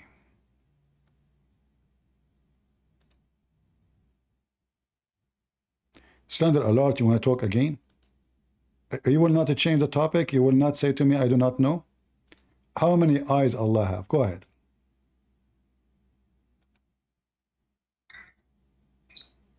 To be honest, man, like, do I look like someone who has anyone ever seen God? So your God, so what the point of your prophet saying Allah is not one-eyed? If you never saw Allah anyway. CP, you've repeated this trope for the past 1 year. The prophet is warning Muslims. The prophet is not saying Allah's got 10 eyes or anything. All the prophet is saying. Okay, to make it simple, is the Dajjal a man? The Dajjal is a monster. No, it says for you in front of you, he is short. Okay, I will go with you. Guys, he's a monster. Wonderful. He is short.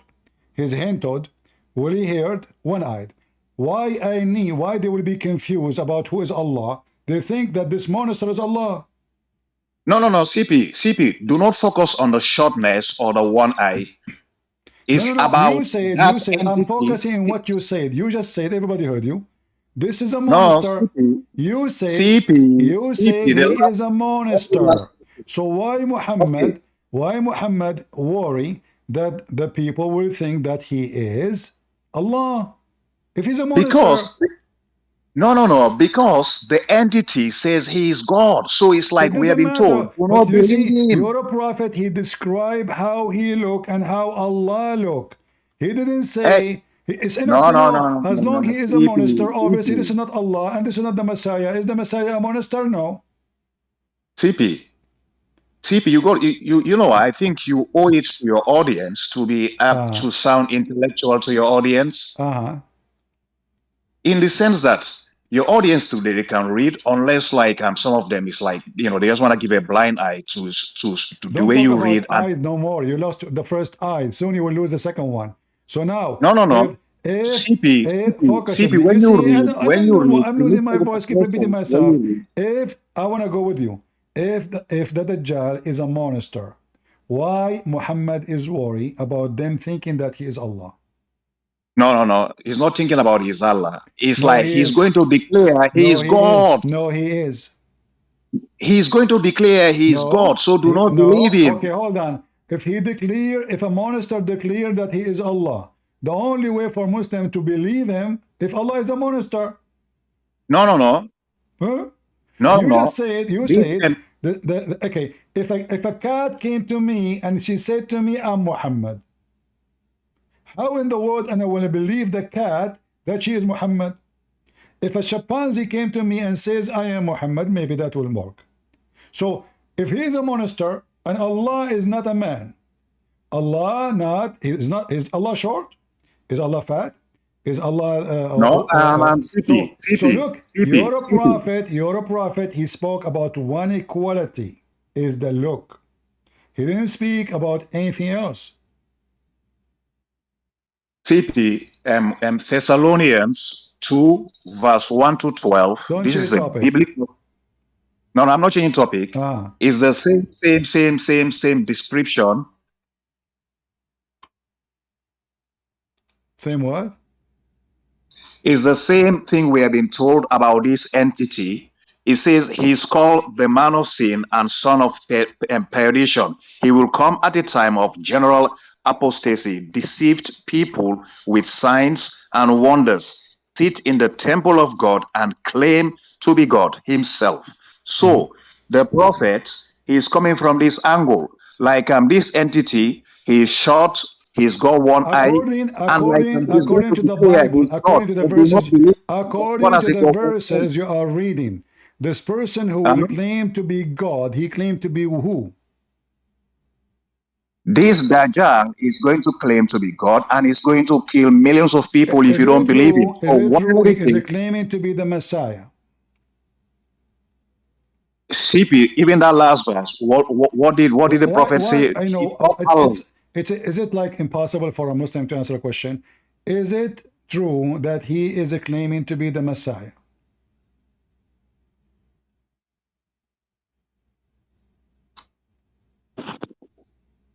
I'm waiting for you. No, I didn't get. Is it true he's claiming to be the Messiah? His name, he's just called is it Dajjal al-Masih? That's his name. Is that what he's claiming? This is not my question. He is called the false Messiah because he is claiming to be the Messiah. No, hold on now. Okay, just get out of here. Do we have anyone? Just get out of here. There, yeah. One after one. Either you have knowledge or get out of here. I can get you busted in 2 seconds, you donkey. You don't know your religion.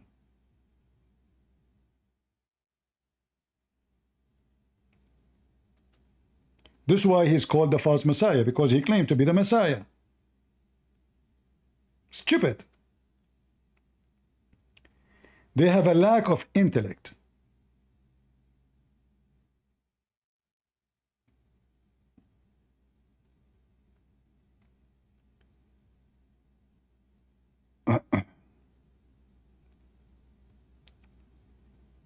Any Muhammadan?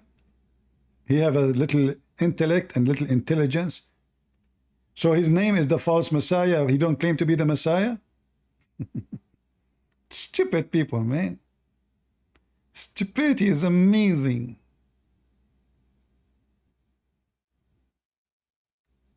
Any Abdul?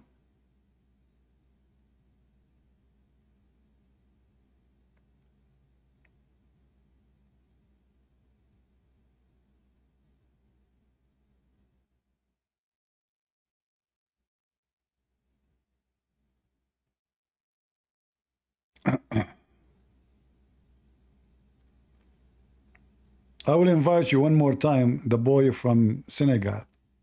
If you play one more time games, I will send you free shipping and hand it into Allah. Go. Mary is not the sister of Aaron. How you know?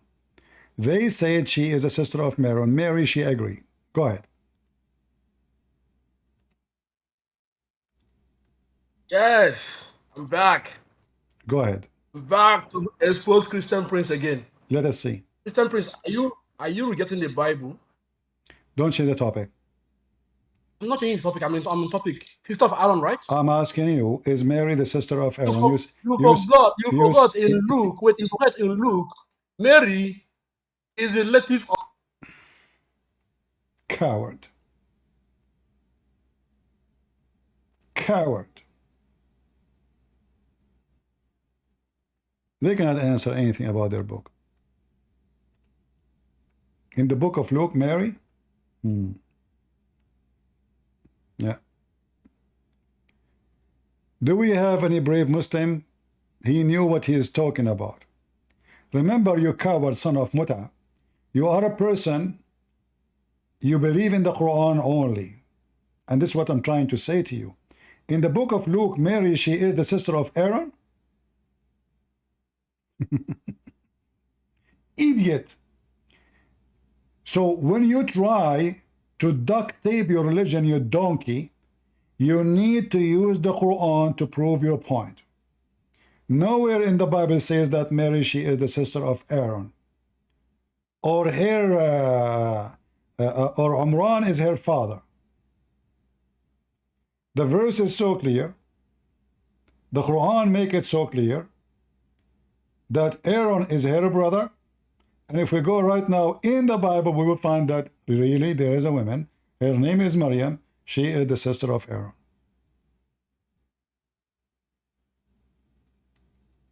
Any Muhammadan?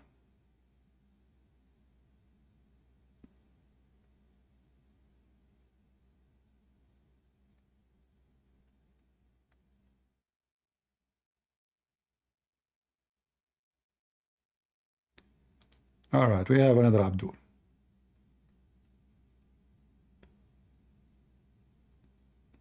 Let us see.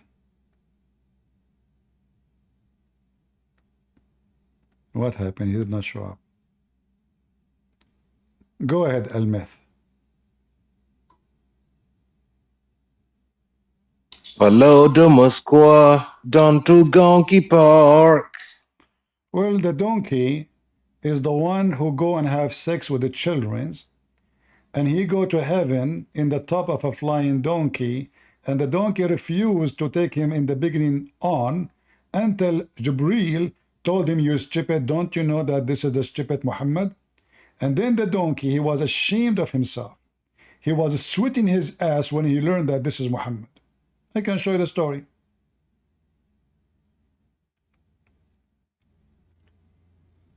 Quran only are a bunch of cowards ashamed of their stupid prophet stories. The ant is talking is in the Quran. Sulaiman in the Quran, he learned the language of the birds and he speak to the ants. Sulaiman, he command the wind, and the wind carry his kingdom.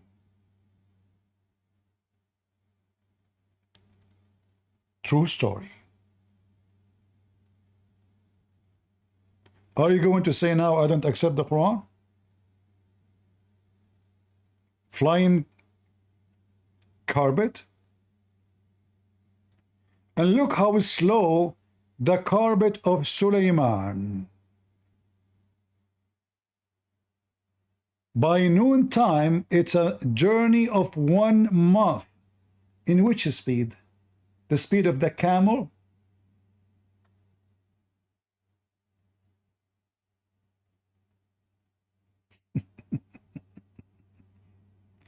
The camel is very slow. So Allah, he gave the command to Sulaiman, to the wind. What the wind does, the wind carries Sulaiman. And hold on. How Sulaiman got so rich? He have the shaitan. They dive for him and look for jewels in the ocean. Pluck, pluck, pluck, pluck. Hey, shaitan, what you got for me? I said, just go change your name. Just go change your name, the son of Muta. Otherwise, I will change my name and I will call myself Muhammad is my ass. Potato. Do you see how shaitan they work for Sulaiman? Sulaiman do not need to go to work. Shaitan, they die for him. They cut him jewels and diamonds. Ben Sahar, oh, is gone. Not only that, the one who built the house of Allah are shaitan too. I thought shaitan are filthy. It turned to be that the one who built the house of Allah are shaitan. Do we have any Abdul?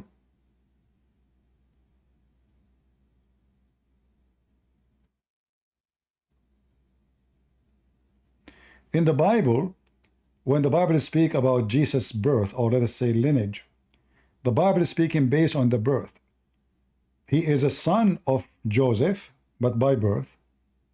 He is a son of Mary by birth, but he is a son of God by reality, for we know that Mary is a virgin. However, the Bible says when a man and a woman, they get married, they become one, echad. So the women, she have the inheritance of the man, and they become one. And same for the man. This is why you see the Bible mention that once mentioned the name of the father of Joseph as the father of Mary, and once as his real father name. Why? Because he's a son of law, and according to the Bible, it's a unity, it's a echad. So he become a member of the family. He is not a stranger. So when the Bible speaks about the birth of Jesus, it's talking about to the Jews, who is this Messiah, the one you are talking about? So they count his name, he's a son, the son, the son, the son, the son, the son, the son, etc.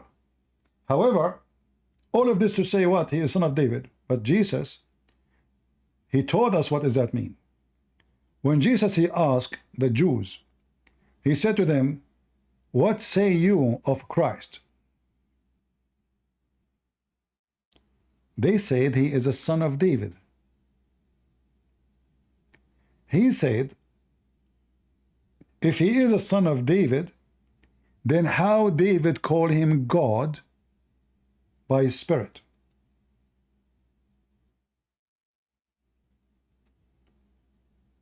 So obviously,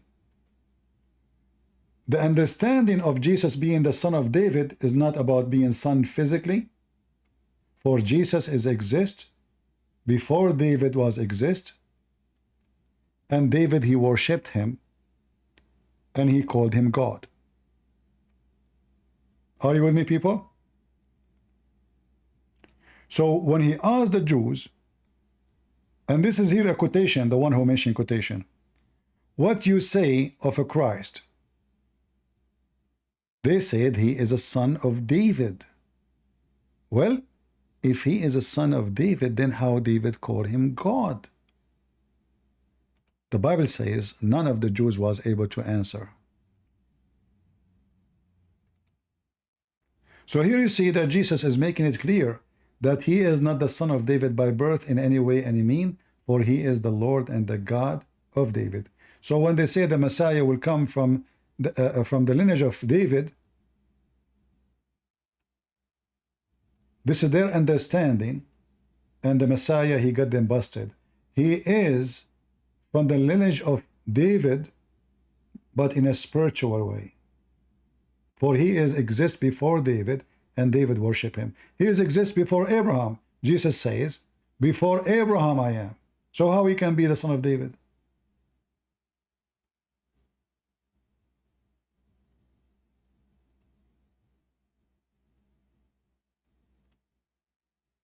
Do you understand?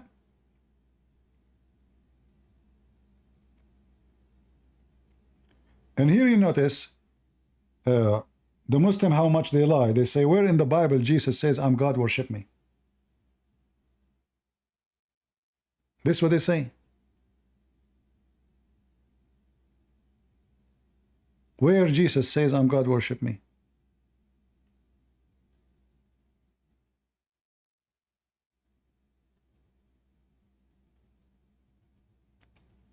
David, he worshipped Jesus. In fact, even the Quran says that Jesus is God.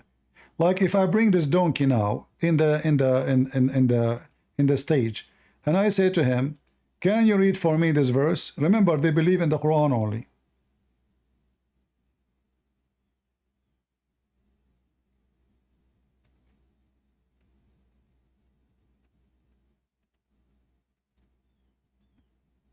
And to make it simple, we can open the Quran.com. I'm not seeing my keyboard, it's dark. Hello? Hello, hello. Hello, sir. Are you a Muslim? Yeah, I'm a Muslim. I really like your videos, man. Do you speak Arabic? Yeah.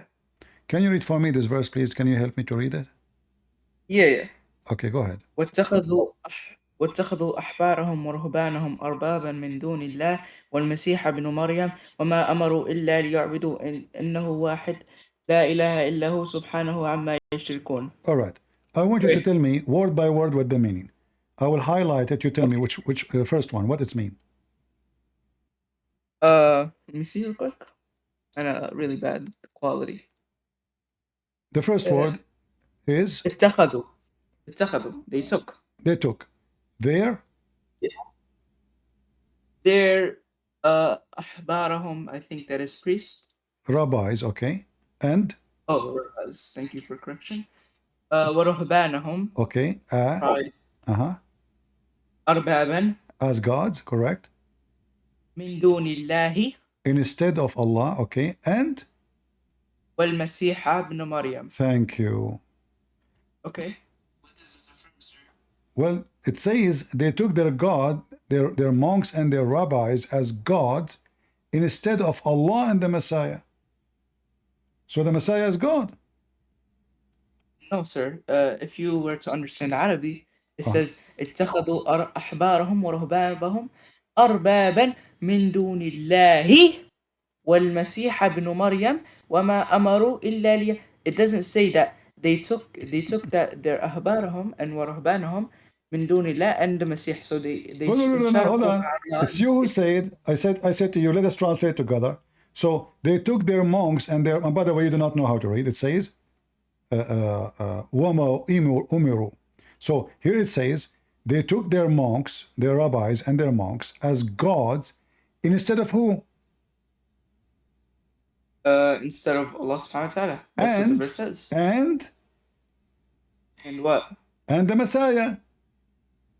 Okay, what does this affirm, sir? So they took their monks and their rabbis as God instead of Allah and the Messiah. Oh, do you understand how to read Arabic? I'm an Arab more than you. You're Arab more than me? Okay. From where? From Senegal. Yeah. Okay, now let me explain this to you. How come you need to explain? This is a pure Arabic. Because you don't understand pure Arabic. If I say they ate falafel instead of meat and salad, obviously, you know this is such a weak argument. The instead is telling us what they should do, but they did the opposite. This is a horrible argument, by the way, sir. Okay, tell me. Go ahead. Okay, let me explain this to you. Can you mute up like a good boy so I can explain? Okay.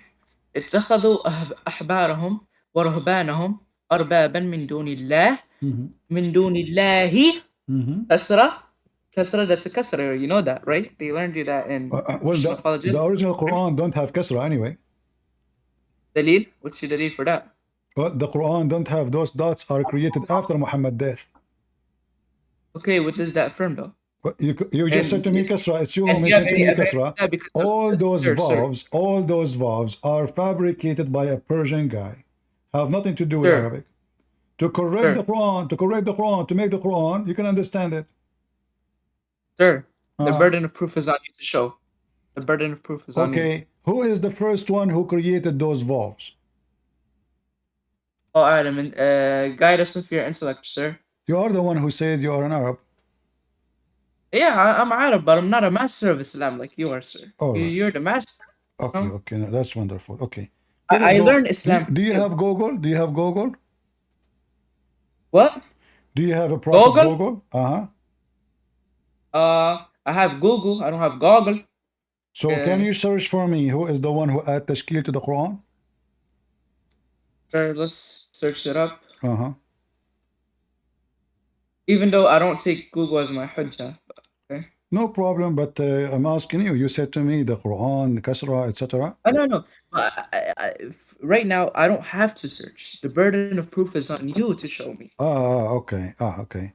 So if we go right now, this is your Islamic website. Wait. Someone's knocking real quick. I'll come back for part 2 real quick.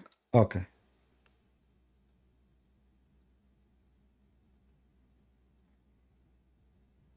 Just get out of here. Change your name. Coward. Anyone when I give himself a name insulting to Jesus, I will smash you and send you free shipping and handling to Allah. Bunch of potatoes. People don't invite anyone to the stage.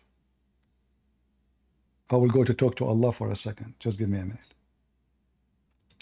It's urgent talk, as long as there is no customers. And it's secret talk, by the way. You wanna hear it? I can leave the door open. If there's anyone interested.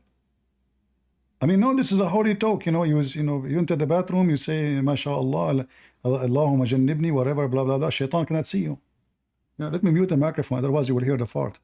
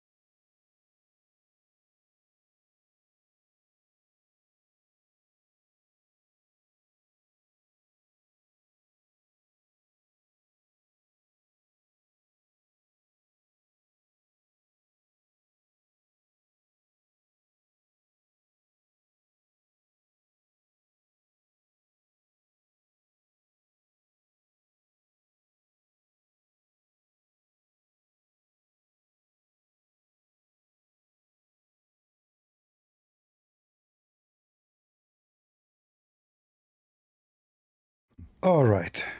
Oof. That was good. Man, oh man.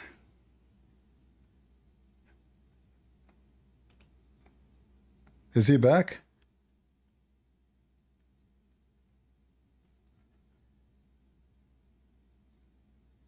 Where is the Abdul?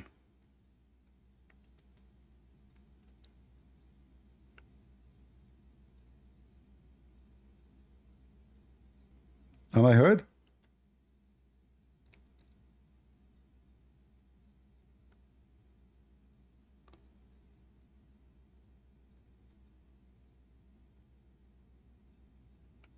No sound. What do you mean no sound? Okay, what about now? When you enter the bathroom, brother, and you say Allahu Akbar, shaitan, he fart. Science. Don't come. You kids don't come to me here. I want to talk to adult. not stupid people who can say whatever they want.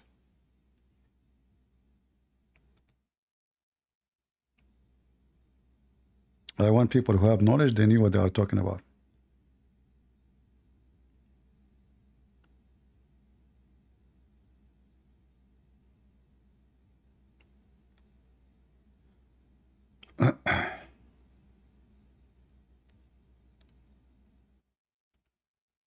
What happened to this guy? Where he's gone? Okay, Nero, go ahead.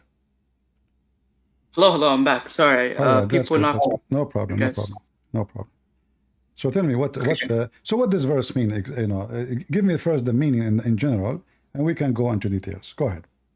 Okay. This verse is meaning that they took the people took the arbabahum wa rahbanahum. They took them over Allah. They took their word over Allah's word. But the Christians don't worship their monks and rabbis, do they? Neither the Jews. Yeah, they do, because you don't understand the meaning of it. The meaning of it is to take word of. Even now, some Muslims can take their can do taqleed, for example, the Hanafis, and they can take Abu Hanifa's word way over Prophet Muhammad and Allah's word. Okay, hold on. You just said that those Christians, they are taking the words of their monks and their rabbis as gods, but those monks and the rabbi, they are men, right? Yeah. Is Muhammad a man too? Yeah. So why you take his words over Allah? Because he has received divine revelation. We will not take his words over Allah. Can we stay on one topic? But you just said that they are following their monks and their rabbis instead of Allah. Instead of who? Instead of Allah. Does it say in the verse instead of Allah and Muhammad? Does it say in the verse instead of Allah and Muhammad? This is talking, sir. This is talking about the people who were before Islam. No, you're saying okay, but this means this is wrong. You cannot follow. I'm giving you an analogy. All right. If the Quran says something, I will go with your analogy. If the Quran says something and Muhammad says something else, which one you take? What Muhammad said or what Allah said? I take, of course, Allah's sake, but also Muhammad ﷺ, he does not contradict Allah in any way because he's a divine messenger who has received revelation. I will go with you. So, you as a Muslim, do you have to take shahada? Do you have to take shahada to become a Muslim? Yeah. But sir, can we stay on one topic, please? No. We are trust me, we're on the same topic. You will see. We're on the same topic. So now, if you, I like you, by the way, you are very respectful. I will be respectful to you. Have patience with me. So, you just said you have to say shahada in order to convert to Islam.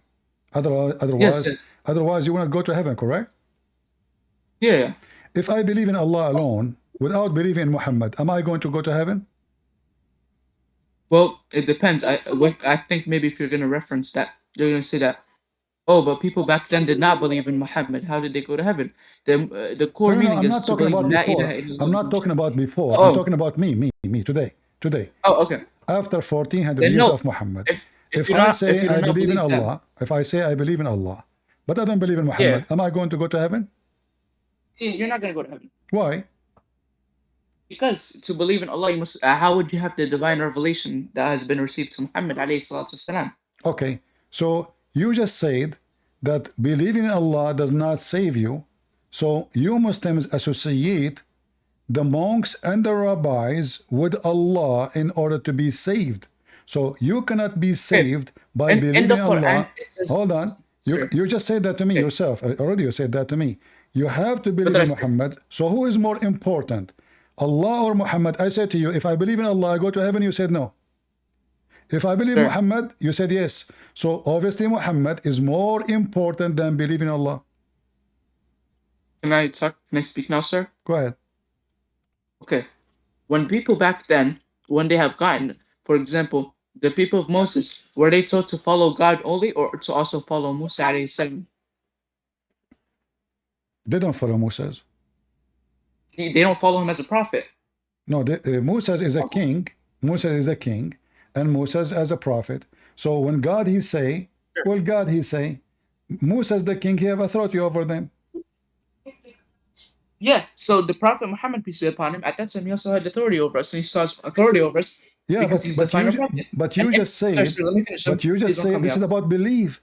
So this is about belief. The most important thing to believe in is to believe in Allah. I thought Islam, the purpose of it is to believe in Allah.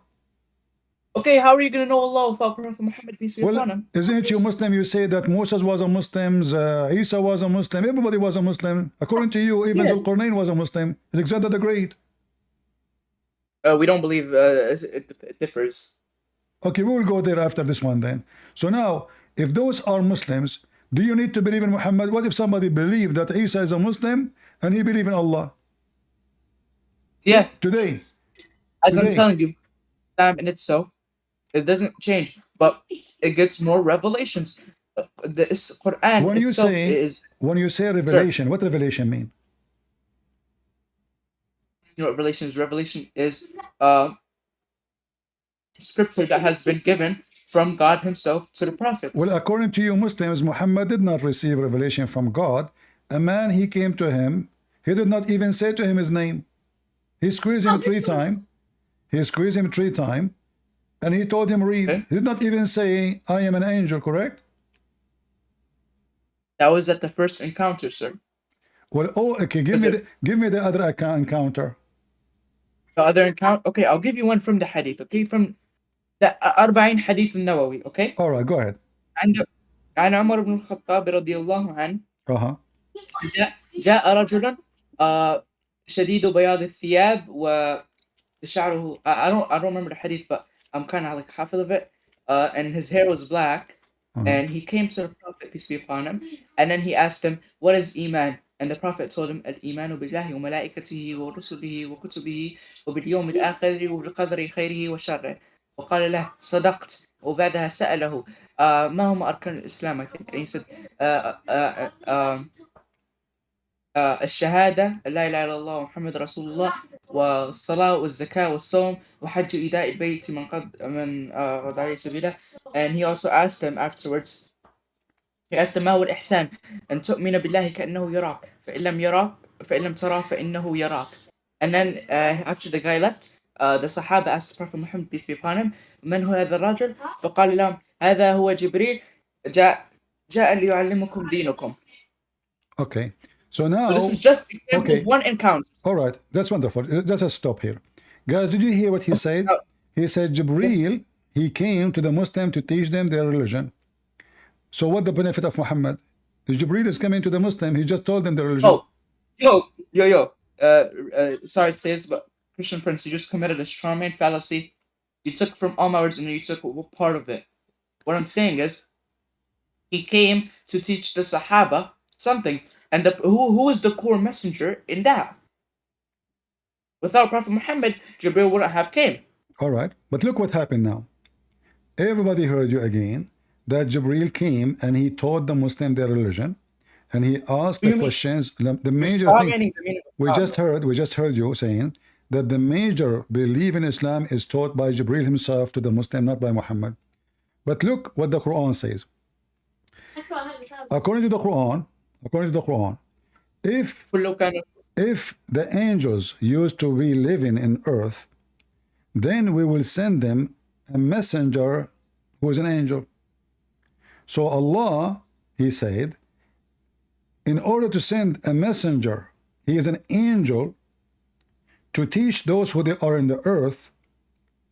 In order to do that, he have to be sent to the people who they are angels, not a human.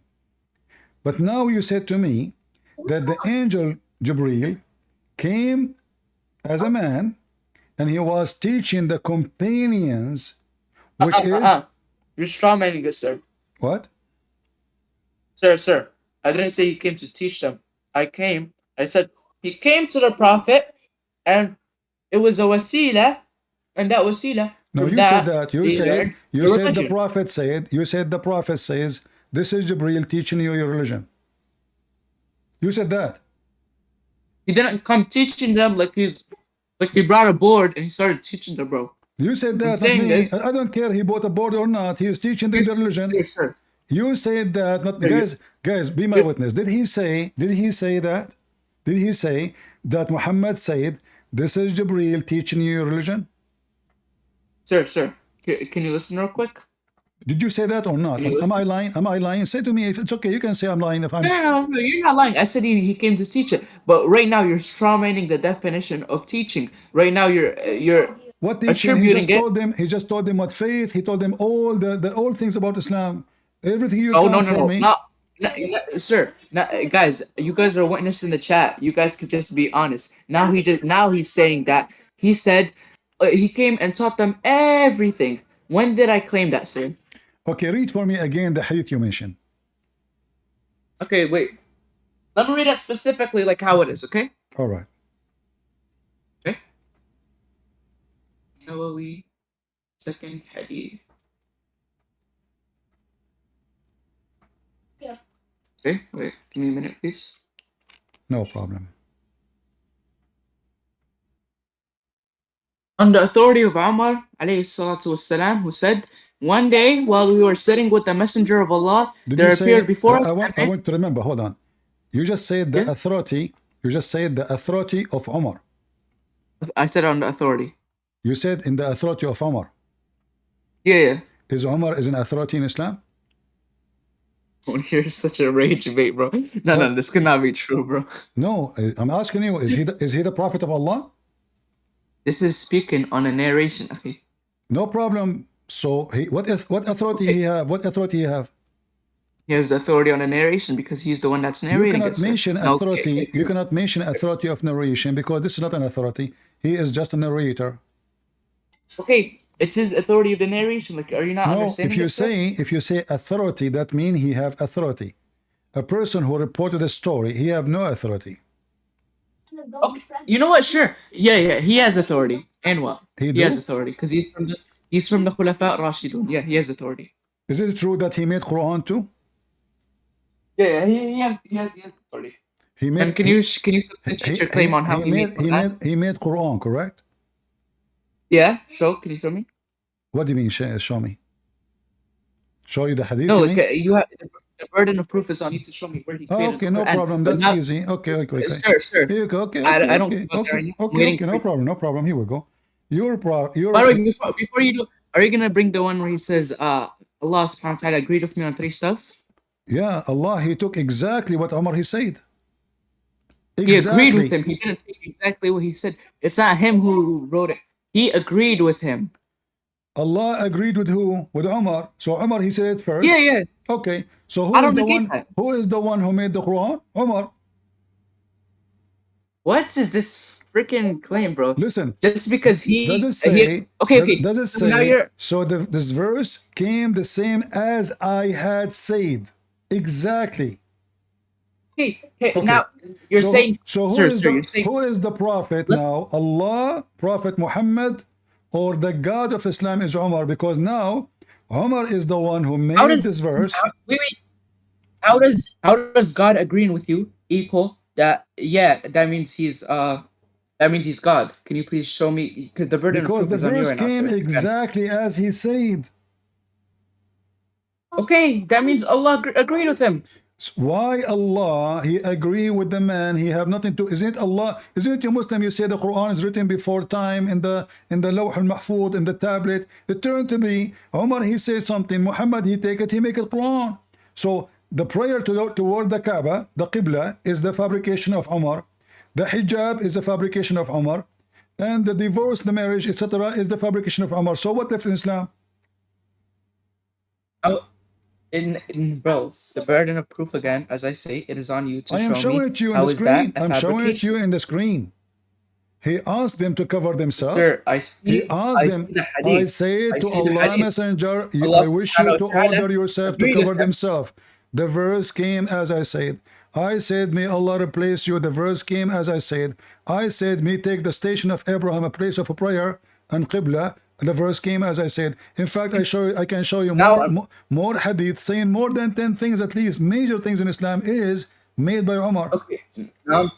Now I'm telling you, did Allah subhanahu wa ta'ala only agreed with him? What's wrong with that? Now it's your turn now to show me what is wrong with it.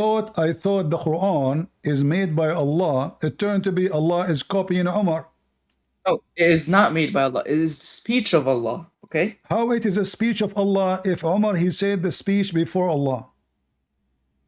What do you mean? Speech of, can you substantiate that claim again? Well, as it says in front of you, the verse came as I said. Exactly. Okay, wait. First of all, Christian Prince, after we finish this argument, can I bring an argument myself? My friend, we are doing the argument right now. Who's holding you? I know, sir, but after we finish this argument, can I bring forth an argument against Christianity that you can refute? You can make anything you want against Christianity.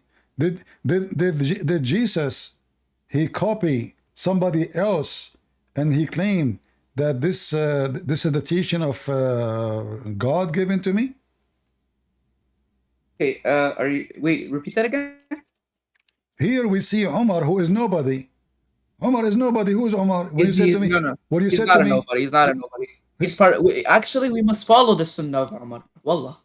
See? He's not a nobody. So now we go back to the Quran then. They took their monks and rabbis as gods instead of Allah and the Messiah. So now you added not only Muhammad, suddenly Umar became the one to follow. I'm saying in part of the Sunnah. And yes, you just said that. You should say, you said, we follow Umar. Sunnah, which means whatever he did, we follow him.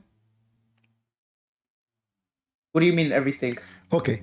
In the Quran, Allah, he gave you the command to do muta, correct? Show me the verse, please. Chapter 4, verse 24. Chapter 4, verse 24. Can you go to it real quick? All right.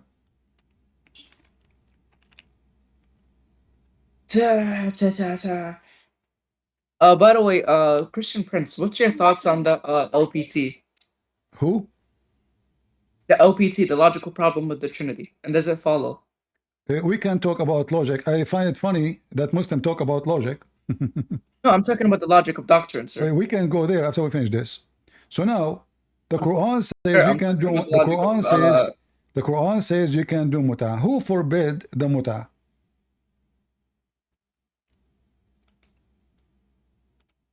What? Who forbid the muta? The Quran says you can do muta. Who forbid the muta? You're gonna bring a Shia argument, bro. You're funny, but the Prophet Muhammad, peace be upon him, forbid the muta.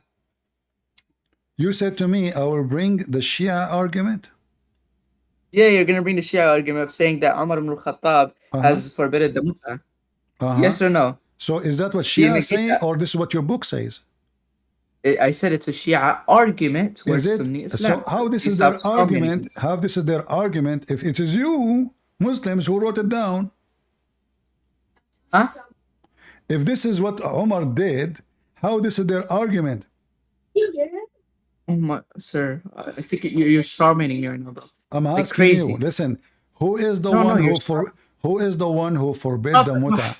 Prophet Muhammad, peace be upon him. So why the Sahih Hadith says that we did muta in the time of Muhammad and we did muta after Muhammad, and then the one who forbid it?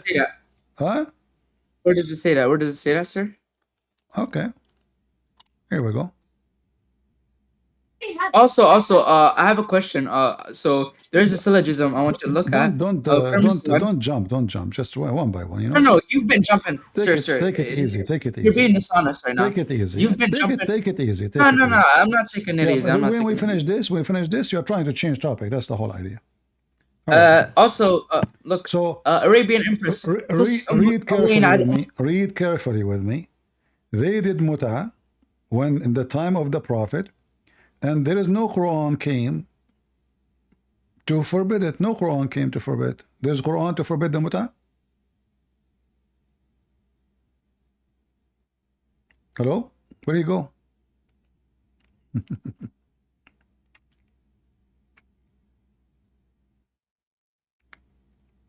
What happened? They would do anything to change the topic. But at least he is better than those boys from Senegal who do not know what they are talking about. They don't understand one Arabic word. At least he speaks Arabic. And that will make it more funny.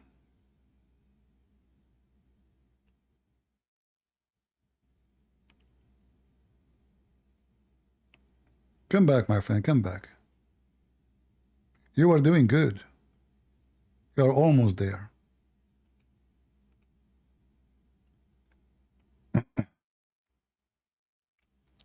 Any Muhammadan?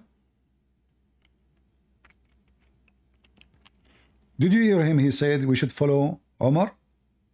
He said that, right? So the Quran says they follow their monks and their rabbis instead of Allah and the Messiah. Now you want to teach me Arabic? Well, the verse is so clear in Arabic. They follow their monks and rabbis as gods. Instead, they took them as gods instead of the Allah and the Messiah. So if you want to say to me tashkil and all of this does not exist.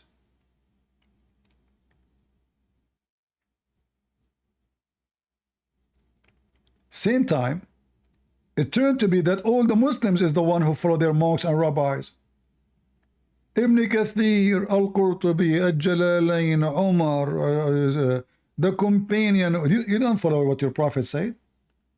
You don't follow what Allah said. Your prophet don't follow what Allah said, and the Muslim companion don't follow what Allah said. So which one you follow?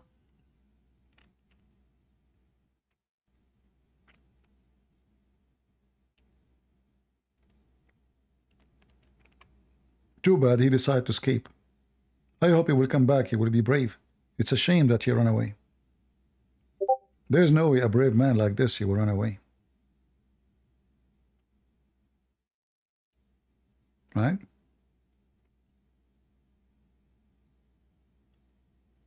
Any Abdul? So the one who follow their rabbis and their monks is the Muslims. Any topic in the Quran, they say right to you, this scholar said, that scholar said, this is, they don't follow really, they don't follow their God. They don't have God. The Quran is an empty, stupid book. There's nothing in the Quran.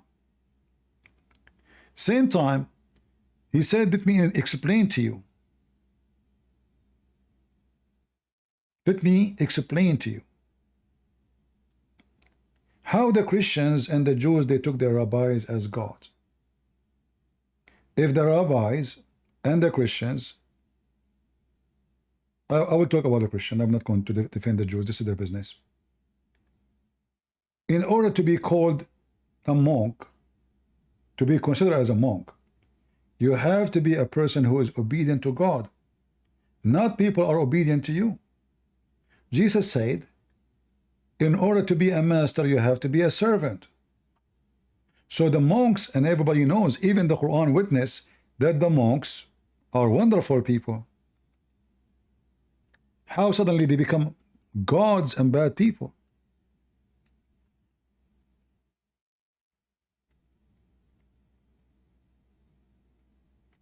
But I will tell you, Muhammad is a fraud.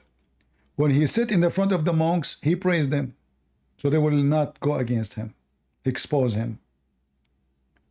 When he is away, it's a different story. Here in chapter 5, verse number 82, it says the most enmity to you is those, to the believers, is those who they are pagans and Jews. And the most nice people to you is those who they are Christians. Why? Because among them, men who they are devoted. Translation here is false. Qissisin, priests and monks. Christian priests and monks. You change the translator.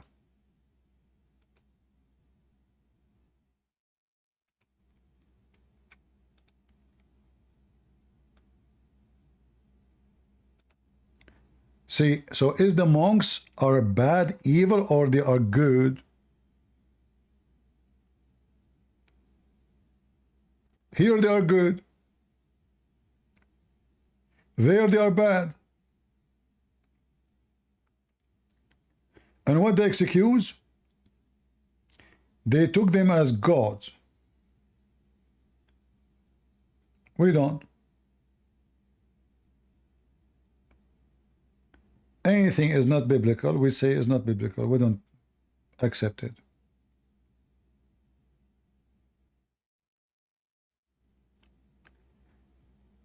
Same time, saying that Omar We follow Umar. Well, was Umar appointed by Allah? How Umar is receiving revelation before even Muhammad received it?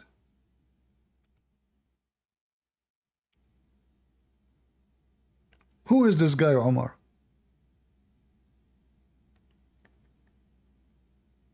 Do we have any Muslim? And I like it when the Muslim, he speak about logic. Yes. Well, Uthman, you don't speak English, my friend. You don't speak English. I can speak English. You can? But I need a translator. Coptic human can translate. Coptic human can translate. Well, Coptic human can make poo-poo on the top of your prophet. Oh, I thought he's making fun of me, calling me Coptic human. No, I don't want translation. I want somebody to speak English. And he's a kid. He told me what, he's 19 years old? يلا ده احمر جحشي. Or 16 years old. 16 years old, he said.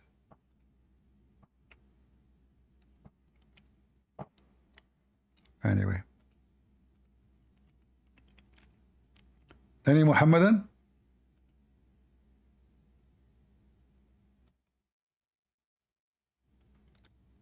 Do we have any Muhammadan?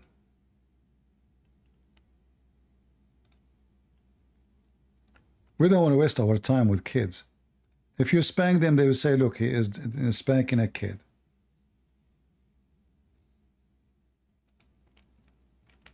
Any Abdul?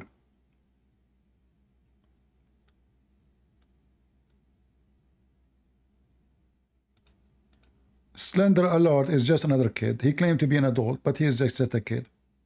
Let me prove it to you in 2 seconds.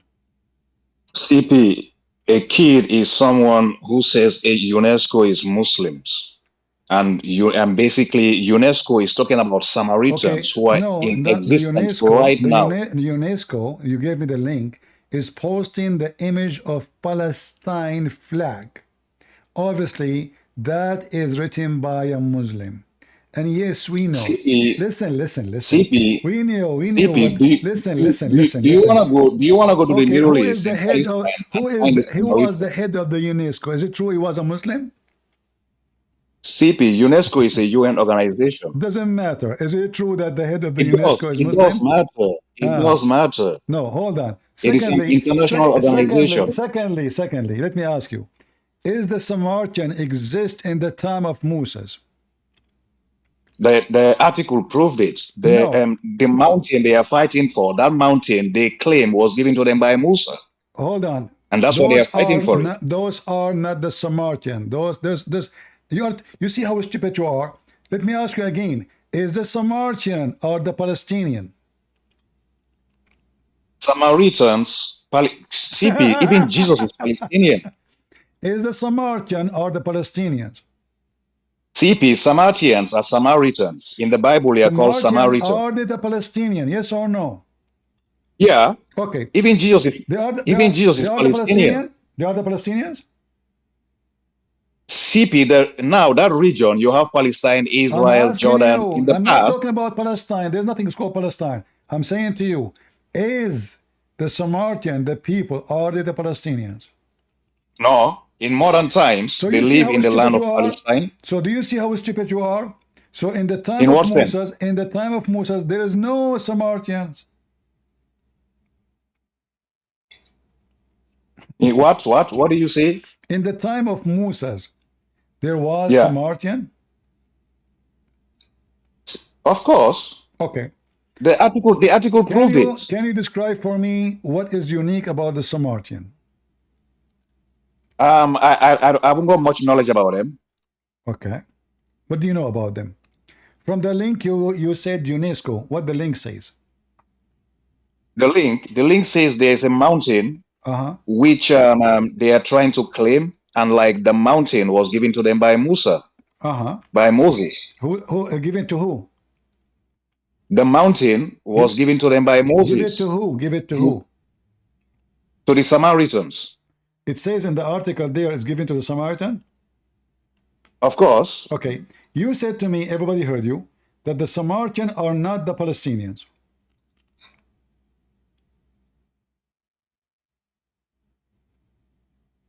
Hello? Yeah, yeah. Okay. You agree with me, It right? is you cutting off, not me. You say the Samaritan are not the Palestinians. Who are Palestinians? Palestine was created just recently in that I'm land. not Even Jesus talking was about born that. in I'm that land. saying, are the Samaritan, are they the Palestinians? As of now, no. They are at just a that group time, of at that people, time, just at like that time. Arab, even At Jews. that time, at Huh? that time, at that time, at that time. Oh my God, goodness! What? Like, did Palestine actually exist at that time? I'm saying the Palestinian. Is the Palestinian or exist in the time of the Samaritan? I'm not aware of that. Really? I know of Goliath. Apparently, he's Philistine. So some people normally claim that name is the modern Palestine. But it's Okay. like, with regards to the Samaritans, whether they were Palestinians, you see, Philistine exists that time, and Samaria exists that time. So I don't think they are the Where is same. the where Samaria is exist? You are cutting off. Where is the location of that Samaria? Samaria.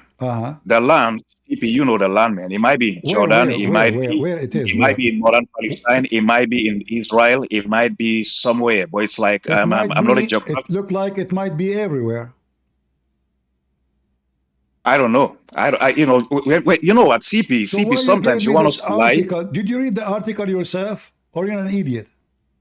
The article, the mountain is currently Did you read somewhere the in Israel. article? Did you read the article yourself, or you are an idiot?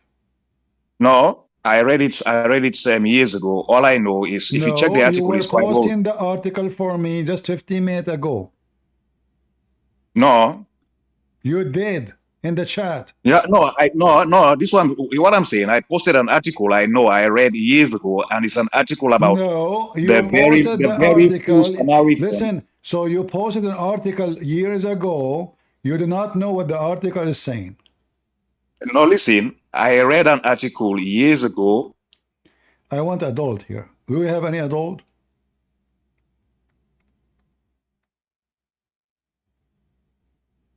Any adult?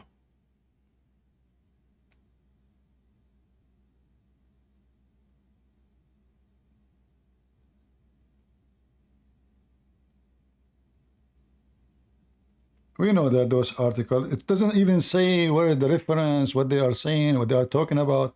All of this is just to support the existence of the state of Palestine. This is why even there it says state of Palestine. The article is called State of Palestine. So the whole article, so-called UNESCO, which is run by Muslims, is to prove that Palestine or Palestinian, they have the right to be there. We know you're a scam.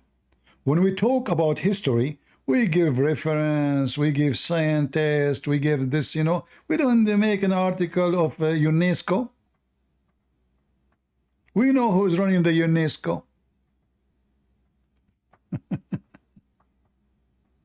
Petito. They put the flag of Palestine there, and the article, the top of the name is the State of Palestine. I don't know why in this page doesn't show. Maybe I need to change the setting of the... Here we go. Here we go. State of Palestine. Do you see it?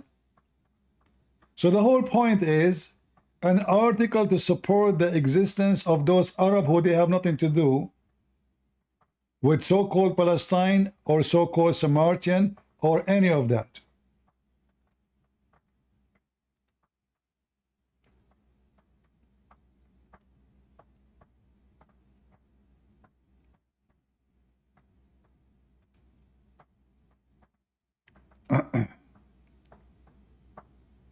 Do we have any Abdul?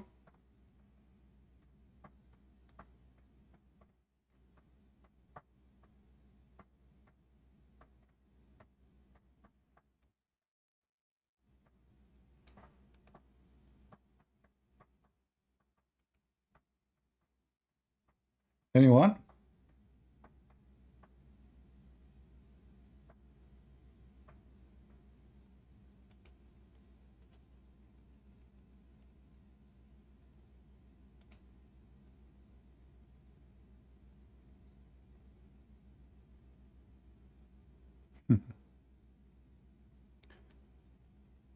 Who is a Muhammad that would like to join us? Mayday, mayday.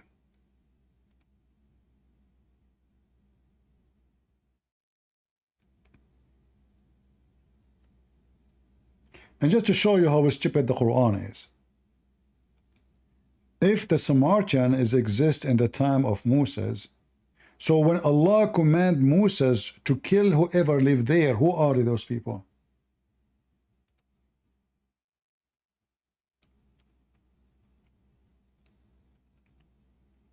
Who are they?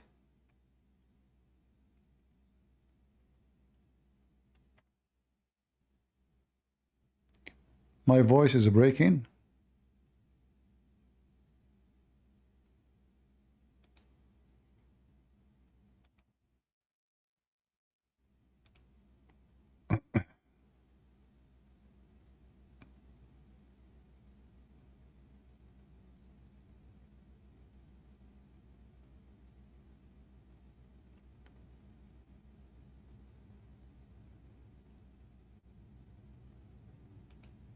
Now we know who wrote this article. His name is Tawfiq Jalisi.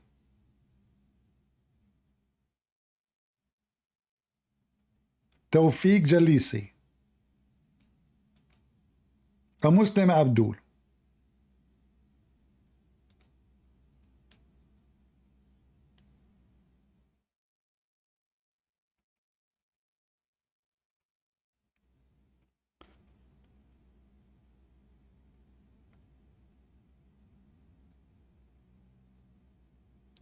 Do we have any Muhammadan? Any Jalisi?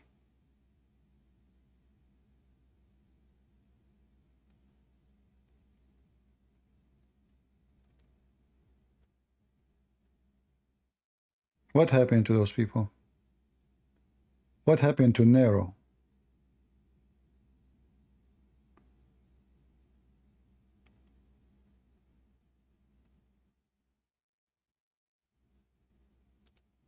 Most of things happen in Islam is corrected by non-Arab, including the Arabic language. Let me give you a link so you can read. And I have tons of pages. Let me close some.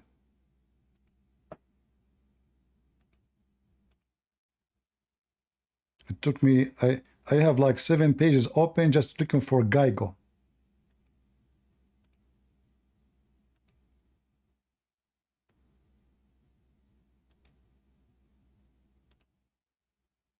I'm just closing pages. You can hear the click.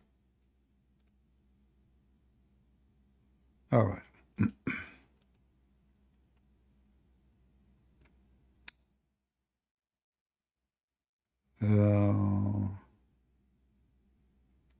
Yeah.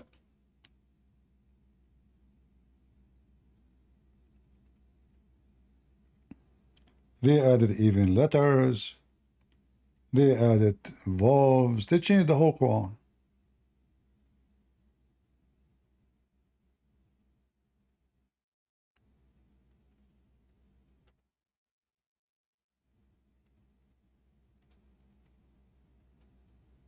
Let us see.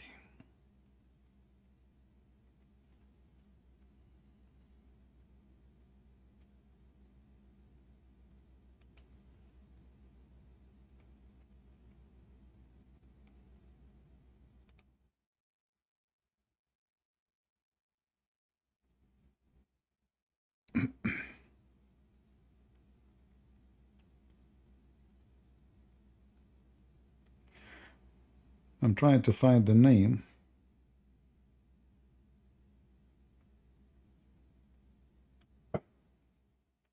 Like the link in English, but I see only Arabic.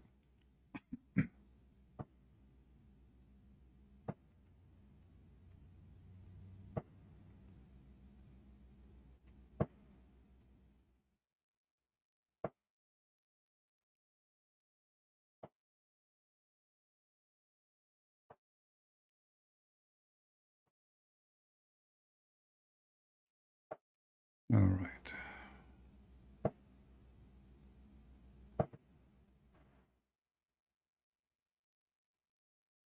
I found a link. I'm going to post it for you. You use Google Translation. I'm not sure how accurate the article there. We don't know. You can check it out. But let me take a look a little bit.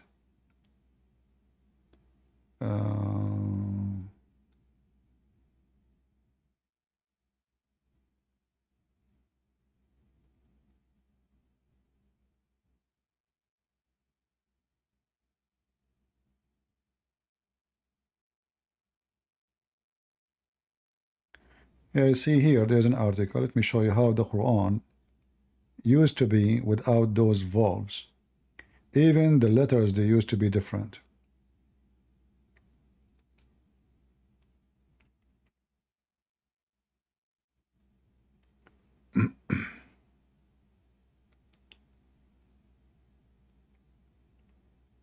You see how the Quran used to be? Clean. There is no dots, there is no vowels, there is no dot underneath, there is nothing, you know? And even this one is not really an accurate the way the language was. And if you try to read it, you will see you will be so confused. In fact, me myself, I cannot even read it. You know? Like you will notice here that the first word, it's supposed to be, this is a verse. Bismillahir Rahmanir Rahim. I wish I have the ability to show you, like to highlight what I'm reading. But in this program I'm using, I don't have such ability.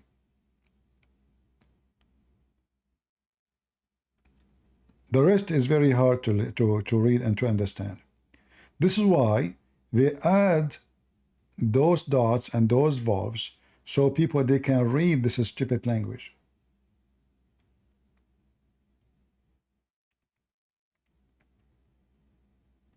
Here it says that a guy, his name is Abu al-Aswad al-Du'ali. He was one of the founders of those vowels.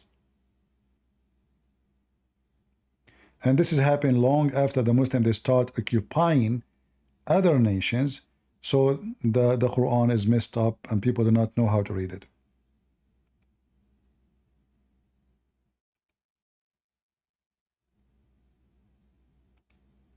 Abu al-Aswad al-Duwali once again played a prominent role in the development of the Arabic language. When conquests expanded, Arabs mixed with non-Arabs, and melody entered the Arabic language. The Arabs feared that this would affect the reading of the Holy Quran, and from here came the innovation of diacritics. The innovation of diacritics was at the request of Zayd ibn Abi to Abu al-Aswad, who invented the first diacritic system in the Arabic language. See? Go ahead, Naya Ali. Hi, I just received an invite. I was actually just joined the live. All right, you are welcome, no problem. Salam al-Masih. Shalom, Salam, shalom, everyone. All right. Yeah, I was actually zooming to try to read the text that you. So by mistake. Yeah, right It before. happens, things happen. Muhammad, he don't want to go to heaven, but then Jibreel push him in the top of the donkey and the donkey fly. That's it. You know? Yeah, but I was just trying to read, like, is this supposed to be Syriac, Arabic, or, I mean, I read the first line, Yeah, which they are comparing between the Syriac, the first, they are Syriac, correct? This is the old Syriac, you know, the old Syriac letters, they are numbers in the same time. So, like when we say the alphabet, A is 1, B is 2, etc. So all those, actually all the numbers we use today in English or in the Latin, those are Syriac alphabet. Oh. Yeah, okay. all the numbers, you see, all the numbers, this is the English, like when you read the number of somebody, if you type in the chat numbers in English, those are the Syriac alphabet. So every number have an equal, every alphabet have an equal number, and even they have their own coding too. Like as an example, 1 is equal to 1, and then you go until the letter 10, the 10 letter, that will be equal to 10. And then the letter number 11 will be double, which means will be 20. And then letter after it is 30, 40, 50, 60. So Aramaic are very, very advanced civilization. When the Arab came, they took this region down under the ground with the madness and the garbage of Muhammad.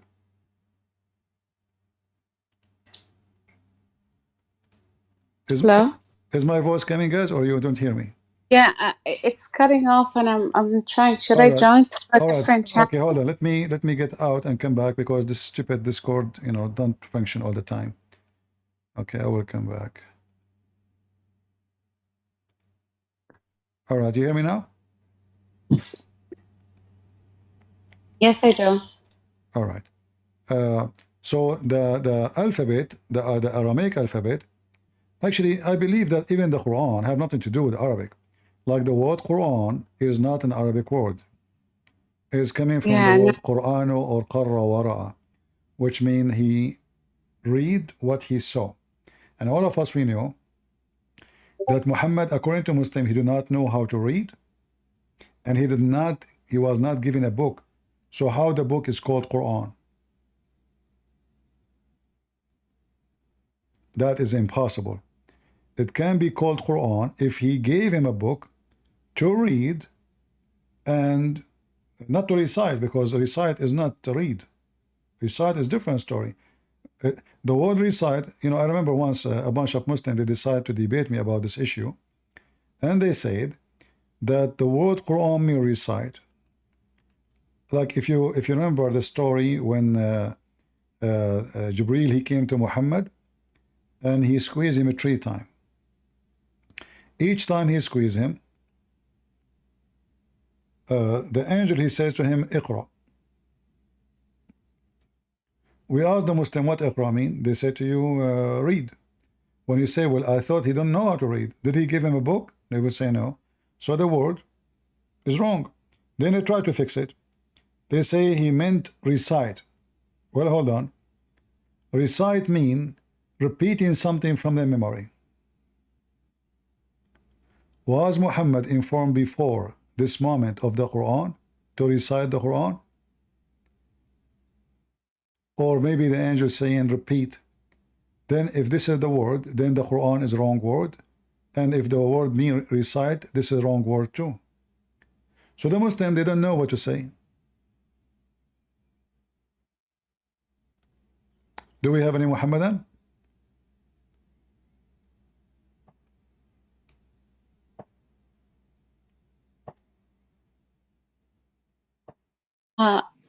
CP, can I tell you the story I was taught in Islamic school? All right. About the Quran. So Iqra, it was more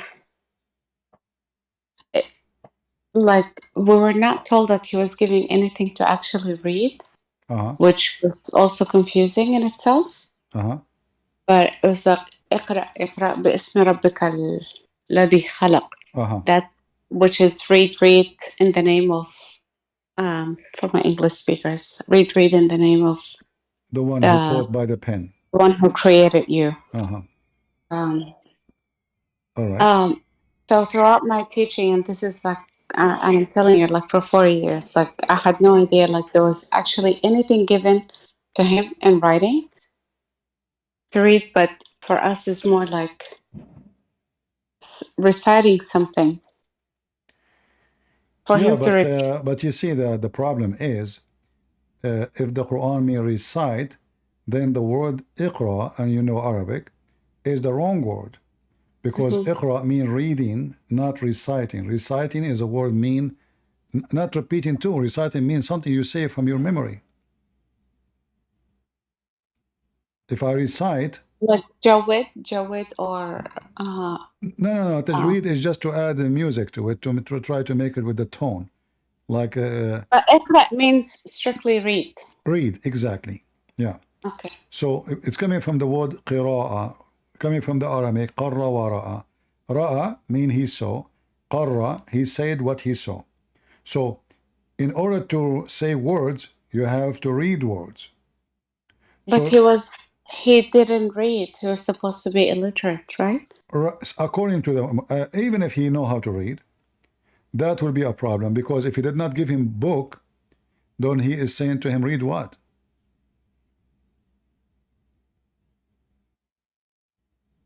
What you will read? He did not give him the book. You will notice that when supposedly the angel he spoke to him, Muhammad, he said to him, "Ma ana biqari." Every Muslim he give you different meaning for this statement. Some they say he says what I'm going to read. The majority they say, 99%, they say he said, I do not know how to read. However, here the story getting more stupid, because if Muhammad do not know how to read, and Muhammad saying to him, I do not know how to read, then the angel is stupid because he's asking him to do something he cannot do. And Muhammad, according to Muslims, still he died and he did not know how to write, how to read. So how this is a command coming from the God of Muhammad and Allah could not make him read? And look at the translation here. It says, there come to him the angel and said, recite. That is a lie. Nowhere in the hadith says recite. Big fat lie. He said to him, read. And then he replied, says, I am illiterate. And here you see how the Muslims are stupid in the translation.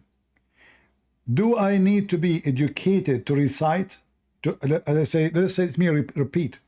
Do I need to know how to write, how to read, to say what the guy said? He just said to me one word. Okay, so can I ask you a question? And I'm just, even though it doesn't make sense to me, but I'm just gonna ask it. At any point where the word iqra, did it mean recite instead of actually reading?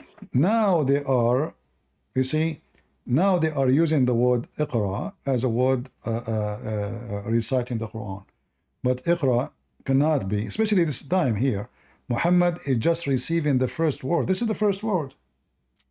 So how can be that recite? If it is repeat, why Muhammad saying to him, I am literate? And is that Surah Al-Qalam? Yeah, this is the first chapter he received, yeah. Which is now number 96 or 97. Oh, yeah, it's not number 1, yeah. The order of the Quran. They changed the location. 96, sorry. Yeah, I'm right. 96. So this is supposedly the first verses Muhammad he gave him, the angel.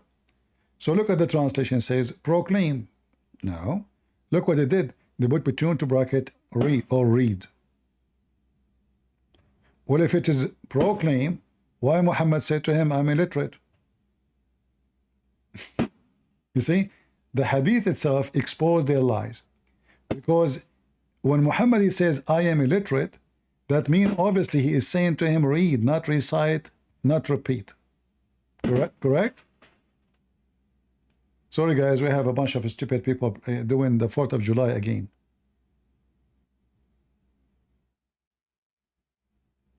Yeah, what you can do.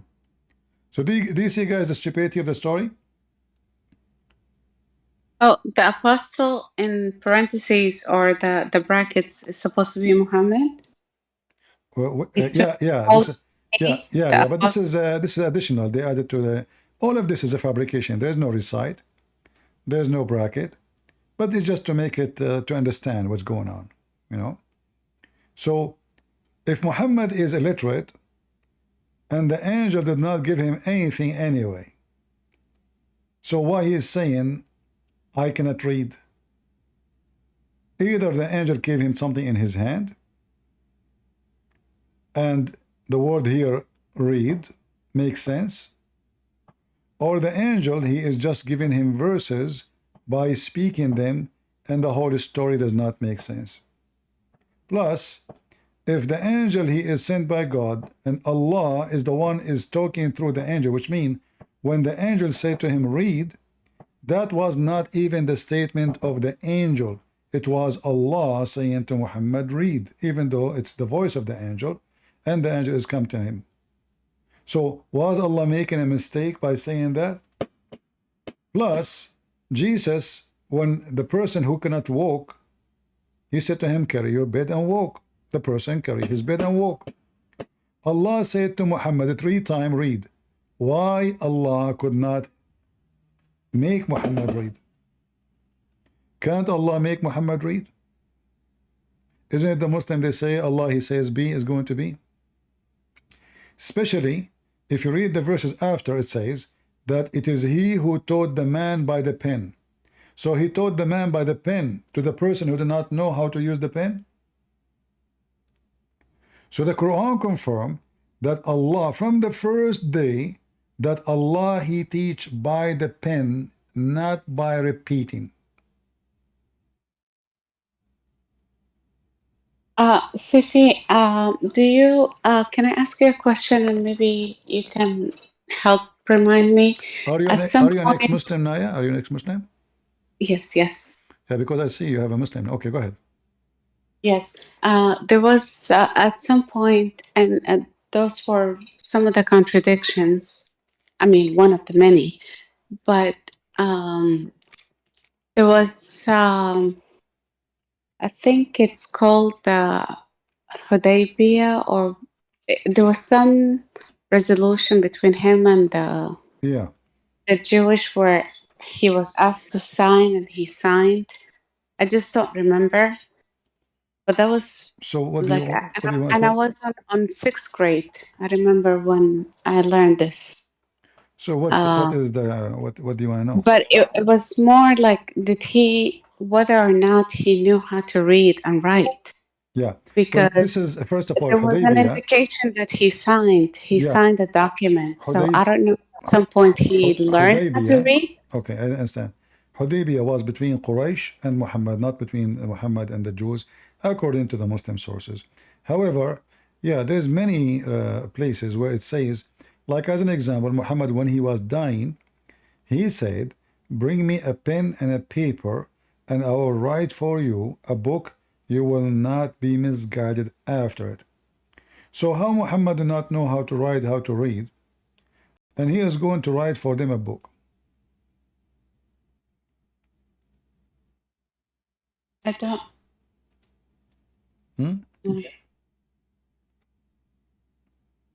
Let me see if I can find the hadith in English. Yeah, I'm trying to remember. It was even before his death. It was some sort of agreement. There's many. I agree with you.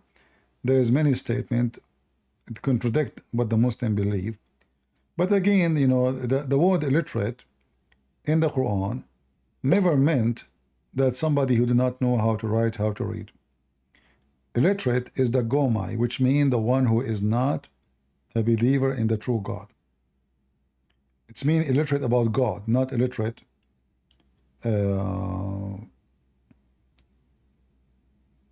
about reading and writing. Let us see.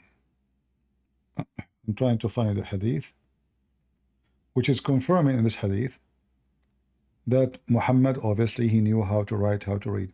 However, when we debate Muslims, remember, we have to go by what they believe.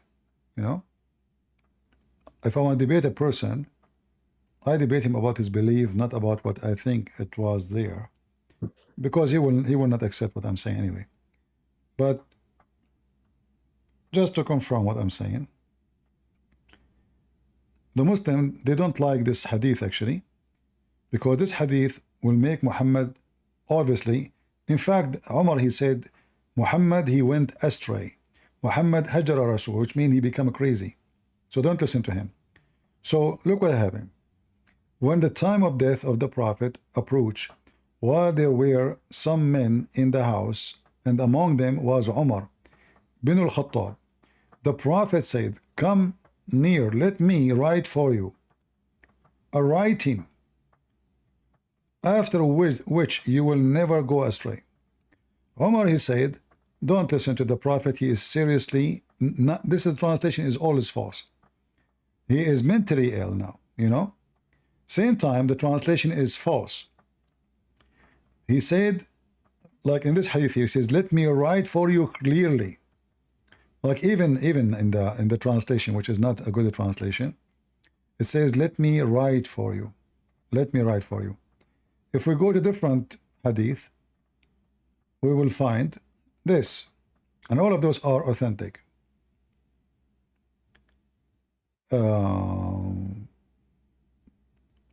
Where is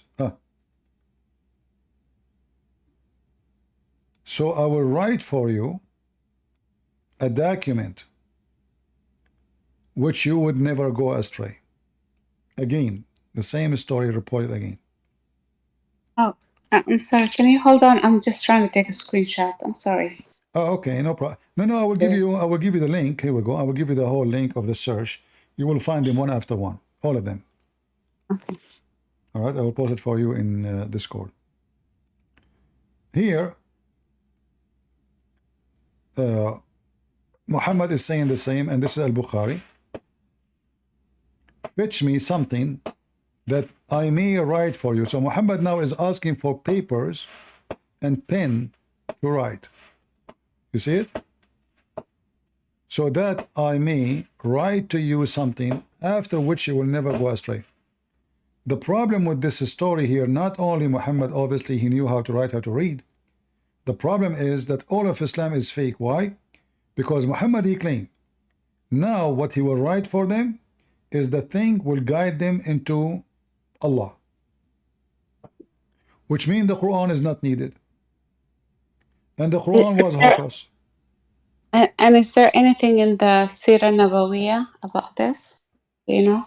Well, all of those, you can find them in the original, in the books of Sirahs for sure, because most of them, they are coming from there.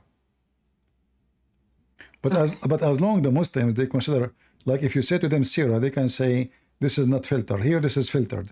This is Al-Bukhari. They cannot deny it. They cannot say, I don't accept it. So this is Al-Bukhari, as you see, hadith number 4431. So, if Muhammad in the last moment of his life, he want to write for them something so they will never go astray. And then Umar, he said to them, well, we have the book of Allah. So here you see how Umar, like we have a Muslim before you came here, he was saying we should follow Umar. You see, they should follow Umar, not Muhammad. So now Umar is the one who decides what guide the Muslim, what does not guide the Muslim. To the point he forbid them from bringing him anything to write. He told them Muhammad is crazy. In Arabic he says قد هجر رسول. Read it. أهجر. He lost his mind. This is how Umar speak about the Prophet of Allah. Muhammad, he lost his mind. And here in Arabic it says istafhimu, like ask him, like istafhimu, like it's like if you are asking someone he's mentally ill, like try to understand what he's saying. So obviously Umar is making fun of Muhammad.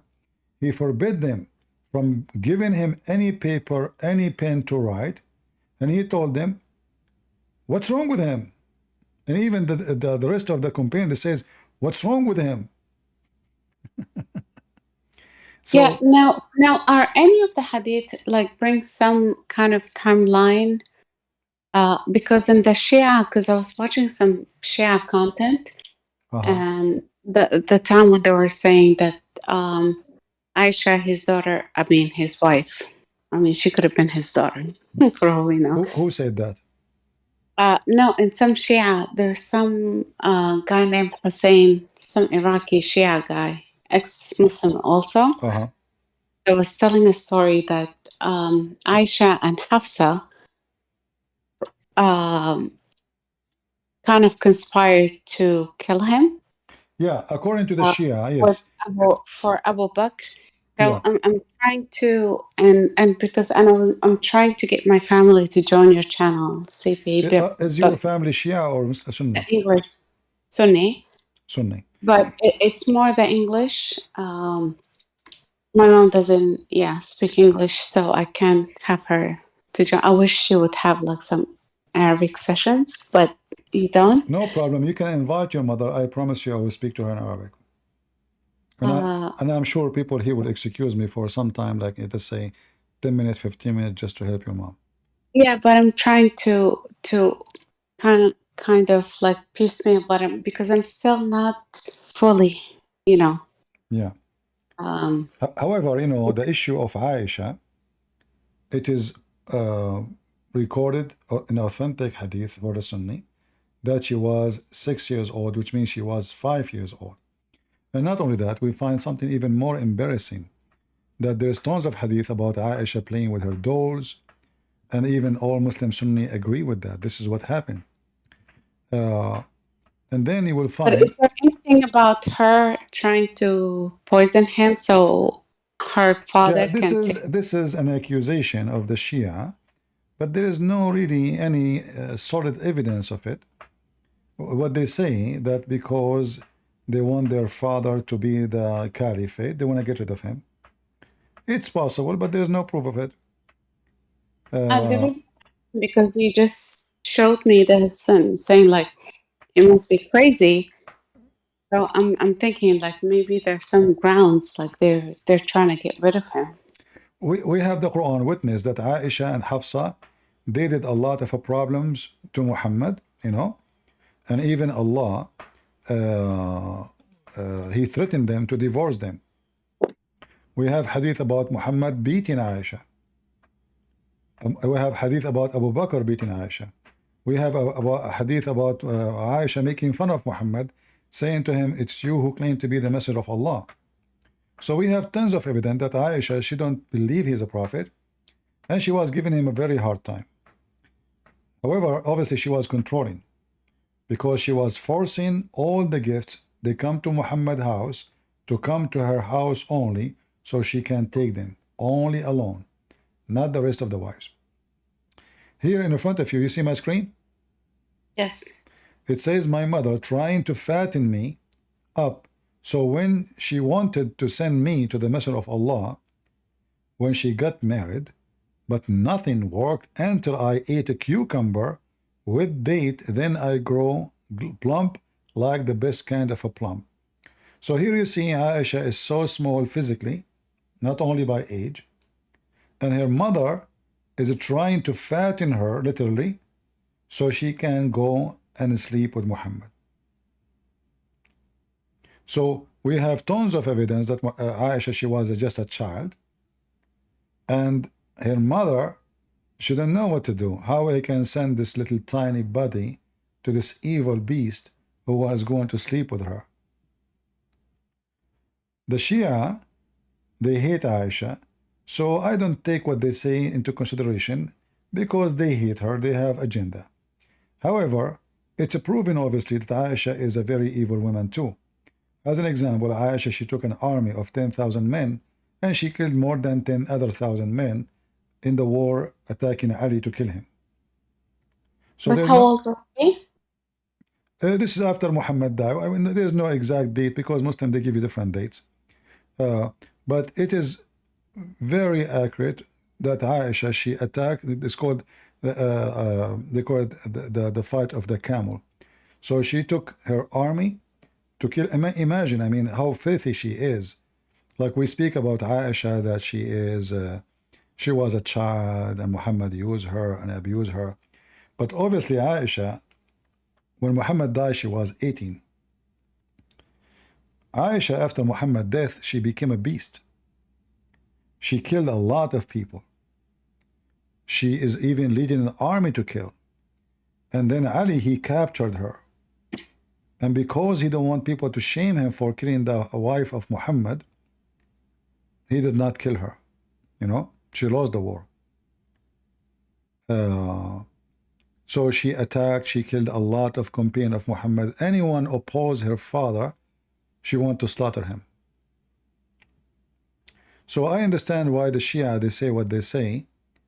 But you see, all the evidence we see here in front of us, there's nobody knows what is true. I mean, this is stupid religion, collection of stories. I mean, who said, who was there, you know? Like there's a story that doesn't make any sense. If you... And if I go back to the, I mean, from the time that I joined, like the text that you were showing, is that kind of Is that from the script that they found in the Birmingham Quranic I script? don't think so. I don't know where they found that. I don't know. But this is, it might be, I'm not sure really. Maybe it is. Because this is the only script they found. But there is the Quran of Samarkand. Let me find it for you. And the other question that I had, because some of my family members are talking about some of the Quranic scripts that are found in Jerusalem inside the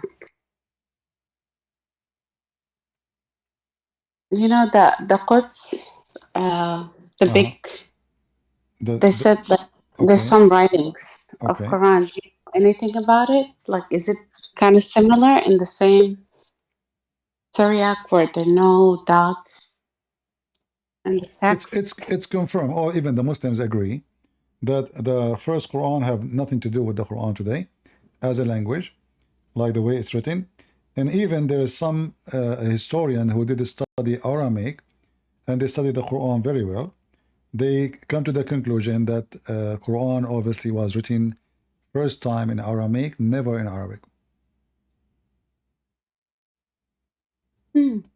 Yeah. And the easiest way actually to find out the word Quran itself, the word Quran is not Arabic. This is Aramaic word. Tons of words. But what about Mus'haf? Mus'haf, actually, the word Mus'haf is additional proof that there is no book, because Mus'haf mean, a page. Masahif mean pages. Suhuf, like when we go in the Quran, we type the word Suhuf, it says Suhufu Ibrahim wa Musa. So pages, there's no book. Chapter 87, verse number 19. Suhufu Ibrahim wa Musa. The Muslims, they translate those as books. That's false. Suhuf, Sahifa can be even a tray. It can be a paper. This was Sahifa is not a book. Oh. Like a newspaper in Arabic, we call it Sahifa. Right? Yeah. Yeah. So there is no book really. And obviously the Quran is a collection of stories coming from many religions. Like as an example, the story of Muhammad going to heaven. We cannot find that in the Quran. Nowhere we can find that in the Quran. But the Isra al-Mi'raj? It doesn't say that.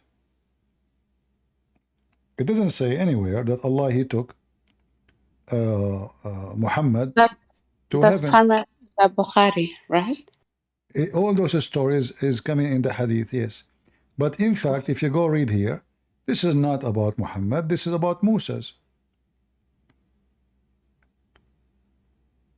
If you read carefully, it says, praised to be the one who took his slave at night from the forbidden place of worship or mosque to the farthest mosque. Okay, who is this person? You read after, it says Moses. If we type the word Asra, if we type the word bi'abdihi laylan, you will see that the same sentence appear again about Moses in the Quran.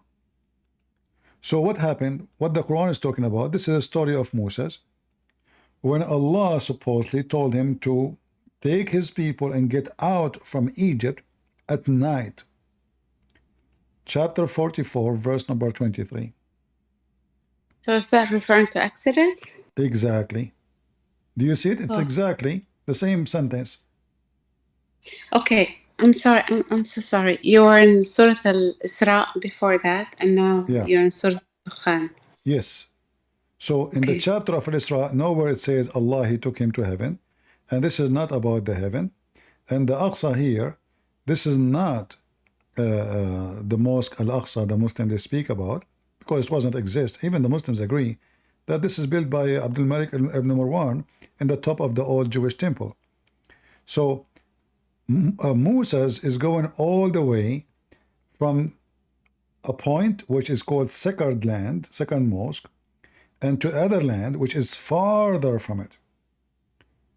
That when Moses, he spoke to God in Sinai.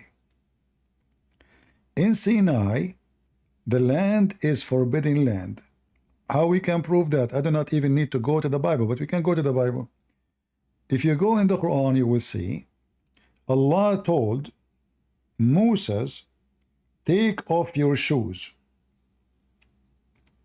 for this is a sacred land.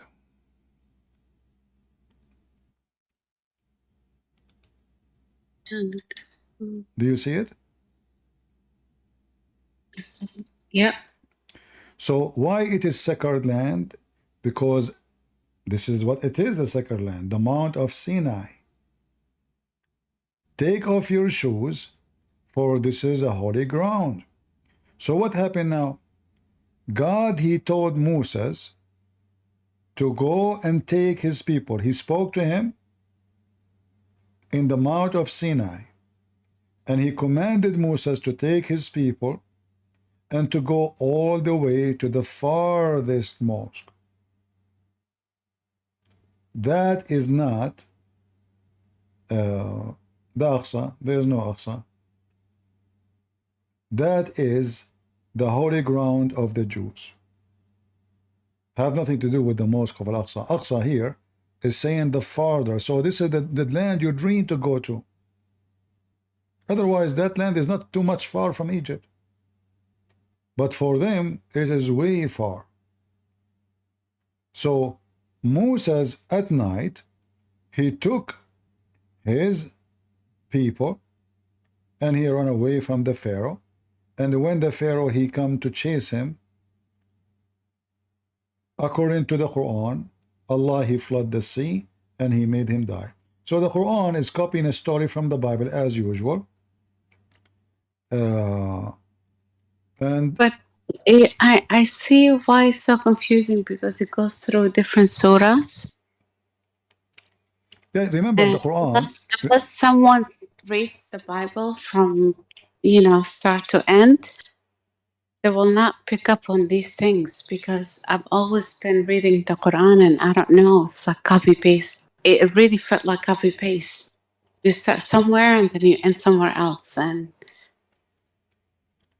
see, the Quran is a stupid book and doesn't make sense.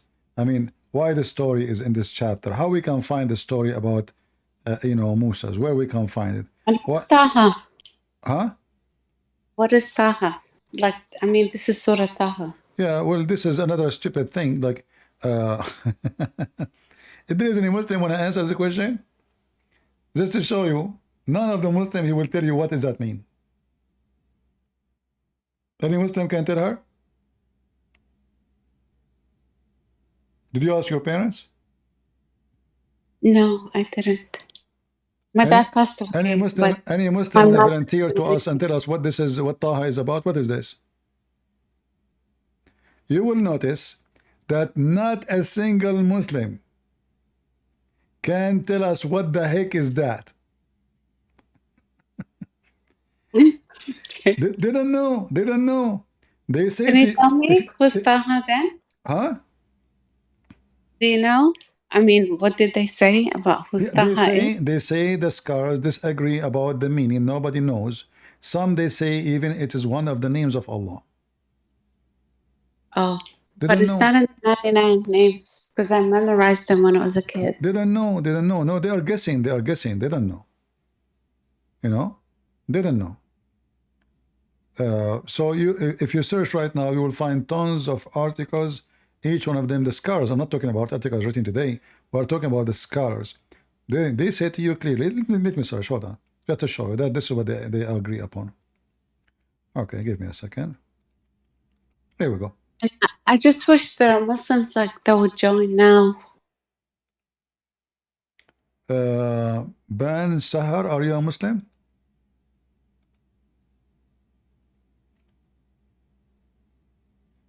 You know Arabic, right? I do, and I know more about Islam than I mean, the Bible, that's why, like, All I right. still. So do you see this is Tafsir al-Qurtubi? Okay. Here it says, طه ما أنزلنا عليك القرآن, etc. blah blah blah blah. Okay. Now the meaning.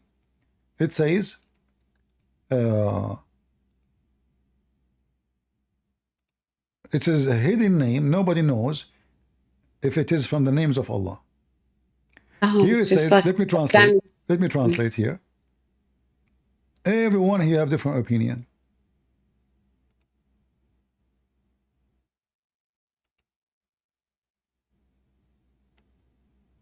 God Almighty sang, Taha. Scholars differed regarding its meaning. Al-Siddiq said, may God Almighty be pleased with him. It is one of the secrets.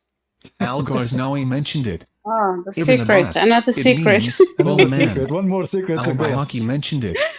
It was Listen, said, it is this a is my well-known struggle. language Even though I left, This I feel like I need to learn more about Islam because I just get attacked. Like, why did you leave? Because you don't know more. You've never been religious. You don't know much about Islam. And that's why I keep joining, because I want to learn more. But it's like, but you see, the it's so scholars themselves do not know confusing. Islam. Those are the scholars. They don't know. It's a secret. Okay. So if I'm this, not the only one then. No. This is a stupid book, and I believe the reason they do not know what it's meant. As I said, for this is not an Arabic word, and I don't believe even it's a word. So they don't know what it's mean. They have no idea what is that, and it's a foreign language. And now those Muslims are confused. What does this mean? So everyone, he give you different meaning. Everyone give you a different story because nobody knows. They are just guessing. Look, all of this is just guessing, you know. Like here it says, look what Muhammad said. Let me see if I can find this hadith in English so we can laugh.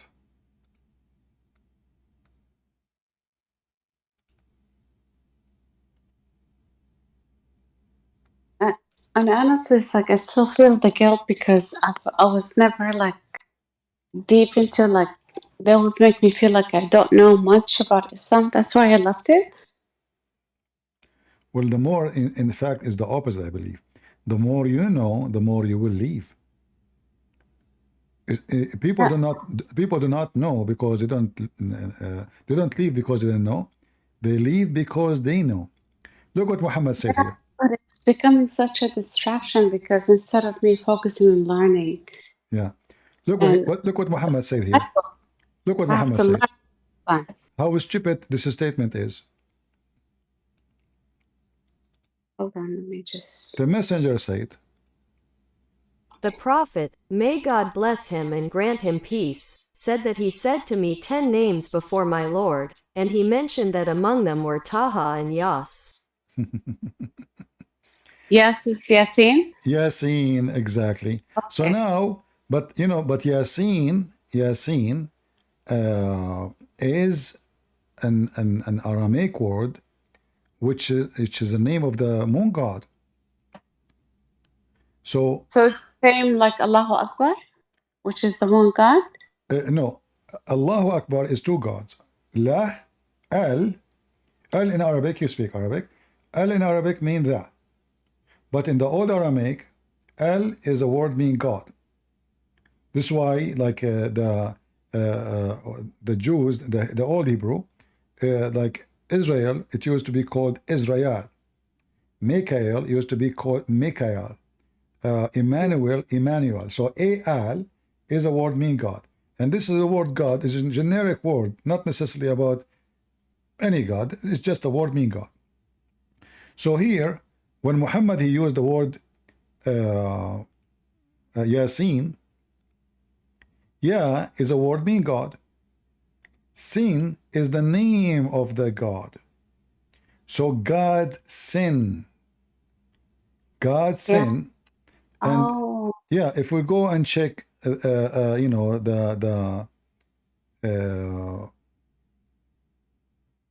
in Google you search what the word sin mean, you will come right away and see the name. It means the moon god. Let me see if I can show you. I Sin. actually Googling it right now. Okay. Yeah, that will save me. Yeah. So the Muslims, they say that they don't know really what Yasin mean. They agree that only Allah knows what he meant. But we know that Ya is a word meaning God, Sin is the name of the God. And this is why actually even in English today, they say this is sin. It is sin. Why? Because this was pagan. Sin mean pagan. And was the father of the sun god Shamash. Sin is the moon god. Yeah, it is, but there's a long explanation. Yeah. And Akbar is the sun god. Sin, he married from the sun god, and they have 3 daughters, Manat and Al-Uzza and Allat.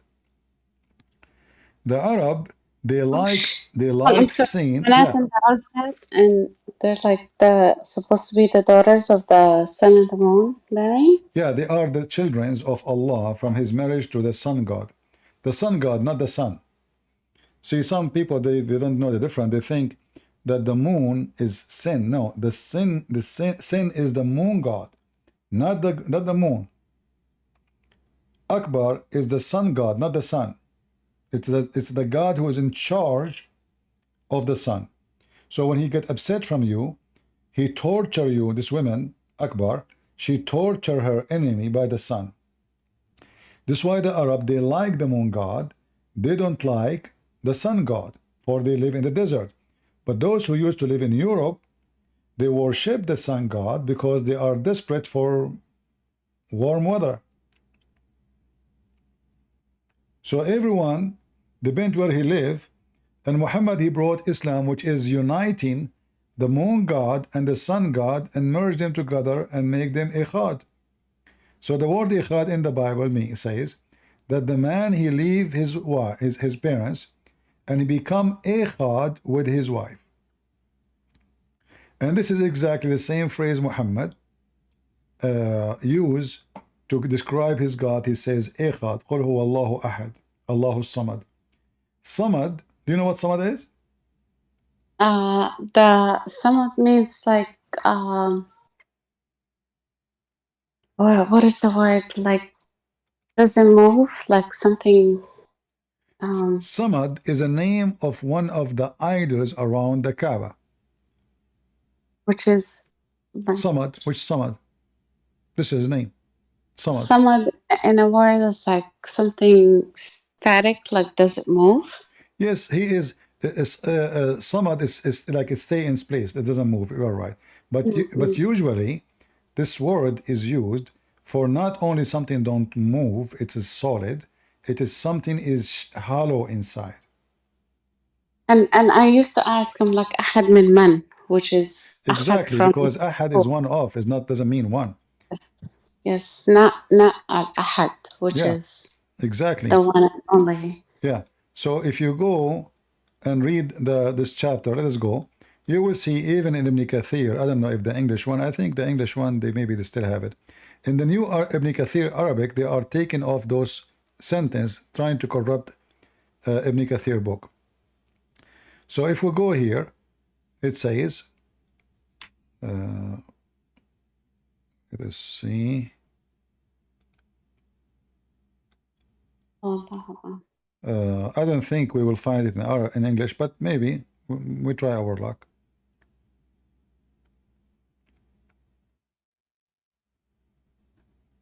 Let us see. Oh gosh, all of this for one such a short verse.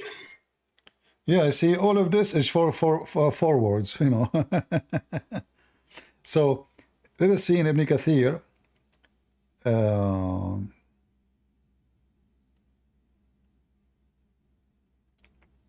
I just hope they're Muslims hearing this, and I can tell them it's like whoever my Muslim friends and I've been doing this for 40 years, never made sense to me. So if you have all these questions, please don't ignore it. Please. See, I cannot find in the English Ibn Kathir this statement. In this website, they took it off.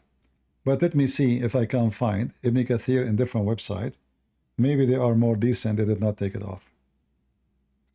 But if anyone learned Arabic, and for anyone that, because I used to be one of those people who used to argue. I'm like, unless you understand, Arabic, you don't know this shit. But it's... Yeah. Let me see. Where is it? Tafsir. I'm trying to find the tafsir. Praying to it, like saying it, reciting it in every single prayer, Yeah, it's just a stupid religion. Nothing makes sense in it. Ibn Kathir. Just to show you how Muslims corrupt their books, they have no decency. Why they want to take off what Ibn Kathir is saying? If they are really decent, Ibn Kathir. My sister told me not to listen to Ibn Kathir. That's Sorry? another. My sister. What about her? She's like, don't listen to Ibn Kathir or all these tafasir because... So we will listen to who? I don't know. Yeah. Yes. Well, here we go. I see. Ask her what Taha mean. So what kind of religion is based? I agree with her actually. I mean, what kind of religion this religion is? God knows what this God is saying. Because if Allah, you see the Muslim, they keep saying that the Quran is written in amazing Arabic. So as long as the Quran is written in amazing Arabic, why the Muslim cannot understand the explanation of Allah? Allah said in the Quran, He explained the book. If Allah explained the book, and then we need a million explanations which contradict each other to explain what already explained. Yeah, and I learned Arabic. I actually went to Iraqi schools and I learned like pretty good Arabic. Yeah. So I still don't get it. You will never get it because this is a stupid book. There's nothing there. Okay, let me see. I found different website. I will see if we can find it here, just to show you how Muslim they lie. So this is the first website I searched. I could not find where Ibn Kathir, he mentioned the Samud. There's a website called Al-Tafsir. Yeah, that is in Arabic. I want to show you that one does not have Ibn Kathir in English. They have Ibn Kathir in Arabic only. Yeah. So let us see. Verse, okay.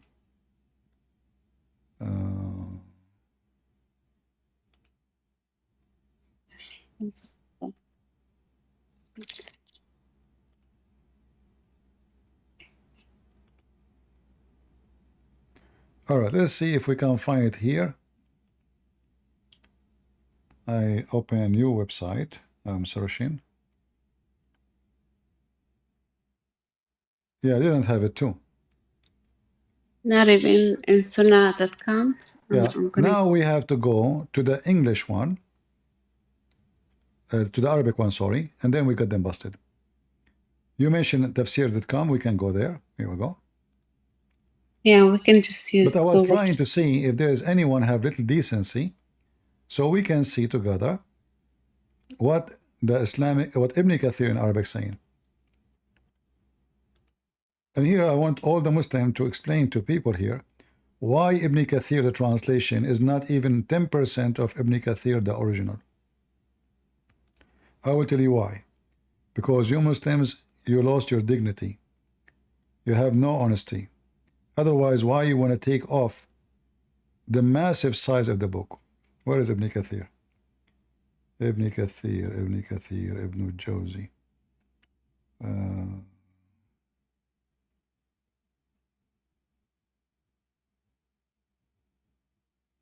Man, they have tons of. Let me see. Ummahat Tafsir.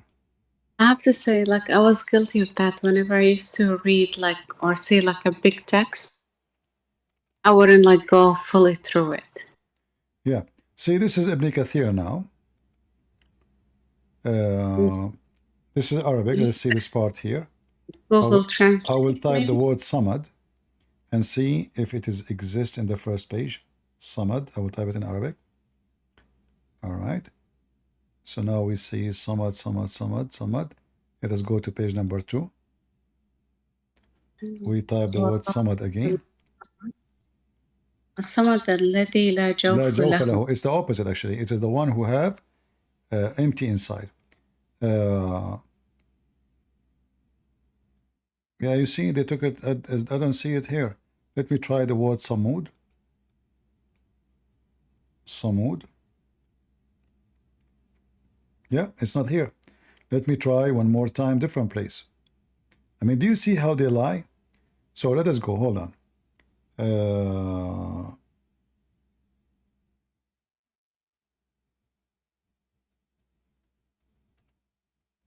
There's no way I'm not going to get them busted.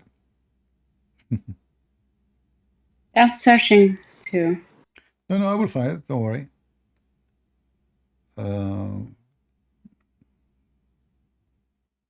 That's what I do.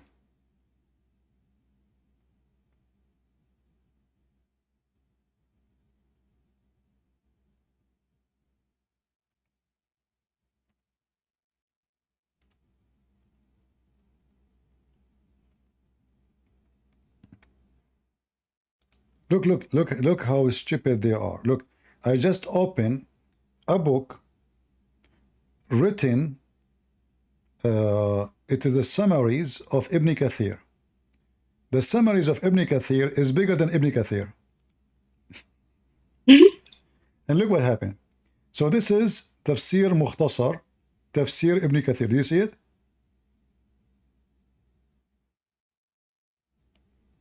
You see the page? Yeah, all it's right. a long one. Now I will type the word Samad again and see if I can find it. Sanam, I will type the word Sanam. Look what happened. So this is what was in Ibn Kathir, they took it off. So here it says, let me translate.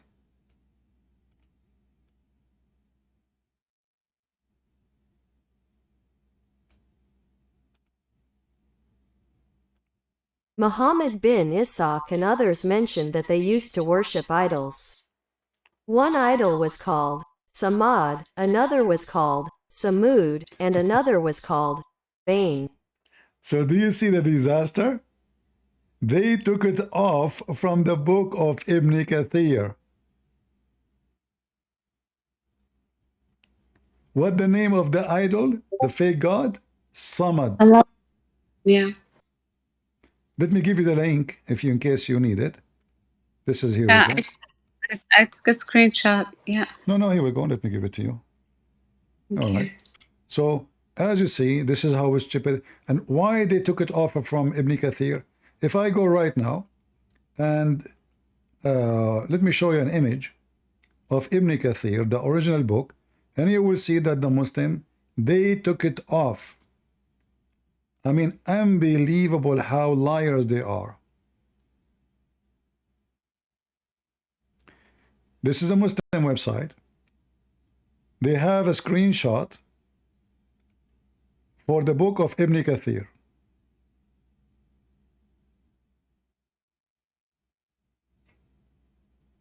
I'm going to send you also the link that I found from Islam.web, but it's also Arabic. Yeah.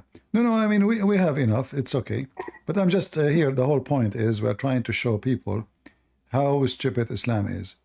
They lie, they fabricate, they take off, they try to cover the disasters in their books. And as you see, their God, his name is Samad, and this is an idol. Samad and Samud. And the other one, his name is Al-Haba. Haba? Al-Haba. You see it? Al-Haba. Yeah. Yeah. So, you know, the more you read in the books of Muslims, the more you find a lot of garbage, left and right.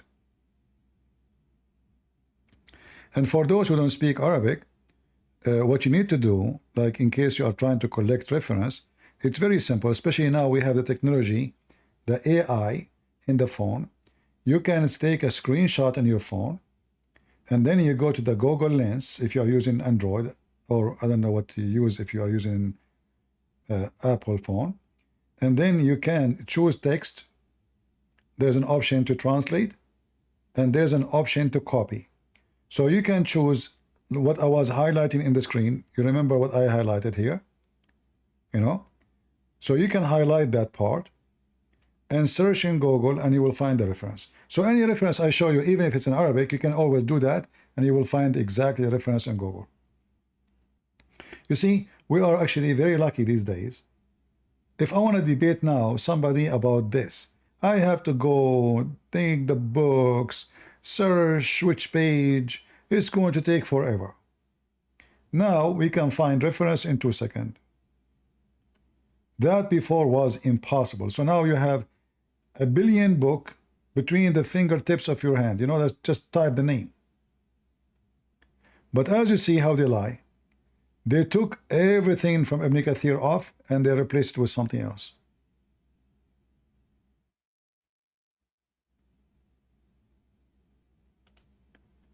Do we have any Muhammadan?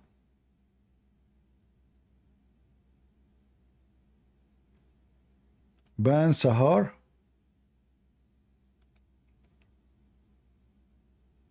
Thank you so much for the information. You're welcome. And if you want to invite your mother, she is welcome anytime. I will be happy to help her. Yeah, I spoke to her.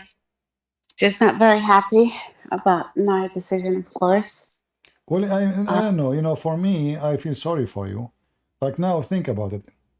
You are not. You've been invited to speak. Huh?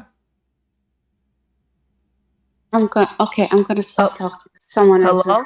Okay, Ibn, go. You are a Muslim? No, I'm Christian, but can you explain like the Trinity? What do you think? What do you think about Muhammad? He's false. Okay, and why you want to? What do you mean explain the Trinity? Like, cause like I've been trying to like convert my friends and like. Okay. Like my Can you friend. explain? Can you explain how Jesus can make the blind see? By God. Okay. By God or by him? By him also. Okay. So can we explain how we can do it?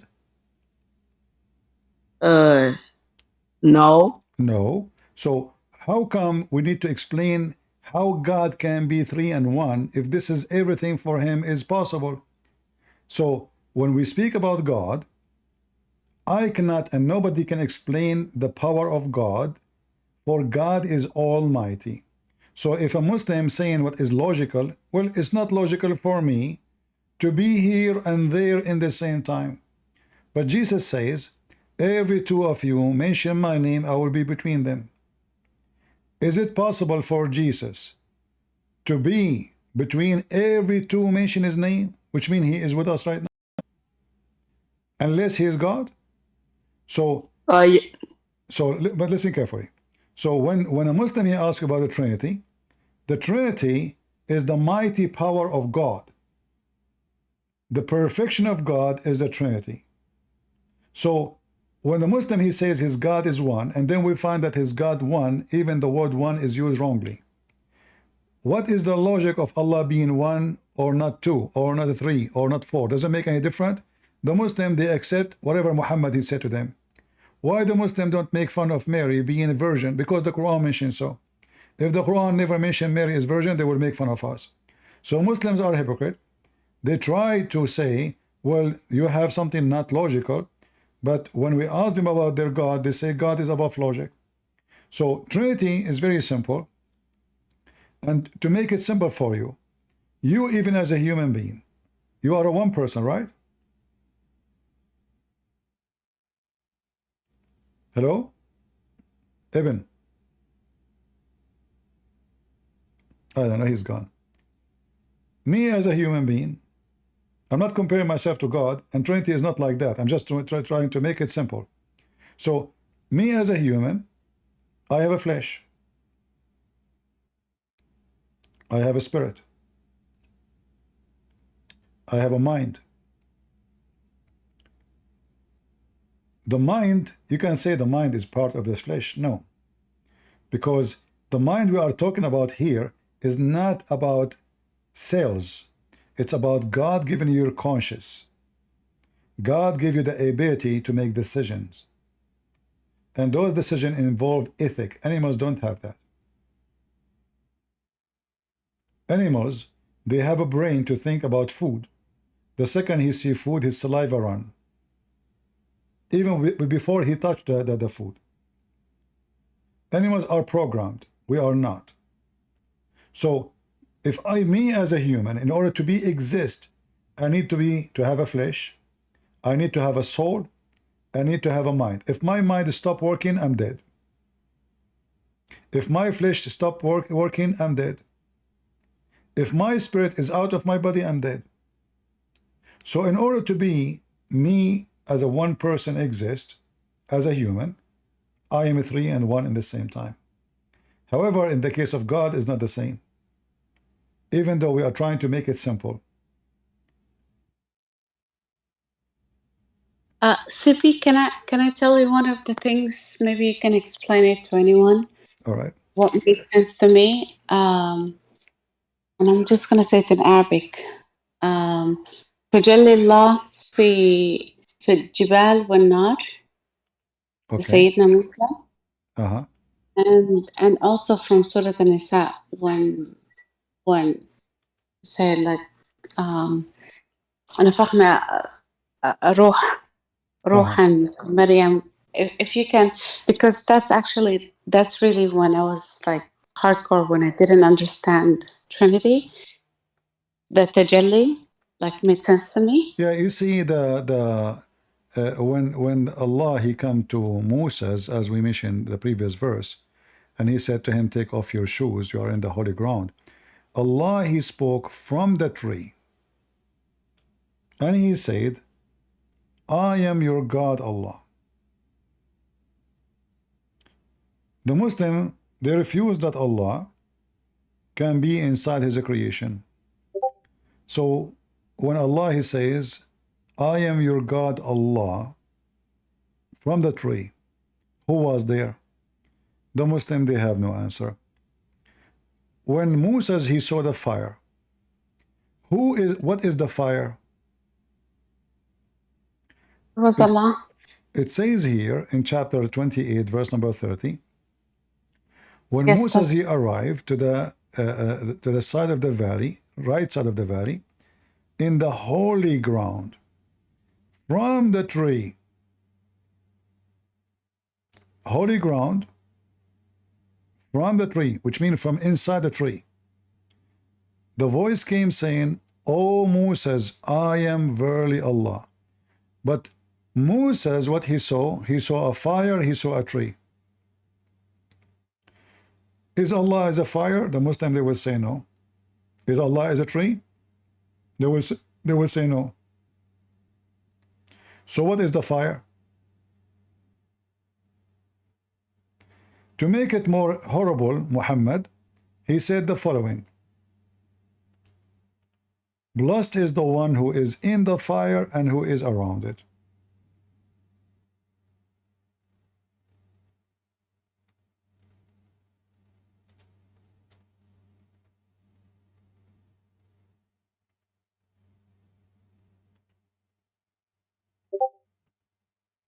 Chapter 27, verse number 8. When he arrived to the fire, a voice came. He heard a voice, and the voice saying, blessed the one who is in the fire and the one is around it. So Muslims, who is the one in the fire and who is around the fire?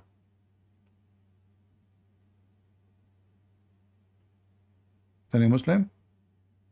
Other story. We have in the hadith, in fact we have in the Quran, Allah he uncover his shin.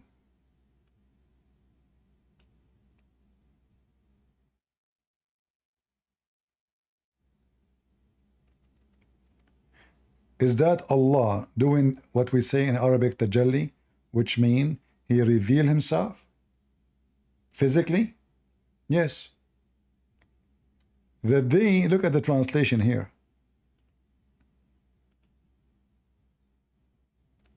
The day Allah will lay his shin, naked shin.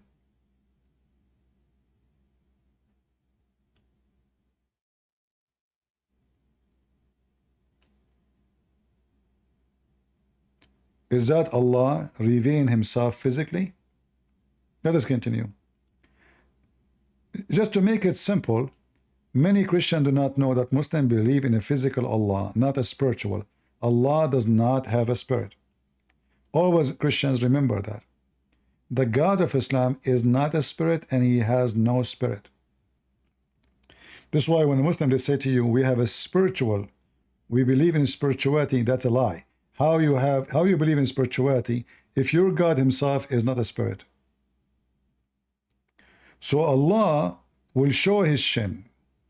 They asked Muhammad, are we going to see Allah? He said, yes. They said, how we can recognize him? He said, first, Allah will come to you in a shape other than the one which you saw first time, which is very weird statement, because when the Muslim they saw Allah first time or second time, they never saw him. They said to him, how we will know him? He says he will, uncover his shin. I'm just trying to find you the hadith. Where is the hadith?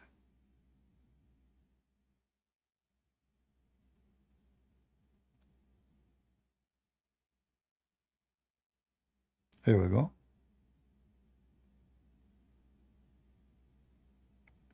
It says the same, but I want to show you where it says, see Allah. So the question here, they said,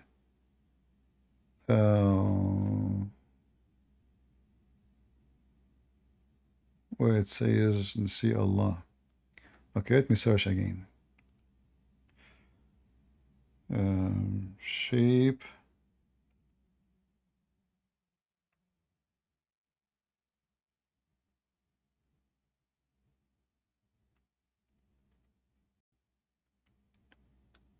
Let us see. So based on the hadith, the one I'm trying to find you, Allah, he changed his shape and he took different shape. So now we have two Allah. Where is this stupid hadith? Why is it taking me forever to find it? Oh boy. Go on, give me a second. Let us see. I don't want to keep flipping in front of your eyes, hurting your eyes. Let me take it in different browser.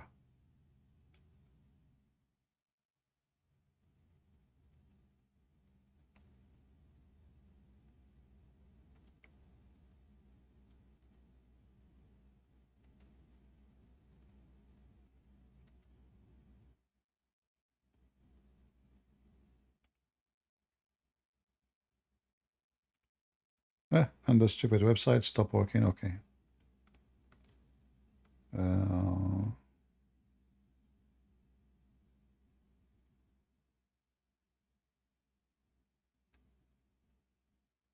Here we go. We find it. Good. We look in different place. I will post the link for you guys so you can read it. And please post the link for people on Rumble and YouTube. So this is the link here.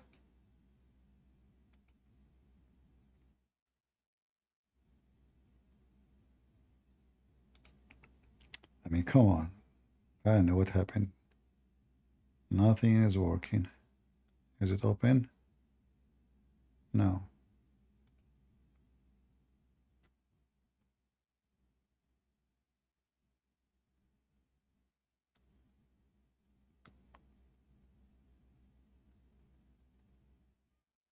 All right.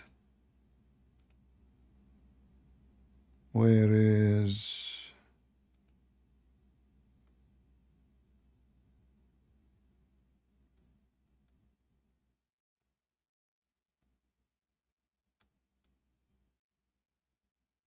Here we go. So the Messenger of Allah, they ask him, shall we see our Lord on the day of resurrection? Muhammad, he said, yes. and added, do you feel any trouble seeing the sun and the moon with no cloud over it? They said no. He said, do you feel trouble in seeing the moon upon in the full moonlight night? They said no. And there's no cloud around. They said no. So now we know that he's talking about a physical thing, physical seeing, not imaginary. So we will see him the same as we see the moon and the sun.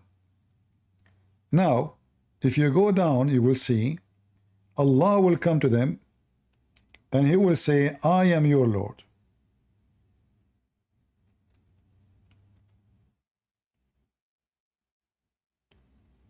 Your Lord.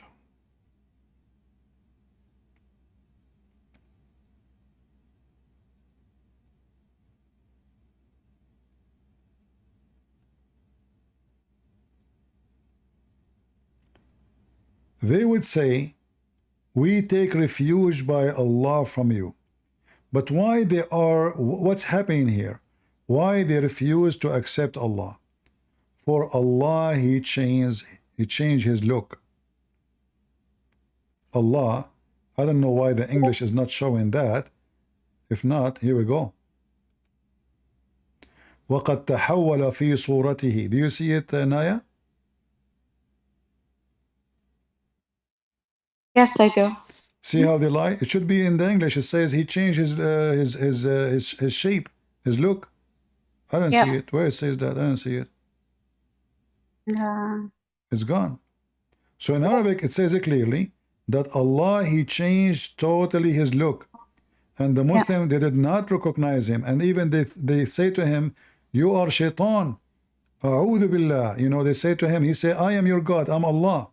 They say, we take refuge with Allah from thee and don't associate anything with Allah. So they refuse Him and they call Him, you are shaitan, just because Allah, He changed what? He changed His look. So, yes, it's the suratuhu means look or image. Just exactly. for anyone, just to be so, sure. Yeah. So the Muslim, they say, the Christian, they believe in incarnation. But isn't it, this is incarnation? Nope. This is incarnation. God, He's taken different image.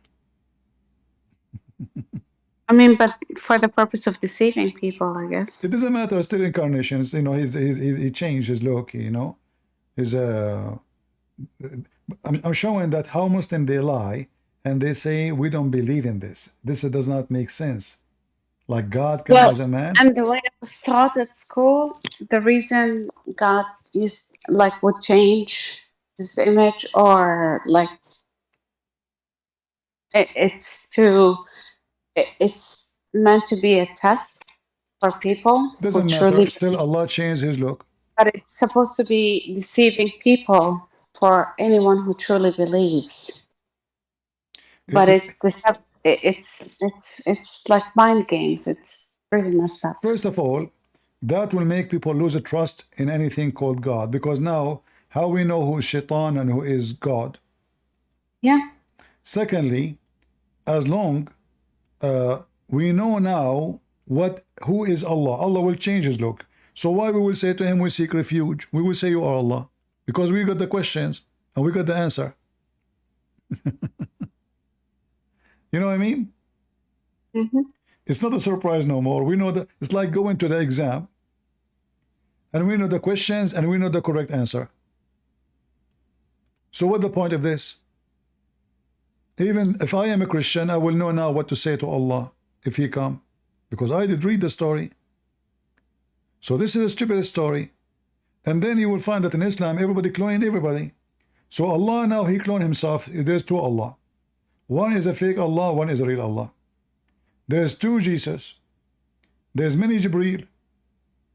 Jibreel is the real Jibreel. Or Jibreel, the one who looked like Dahya al-Kalbi. Jibreel is the one who looked like just a white man walking by. Jibreel who have 600 wings. Jibreel who have 2 wings. Jibreel who sit in the chair. Which Jibreel is the one? Everybody clone everybody. Shaitan, he cloned Jibreel. Shaitan, his name is Al-Abiyad. He cloned Jibreel. So which one is... everybody is cloning everybody in this religion. But why isn't it missing from the translation, though? They are trying to hide in it. You know, they are trying to hide in it. And you know, all the story here in front of you is a fabrication, is taken from the story of Zerdusht. You see here it says, ثم يضرب الجسر على جهنم. Yeah. Okay, this is mean that the bridge will be open over Jahannam.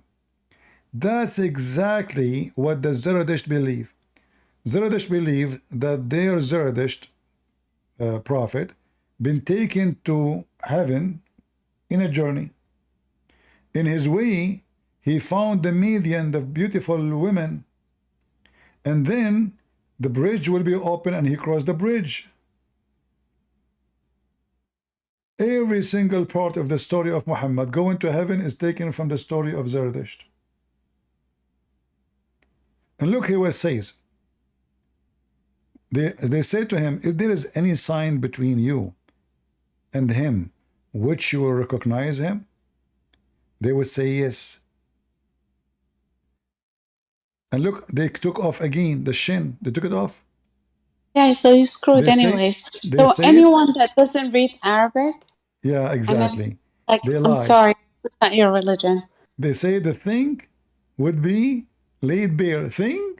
This is Joe Biden, you know the thing? In Arabic it says the shin. They change it, they make it the thing. What thing? Oh, wow. In fact, there is a hadith, let me share with you. I'm sorry. Oh, this is from Sunnah.com. I'm just taking. Yeah, this is from Sunnah.com. As long as we are talking about the thing, you remind me of a hadith. You remind me of a hadith. I want to show it, just to show you how they lie in the translation. I don't know if any Muslims here who don't read Arabic. I'm fluent in Arabic. It's my first language, and I still don't get it. So please don't. Like, it's. I don't know how many times I'm gonna have to say it. I can't trust anything. Like, it's. Where is the hadith? If you see this hadith in Arabic, you will die laughing. In English, they add things is not there to fix it.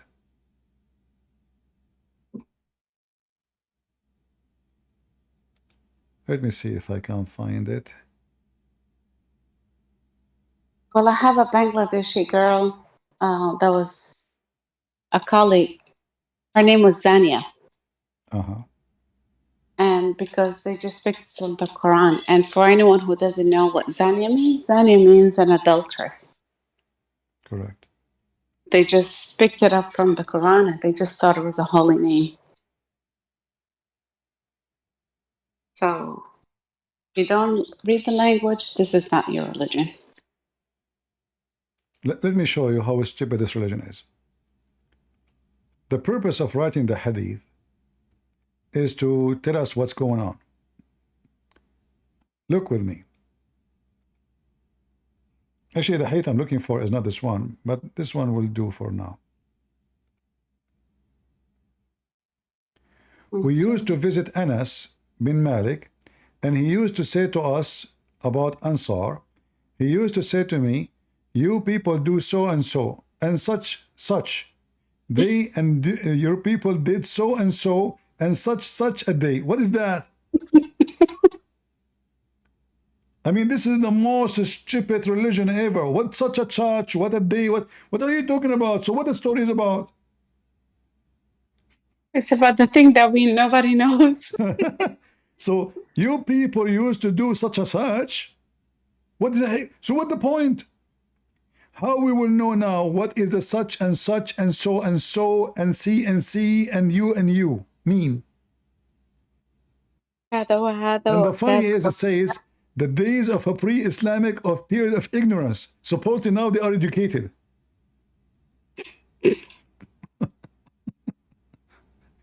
If this is education, what is stupidity? So and so, such and such, you do such and such, really? I'm trying to translate it in my head, but it's like هذا وهذا وكذا وكذا. Yeah, in Arabic is even more horrible. In Arabic in Arabic is actually the hadith I'm looking for is way more funny than this one, but I need to find it. And I'm trying to remember really what was horrible, how stupid this cult is. Like when I'm studying this cult, I say to myself, what the heck is this? What so and so and do this and this? What is that? You know? There's tons of stories like this. You're blessed. You're never a Muslim, and you never had to waste years of your life and live with the guilt. Yeah. Yeah. Look at this. It's the guilt that's killing me right now. But the wisdom, it's not your fault. You're born in this family. It's okay. The important is you are not anymore. I'm a stupid person. I mean, I know I used to be half brain before, but still, it's look at this. Look at the wisdom of Prophet Muhammad. He who killed a Geigo with the first stroke for him is such and such reward. What is the reward? Such and such. And he who killed it with second stroke for him is such and such reward, less than the first one. And he who killed it with the third stroke for him is such and such reward. What is so what the point now? Where is the reward? Can't they say what the reward? I mean, is it really say such and such? Abu Hurairah, that's the most lying, okay. The father of the cats. Well, he had so many hadiths, so I don't really. Such and such. Does it make any sense in Arabic? No, what's in Arabic? It's more, it's the same garbage. What's such and such? Kada wa kada. Yeah. Kada wa kada. Oh, actually, that's a good translation. That doesn't tell you anything. Kada kada, kada wa kada. So okay, It's actually an accurate translation for this one that doesn't tell you anything. Yeah. But there is a hadith. I'm trying to remember. I think maybe I'm tired. There's a hadith is hilarious funny. I mean, when you read it, at least this one there's something there. But there is one of them. I cannot remember what it is exactly, and I'm trying to squeeze my head. No, but we still can't tell. Like, what's the point? Yeah. Where is the hadith? Okay. Oh, and CP, I found it, but not. I found it. Listen, Abu Hurairah is a liar. I found something, but not translated, and this is not the one I'm looking for. But let me show you this one. Oh. Yes, bin Sahar. Are you a Muslim? Hello, only by name. All right. Read with me, Naya. It says here that from Ibn Sirin, that a man, he said, the Prophet said, that a man, etc., say such and such. And then Ibn Sirin, he says, I tell you, the Prophet said such and such. I don't tell you anymore. What the heck is this? Wait, Nabi sallallahu alayhi wasallam. Okay, the Prophet sallallahu alayhi wasallam said, so and so, such and such, I will never talk to you. That's what it says. What the heck is this? I will never talk to you. This is the Prophet says that. Are you serious? The Prophet says such and such, and such and such. So and so. And he spoke to the person so and so, and then I will not talk to you. What is this? Yeah, I'm gonna let the other guy, gentleman. Okay, go ahead. Yeah. Go ahead. What's her name? Bin Sahar.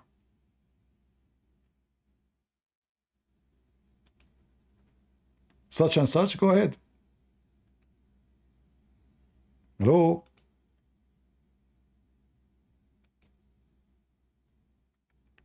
the religion of such and such. Really, the Prophet says, do such and such they said, and I said to such. That's deep. And look, they did not translate it in purpose because it's hilarious. There's no translation for it. Look, there's no translation to the one we are reading. It's just in Arabic. There's no translation.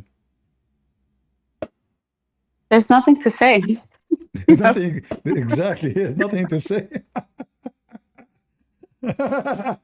Where's the other guy? Where did he leave? There's, listen, I'm going to be a commentator to Prophet Muhammad. Prophet Muhammad, he said such and such, and he spoke to a person such and such, and he said to him so and so. So when he said to him so and so, the guy, he said to him, so we do such and such. The Prophet says do such and such, but don't forget that you have to do so and so. So when the guy, he went to do so and so, he said to himself, the Prophet, he said to me that first I have to do such and such before I do so and so. So I went and I did such and such, and then I forgot what to do because he said to me so and so, but there's one so, I forgot what it is. That's amazing. Okay, I just wish you know مدرسة مشاغبين. Yunus Shalabi. Who? Yunus Shalabi. Yunus Shalabi مدرسة مشاغبين. الواد ما بيجمع. طب سيبه نسيب. حط البتاع بالبتاع عشان البتاع في البتاع. البتاع في البتاع. خليلوه. الواد ما بيجمعش. I wish people they knew what you are saying. They will die laughing. This is like a comedians, Egyptian comedians. It's not like troll. It's just a troll comedy. So this is a troll. So the it's a guy that just says things that don't exactly make any sense. It sounds the same. Exactly. This is what Muhammad is. So and so, such and such, person and person. Okay. كذا وكذا. but sadly, okay. There's a Ben. Someone. I'm gonna mute myself. So. But he's not going to talk. You keep asking him to talk. He never talk. Ben, please speak. Do we have any Muslim?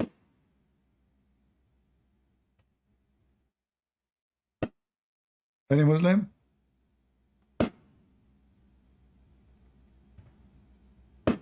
Any Abdul? Any so and so?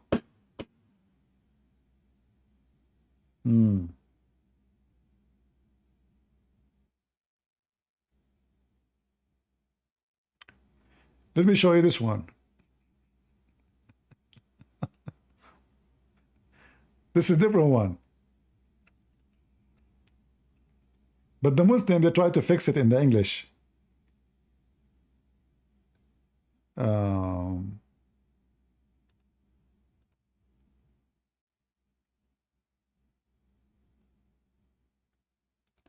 Let's see here what they say in English. As Allah Apostle was delivering sermon in the day of Nahar, a man stood before him and said, O Messenger of Allah, I did not know such and such. Now the Muslim trying to fix it. This is not in Arabic. Right was performed. Before such and such, the Muslim, they add things is not there in English to fix it. Then another man, he come and said, O Messenger of Allah, I thought that such and such, should I repeat such and such? You see, all of those between two brackets is not in the hadith. So can a Muslim tell me what they are talking about? Besides such and such? What is exactly they are talking about?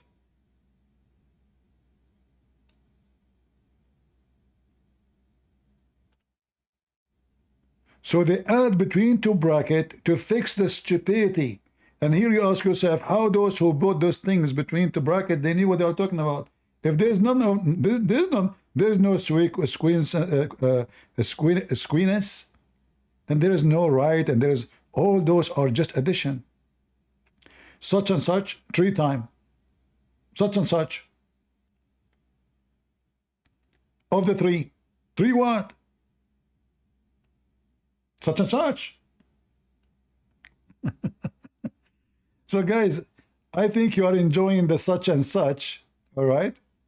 Did you enjoy the such and such for today? Yeah, we need the guy who make the oxygen explain to us such and such. This is really religion. And if you read in Arabic, here we go. Anaya, she speak Arabic. All what they are adding there is not there. The whole hadith is not even, it's just here. There's nothing. You I'm actually translate, like, Naya, you translate. You speak English better than me. yeah, I'm maximizing the screen to read, but it's not. You see it now? Okay. فقام إليه رجل فقال ما كنت أحسب يا رسول الله كذا وكذا. Okay, such and such.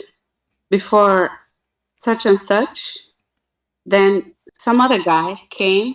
Oh, prophet, I would have أحسب. Is this? I thought. أحسب? I Yeah. thought that such was said before such and such for those 3 that said do it And don't with worry. no shame and don't worry or don't. Anyone understand what the prophet is talking about? The religion of such and such? What is this?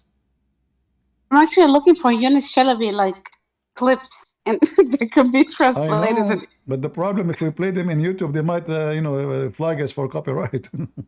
No, I'm probably just gonna send it to the group. Yeah, such and such, huh? Hey, Muslims, how the prophet such and such is doing?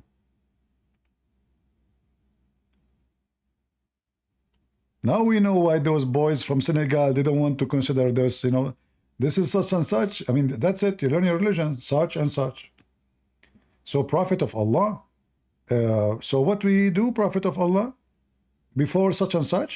Such, do such. I do not know about such and such. What? Yeah, but you can do that and this and that. And you can do this and that. This will work if there is a camera. Oh my gosh. And there is something in front of them. But as long it is not something physical to explain by camera, well, where is the story in the story? So I remember this hadith. I was maybe 14, 15, and I came to the teacher. I put my hand up. He said, okay, here we go.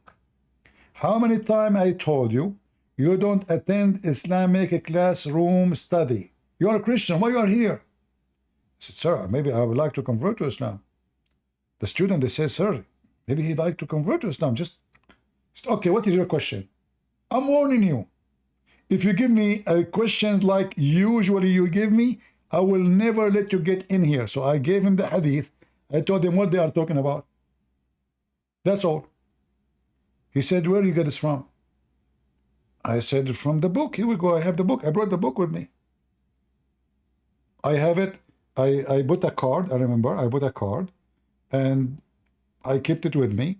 I waited for him enter the Islamic study classroom. I asked him, he's a mullah, he's a sheikh. I gave him the book. He started reading. He said, well, this is easy to explain, but we have to be in the time of the prophet to understand. However, it means that you need to do such and such things in order to follow the command of a prophet of Allah. So all of us, we are commanded to do such and such. I said, sir, this is the question. What is such and such to do? He said, it's not important. It's not important. We obey the prophet. It doesn't matter what he say. Here it's not clear. In different place it's clear.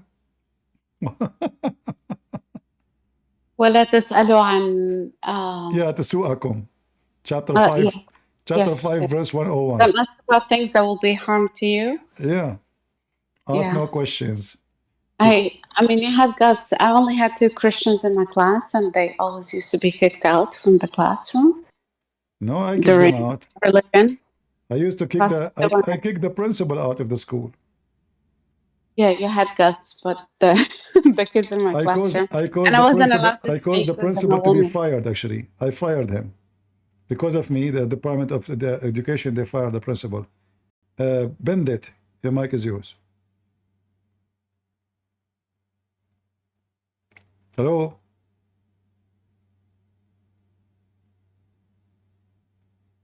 Are you there? Okay, obviously he's playing games. No, honestly, because of me, they kicked him out from his job. He lost his job. I wasn't allowed to speak because I'm a girl and I don't know nothing. No, the problem is not about I don't allow to speak. They keep firing me to get rid of me. I get fired almost every day, even sometime. I was not in the school, and they accuse me of something happened when I am not there. Honestly, I mean, I became like, even my parents don't believe me anything. I said that. Yes. I said that I was here with you. How I did that in the school when I was here with you. The principal, I went to the principal. He said, okay, go explain to him. I went to the principal room. He says to me, so is it hard for someone like you to come to the school and nobody see him? I said, is it possible, sir, that somebody come to a school, have thousands of students and nobody see me? He said, you can do it. You can do it. You know, you can do it. He fired me. And then at the end I fired him. You know? Yeah, the story is long anyway. But education, there's no education. It's just a stupid system. You have to accept, especially when it's come to Islam. Islam and politics, two questions you don't dare to ask. No, the system was like, get brainwashed and do not ask questions. And if you do, you are kafir or kafira. And if you are rebellion, you will pay the consequence. For me, I like the consequence. I used to say that the principal fire me. He said, I'm not going to fire you no more. So I challenged him to fire me. He don't fire me. I want to go home. Don't want to be in school. Yeah. Unfortunately, like I didn't have the guts or the courage to do it. Yeah. We have Dumbo, Lambo. That's such and such name. كذا وكذا وهذا وهذا وكذا. هذا وهذا ذاك وذاك. I don't know if you guys don't read Arabic, like literally, this is exactly what it said. So and so, this and this, that and that. Take off all the brackets and then you will see how stupid it is. So all those brackets you see, they are The brackets didn't even make sense. Didn't even add any value. Exactly, it doesn't make any sense anyway. But they are trying to make it supposedly look better. Yeah, but you're gonna say this is ضعيف. No, what ضعيف? This is Sahih Muslim. Yeah, they're still gonna say, you know. Yeah, you can say. I still get that. You know. We can say that. We can show the same from Al-Bukhari. We can show it in many places. This is very authentic. Still ضعيف. It's like if exactly anything is embarrassing is ضعيف. Yeah, Muhammad is ضعيف. Allah is ضعيف. Private, are you there? Yes, CP. Can you hear me? I hear you. Are you a Muslim, my friend? Can I not answer that? Oh, okay. I have question. So how I can help you? Well, in the chapter of the female cow 265. Okay. What about it? Bagara. In my translation, I read it says like the oath-breakers turned into monkeys. Is that correct? Did the Jews turn to monkeys? Allah, He made the Jews pigs and monkeys because they broke the Sabbath. But why? Because they did fishing on Saturday.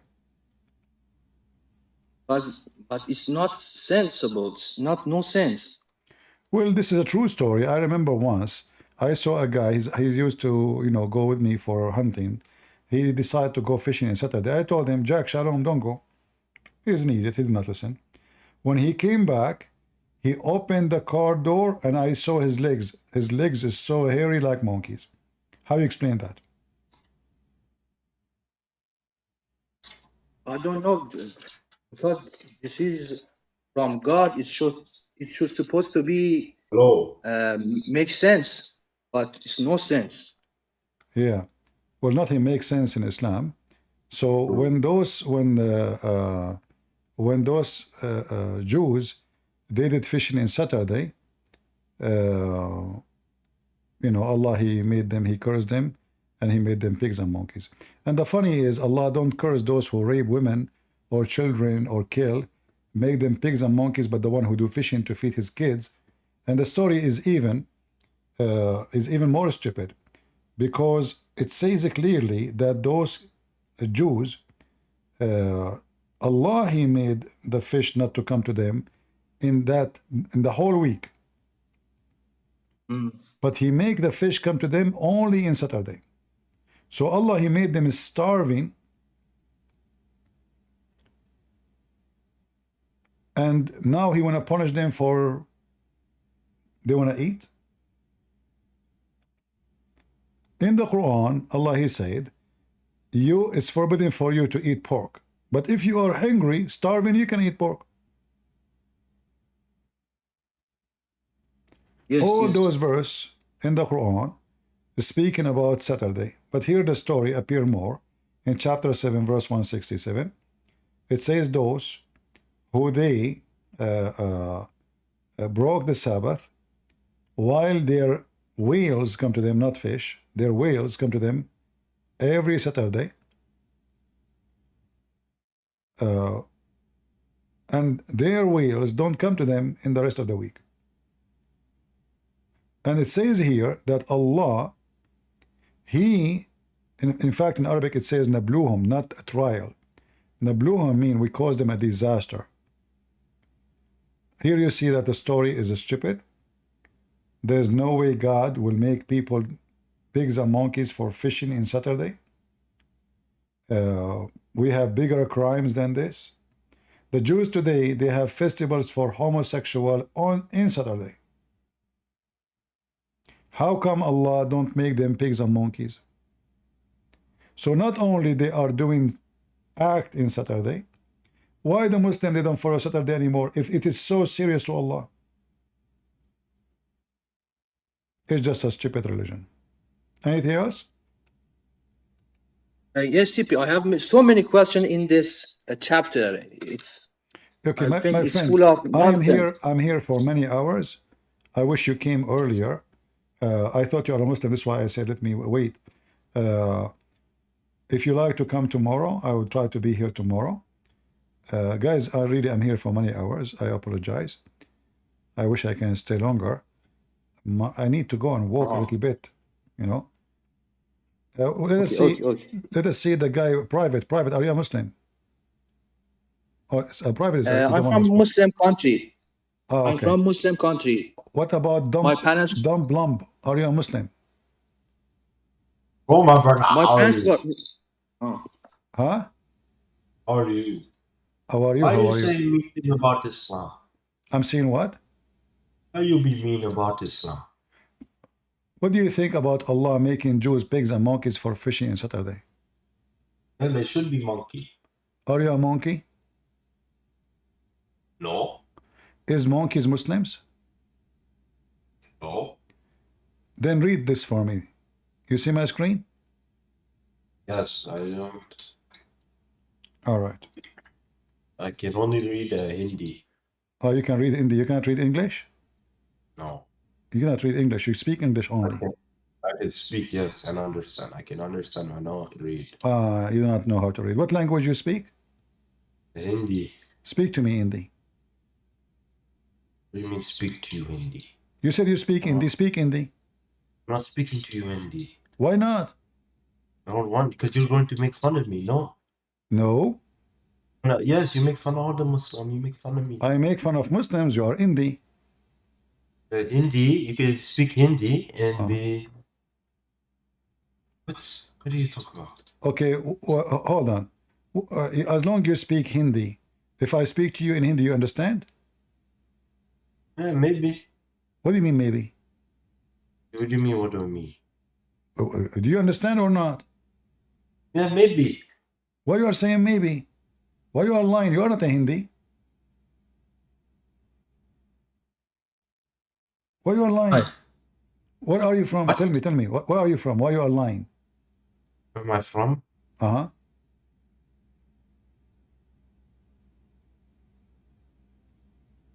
Are you from such and such country? Do you know so and so person? Do you speak such and such language? Yes. What such language you speak? English. I'm speaking to you English. Okay, so you speak English, you cannot read? I don't want to read. Why you don't want to read? Are you a monkey? No. Don't you want to see what happened to your sister in Islam? She committed adultery.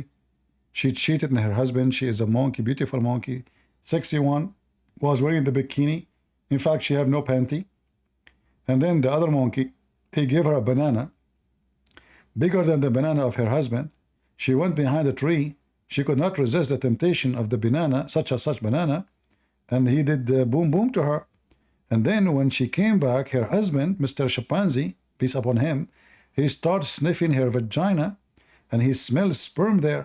So he said, and he called all the Muslim monkeys, Alhamdulillah. I don't think that's appropriate language. I don't think that's civil language right now. You don't think what? That is not civil language. That is not civil language. You're like. I don't speak civil language. Do you speak civil language yourself? I came here to debate you. I'm not Muslim. I'm an agnostic, but I came here to debate you because one of my friends said agnostic, to me, like, or you are agnostic. So what do you think about Muhammad? Well, I haven't studied Islam yet. I'm gonna start with Christianity. I am not asking you to study. I'm not asking you to study Islam. What do you think about Muhammad? Muhammad, he was like, I know he's like, he created one of the Abrahamic religions. He is from the Abrahamic religion? I did not ask you which religion Islam. I did not say which religion. I said, what do you think about Muhammad? What do you think of Muhammad? He's a human. I don't know yet. He's a human. I am surprised you said to me. He might be true. I don't know yet. I am surprised. I don't know yet because I haven't human. studied Islam yet. Okay. Muhammad, he says, beat your wife. Do you agree with him? Well, in the Bible, it also says women should keep silent places of worship. Do you agree with that? I agree, because the Bible speak about women who they are talking during the service. Otherwise, we have in the Bible women who they are prophet, and not only prophet, they are judges. In Islam, women, she is nobody. So those women, they go to the church and they start talking about. No. Listen. Islam, so now, listen. You are a Muslim. Why you are lying? I'm not a Muslim. I'm an agnostic. I don't. Okay. I don't believe in like. Swear by I believe in a Allah. God. Swear I do by not believe in religion. Swear by Allah that you are not a Muslim. Swear by Allah, I'm not a Muslim. You see, you are a Muslim. You just swear by Allah. You see how stupid you are? I swear by Allah, bro. Yes. I swear by Jesus. I say to you, swear by Allah. I swear by. You I said swear by you Yahweh. said you are not a Muslim. So why you are using the word? How do you know? Why you are using the word Allah if you are not a Muslim? No. Are you God? Do you know I'm? No. Are you God? Do you know I'm Muslim or not? Are you God? No, I can smell. No, I'm not Muslim. I can smell Muslim. Muslim, they smell. You are a liar. So I say Muhammad. I say Muhammad is a pedophile. What you say? Muhammad's a what? A pedophile. Define that. I don't. Pedophile, which means he like to have sex with kids. I agree with that because he, what do you call it? He married a 6-year-old. So he's a pedophile. Yes. Okay. You mean a pedophile, not a pedophile. Pedophile. Sorry, pedophile. Okay. So Muhammad. So why you do not tell me from the beginning that Muhammad is a pedophile? And you agree? I told you. What do you think about Muhammad? Tell me, he's a pedophile.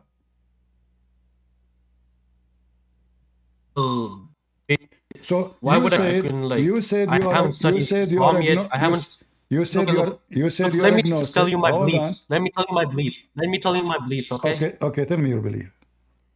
Okay. I only believe that there's an divine entity that exists. I do not believe in any religions, Abrahamic or paganism. So I only worship. I only know there's a God, but I don't know what religion to follow. Do you worship? That's my belief. I don't have any viewpoints on Jesus or Muhammad. So do you believe in a God as a power? As a deity. What do you mean deity? What is that? What deity mean? It means a divine power. What divine mean? Divine means like a power that is, what do you call it? God. It has the powers of God, the characteristics of God. Like electricity? Omniscient, omnipotent, and infinite knowledge in all realms and fields. Okay, how you know that the God you are worshiping have infinite knowledge? Or where do you get this from? If you do not know who's your God. Because no, I use common logic, rationality, and what do you call it? I use common logic, rationality, and scientific How your common reasoning to logic? find So your a God. common logic, he says to you, there's a God, he is a Yeah, power. like because I around. It's not possible. Like it's not possible for the what do you call it? The universe to come into being by itself. There's 1 to the power of 10 chance for the Well, universe to come I into will being use by your itself. logic. I will use your logic. Let us say I am an atheist now. Based on what you say, it's not logical for the universe to come to exist unless there is someone made it. Okay, that means it's not logical for the God you are worshiping, which you called energy or power, to exist unless somebody created that energy. I'm using your logic. There needed to be an uncreated entity to begin with in order for the universe to exist. Okay, you just said any created. Is it logical that there is somebody is any created?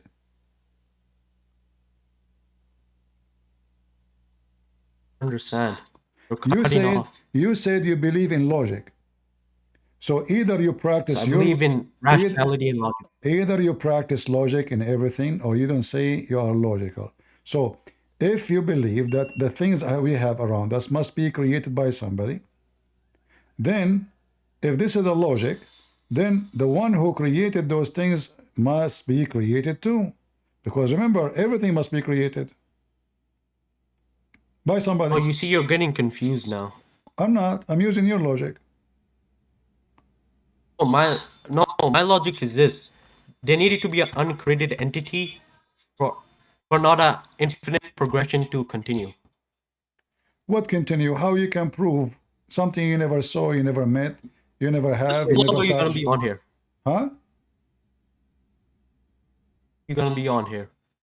What you want to be here?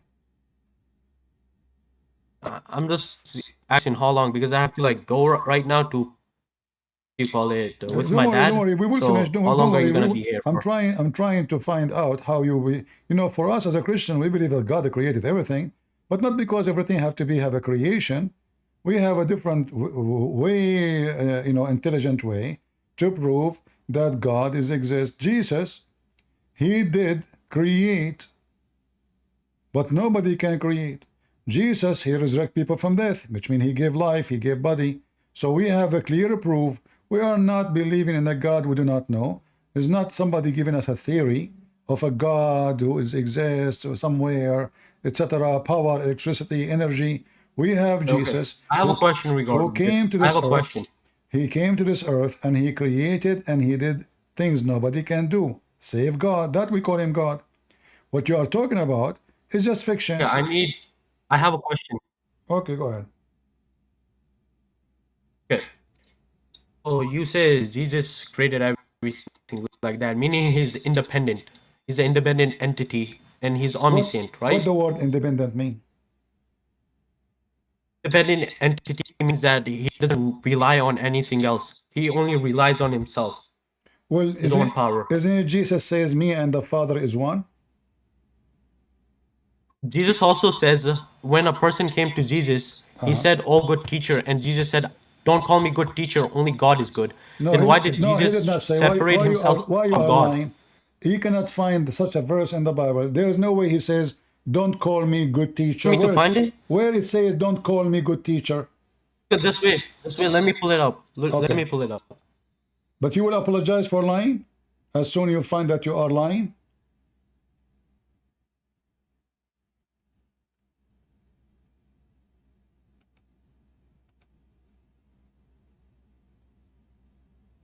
Wait, this way, calm down, this way. Oh, okay.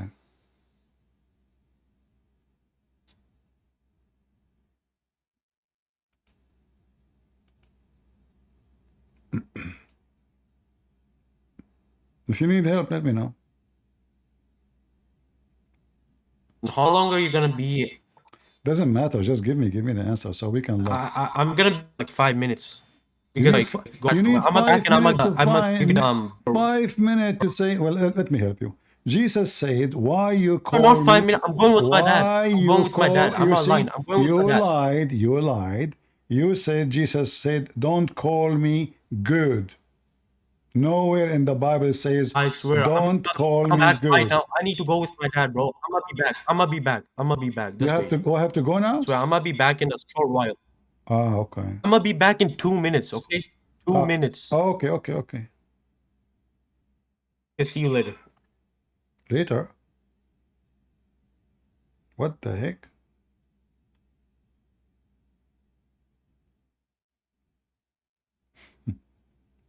He's a Muslim. Muslims are allowed to insult their prophet in order to deceive, because they believe war is deception, as Muhammad said. So never trust a Muslim. I have people who come here in the chat and they use the Christian names, and even they say the F word to Muhammad. I block them, they keep coming, and they are Muslims, just to make Christians trust them so they can hack their computers.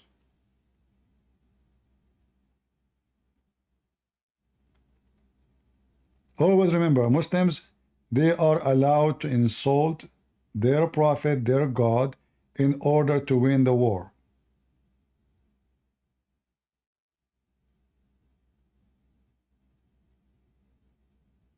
So never trust a Muslim if he says to you even the F word to Muhammad. They are allowed to take even false oath in the Quran in the name of other Allah.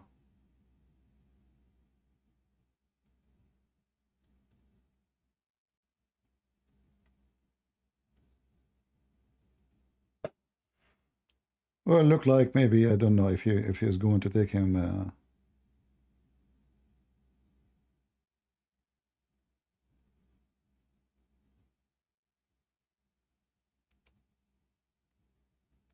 We will give him some time.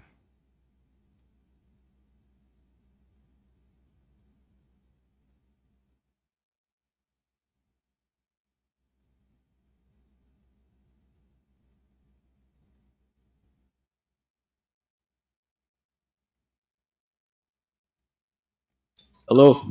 Hello, hello. How are you, Christian Prince? Thank you for accepting me. You're welcome. Anything? I'm not a Muslim per se. Okay. I don't believe in Islam. I only carry the title in my sigil because you can't not have a religion where I'm from, and you can't convert because it's an Islamic country. Okay. There are a lot of people in my country. I'm from Iran, by the way. All right. Who don't believe in Islam really. They don't really believe in Islam, but they strongly believe in Ali, the first Imam or the fourth Khalifa. And even if they were to leave Islam, which I believe that 90% of these people will leave Islam the first chance they get, they'll go back to Zoroastrianism, but they will not let go of Ali. They believe him to be, they believe that he was a great man and a very just man and just a symbol of, manliness and all the good stuff. And I was wondering how much truth there is to that, because I can't read Arabic, and I have done some research, but everything I've read is Shia resources, and they all praise Ali. So I was wondering if you could maybe spend a couple of minutes, not right now because you're tired, maybe another time you can tell us about how much truth there is No to problem. Ali You being see, a great person. the Shia, they are just another form of paganism. When Islam forced them to convert, those are forced people. So they try to find a replacement. So there is certain names. Those Shia, they worship, they don't believe Ali is a good man. They believe Ali, Fatima, and their kids, and even Muhammad, but most important, Ali and Fatima, they are lights in the forehead of Allah. So they don't believe in them, they are good. They believe in them, they are goddess, they are God. They are not a human. So they are a human in the appearance, but they are lights. And what they do, they go and they say to you, well, the Quran says, the Quran never mentioned Ali, but the Shia, they fabricate anything to make it about Ali, anything. So simply, the Shia is just a replacement of the previous pagan religion exist before Islam in Iran. They need someone to worship. They cannot just go by religion about prophet. So Ali never was a prophet for them. He is God. Hassan al-Hussein, they are God. That's true. I can go That's right true, now. and they replace the Sushiyant of Zarathustra with Imam al-Zaman. That's the Yeah, same thing, the same concept. they look for fiction stories to replace the previous religion. They need paganism. That's why now they put graves, they go cry for them, they go eat the dirt. You know, it's just another cult, another stupid paganism.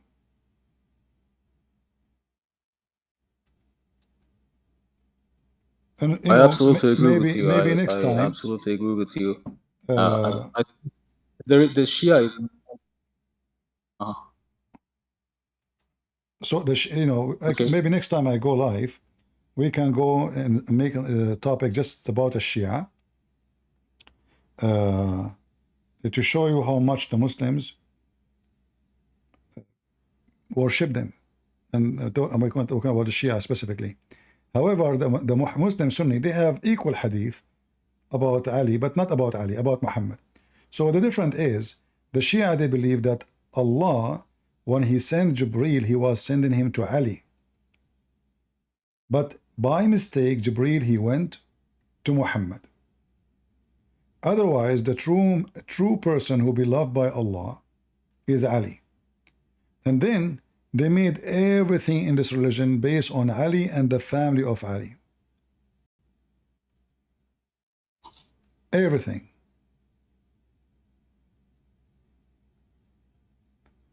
But next time, remind me, like when we go live. Yes.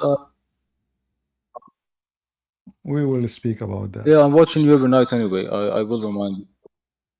All right. Thank you very much, Christian Prince. I'm learning so much from you, and maybe someday to convert to Christianity.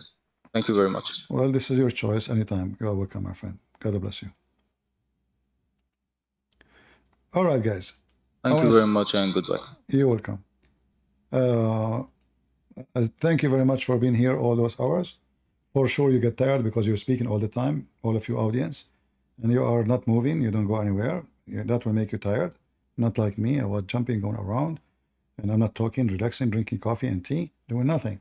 So thank you very much for talking all the time, refuting the Muslims, showing them the reference, and now it's time for you to relax. So will you please relax and make some comment after we finish? Because you are so active in the chat. The second we log off, nobody may comment. Your fingers is so fast in the chat. Unbelievable.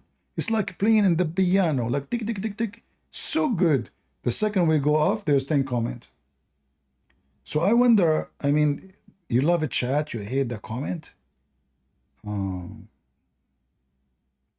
know what? Can you please make a such and such comment and say so and so? So, etc. and etc. person, they can understand the so and so you said about such and such. So if you don't mind, do some such and such comment and do such a like. So such, person you will be. All right? And then we will remember how such good you are. Good? I wish I can stay longer, but, it's time to go.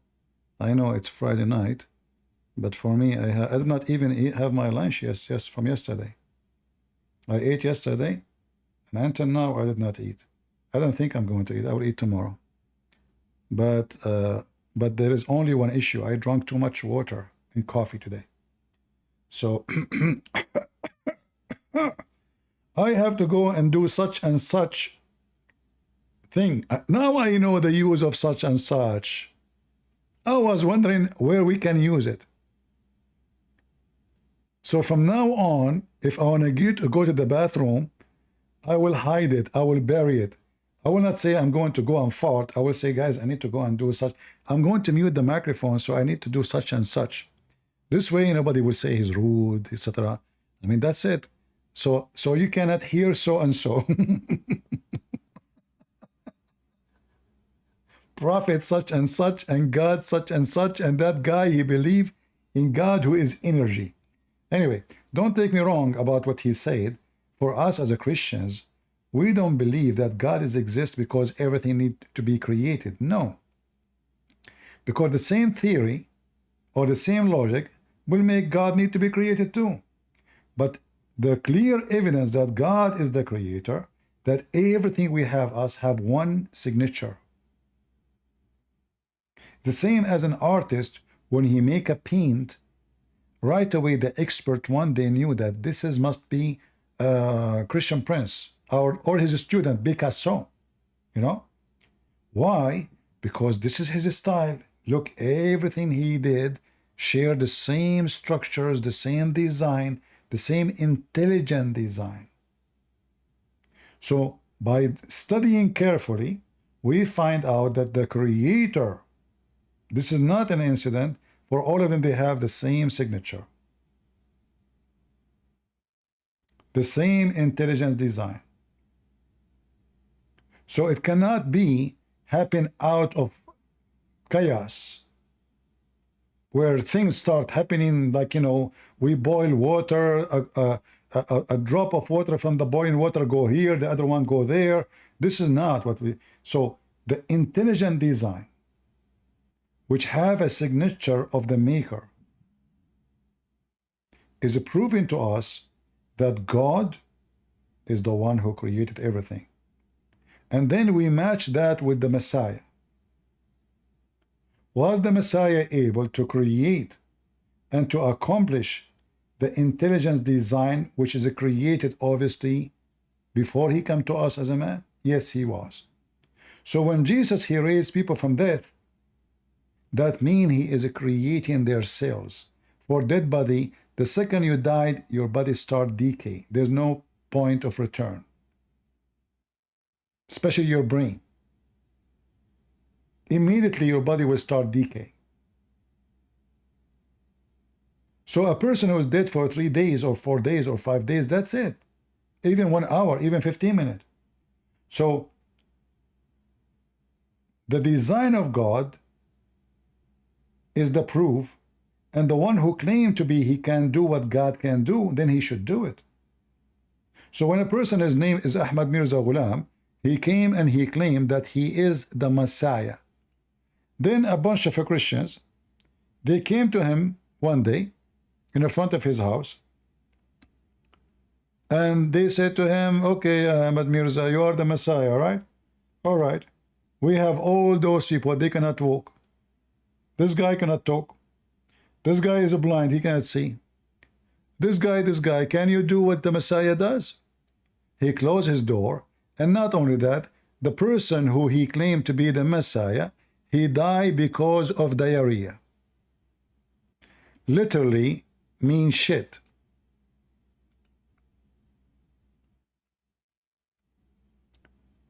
So he claimed to be the Messiah, but he could not heal himself. And when the cholera spread in Pakistan or India at that time, this creature who he claimed to be, that he was Mary for 3 years, and then he became Jesus for the rest of his life, he could not stop the diarrhea, and not only that, he fell over the dish where his poo-poo was next to the bed. They came to the room, they found him falling down on the... You remember when Ahmadiyya came to debate me? Those are sneaky people, they debate you about the Bible, etc. I smacked him and I said to him, well, isn't it him? He died because of diarrhea. He said, what? So what? First of all, he did not die because of diarrhea. He was sick. He had diarrhea, yes. No, he died because of diarrhea. Whatever he eat, he shit it. So always we can examine those who claim to be somebody. The Messiah, we don't believe him because he said, I am the Messiah. We believe him because he did what the Messiah can do. He did what God can do. So when he healed the leper, that is God. There's no medicine. He did not use medicine. He did not perform surgeries. When he said to the man who is born he cannot walk, this has nothing to do with medical treatment. He did not give him medicine, says, come to me after 10 years and tell me what happened to you. The woman, she have a bleeding, she just touched his clothing and she was healed immediately. The Bible says, and even the stupid Muhammad, he confirmed, that when Jesus, he waved his hands, tens of thousands, they are healed. You don't even touch them. Jesus can feed thousands of people. The Quran have a chapter about it. It's called Al-Ma'idah, which means the food table. Jesus in the Quran can create from the mud the bird. So Jesus in the Quran is the creator. And then you find those Abduls, followers of Muhammad, who is a scumbag, like Ahmad Mirza Ghulam, who died a horrible death. Do you know what the last thing did Muhammad? The same as Ahmad Mirza Ghulam. He pissed and he died. He died because of poison. He cannot move. He have shit non-stop. He cannot even go from his bed. So he asked Aisha to give him the dish to poo-poo. He pooped and he died immediately. And I find it very astonishing that Ahmad Mirza Ghulam and Muhammad, both of them, they end their life with happy poop ending. Imagine you are going to die and you did not pee. And this is why Shakespeare, he said, Shakespeare, to pee or not to pee is the question. And by the way, I'm happy for those Christians in England, even though Muslims, they claim they have a victory. In fact, the Christians, the party who want to change England, they won 13 seats in the member. It might be small, but this is how old those groups, they started small. So soon, a year, 2 years, this party will fail. The economy is going down, and we know why, immigration. The economy is going to go down more. We know why, because Muslims didn't work. They get support for free, and health insurance for free, education for free, and the one who go to work is very little. The economy will not be fixed, will not be better. So they think now they have a victory by this Labour Party. The Labour Party will do more poo-poo than the previous party, because both of them are faces of one coin, liberalism. So the small party, who they call them far right, is going to grow fast, the same as what happened in France, the same what happened in all of Europe. People, they start noticing that this, excuse my language, the poop of those parties is making it worse. They never fix anything. Speeches before the election does not match what happened after the election. So just wait a few years from now, you will see those 13 members, they will become 16. The 16, they will become 50. The 50, they will become 100, and then you will face a disaster. Those who they are worshipping false people, they are going to take you to bankruptcy. England is a third world country already. It is not going to be. It is already a third world country. Prove me wrong. So I'm happy for the Christian to win 13 seats, and I hope soon they will have double and double and double. And now you have your voice in the parliament, not in the street shouting. Now you can go to the middle of the parliament and give them what they deserve. Actually, not 13. I saw the election. No. I saw the election yesterday.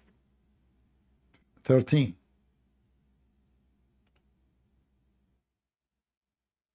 I saw it in, let's see, what is called the party?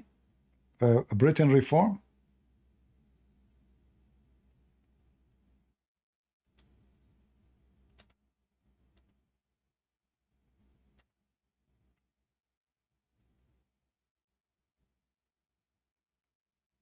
All right.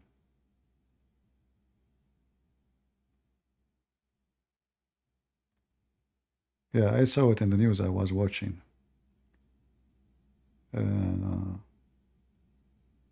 Here we go. This is the Guardian. It says 13 seat. So don't tell me actually 5. 13 seat.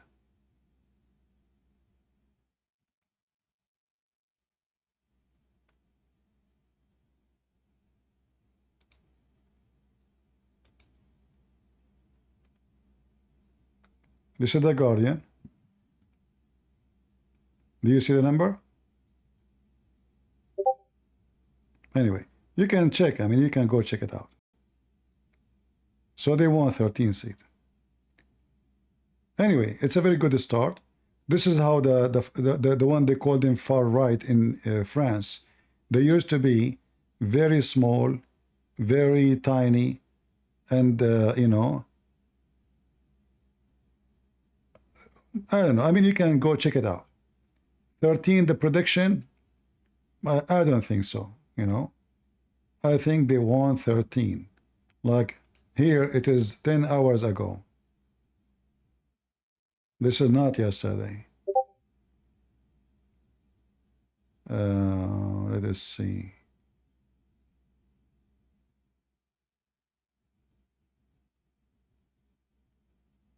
And this guy, I saw his video many times, so I'm happy that to see him that he is there, and now he will screw them and give them what they deserve.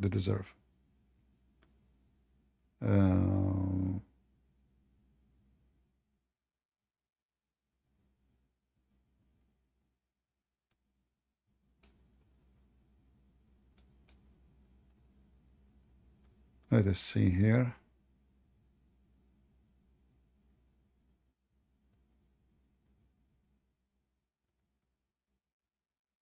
Anyway, whatever it is, you know, it's a very good move of them. Something better than nothing, right? So 13, 12, I don't know, but this is what it says here. All over it says 13. And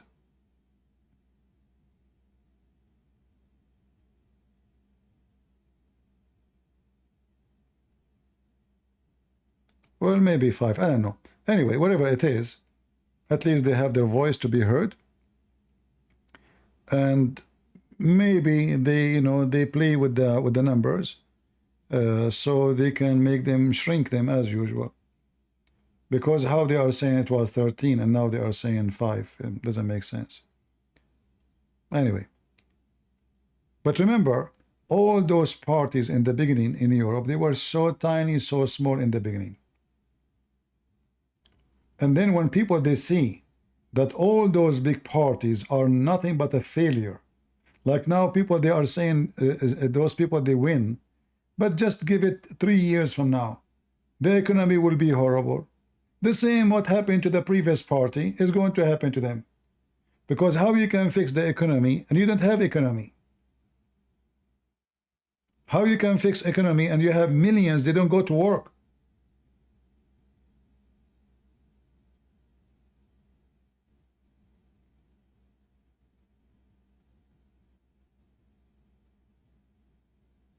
Economy to be fixed, you need a nation who do production. You have millions of migrants, they just make babies and they don't go to work. And you pay for their housing, you pay for their insurance, you pay for education. All of this is extreme costly. So now the level of education is going down. The level of health insurance is going down. The security is going down. I mean, they don't even have the army. I mean, what is the army of England? Horrible. So very soon, they will try to find a solution. Those rich people who they are being stupid until now, they will discover, you know what, we keep switching between liberals and so-called conservative, which is not conservative at all. I mean, those conservative, they are the one who opened the borders. Where is the conservative?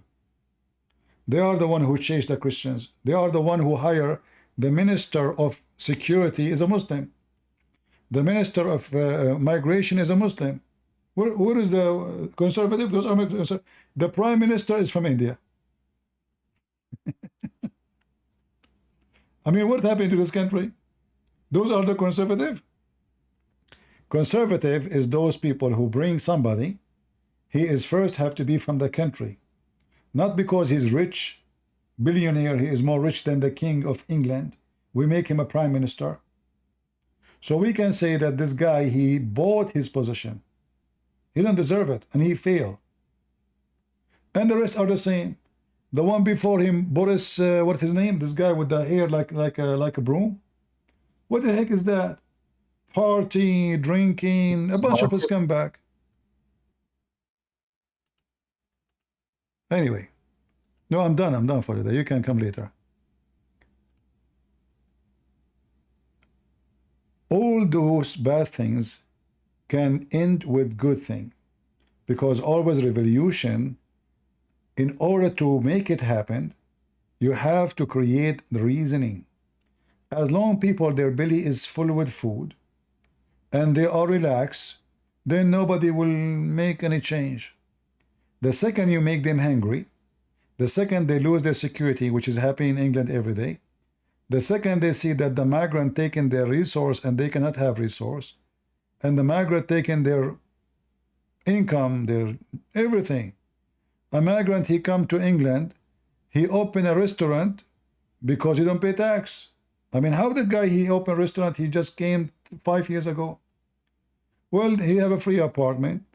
He work, but he don't pay tax. He don't mention that he's working. His children, they get support from the government. The wife, she gets support from the government. He got support from the government. They collect the money and they open a business. And the one who is born in the country, he cannot even afford to rent an apartment. So they give apartment to people who never been born there, and those who they are born in the country, they got nothing. So anyway, I want to say thank you for being here. As always, I say stupidity is amazing, and change is coming. It's just a matter of time. And those who they are stupid, they will pay the price. In England, it's time for you to pay. You will pay the price of your stupidity from your blood, from your safety, from your security, from your income, from your health. You are doomed unless you fix it. Let us see how long it's going to take them to stand up to fix it. Thank you all for being here. May the Lord bless you. God is good, so is Jesus. And until we see you soon again, this is your brother Christian Prince, who is serving you humbly for today. Take care.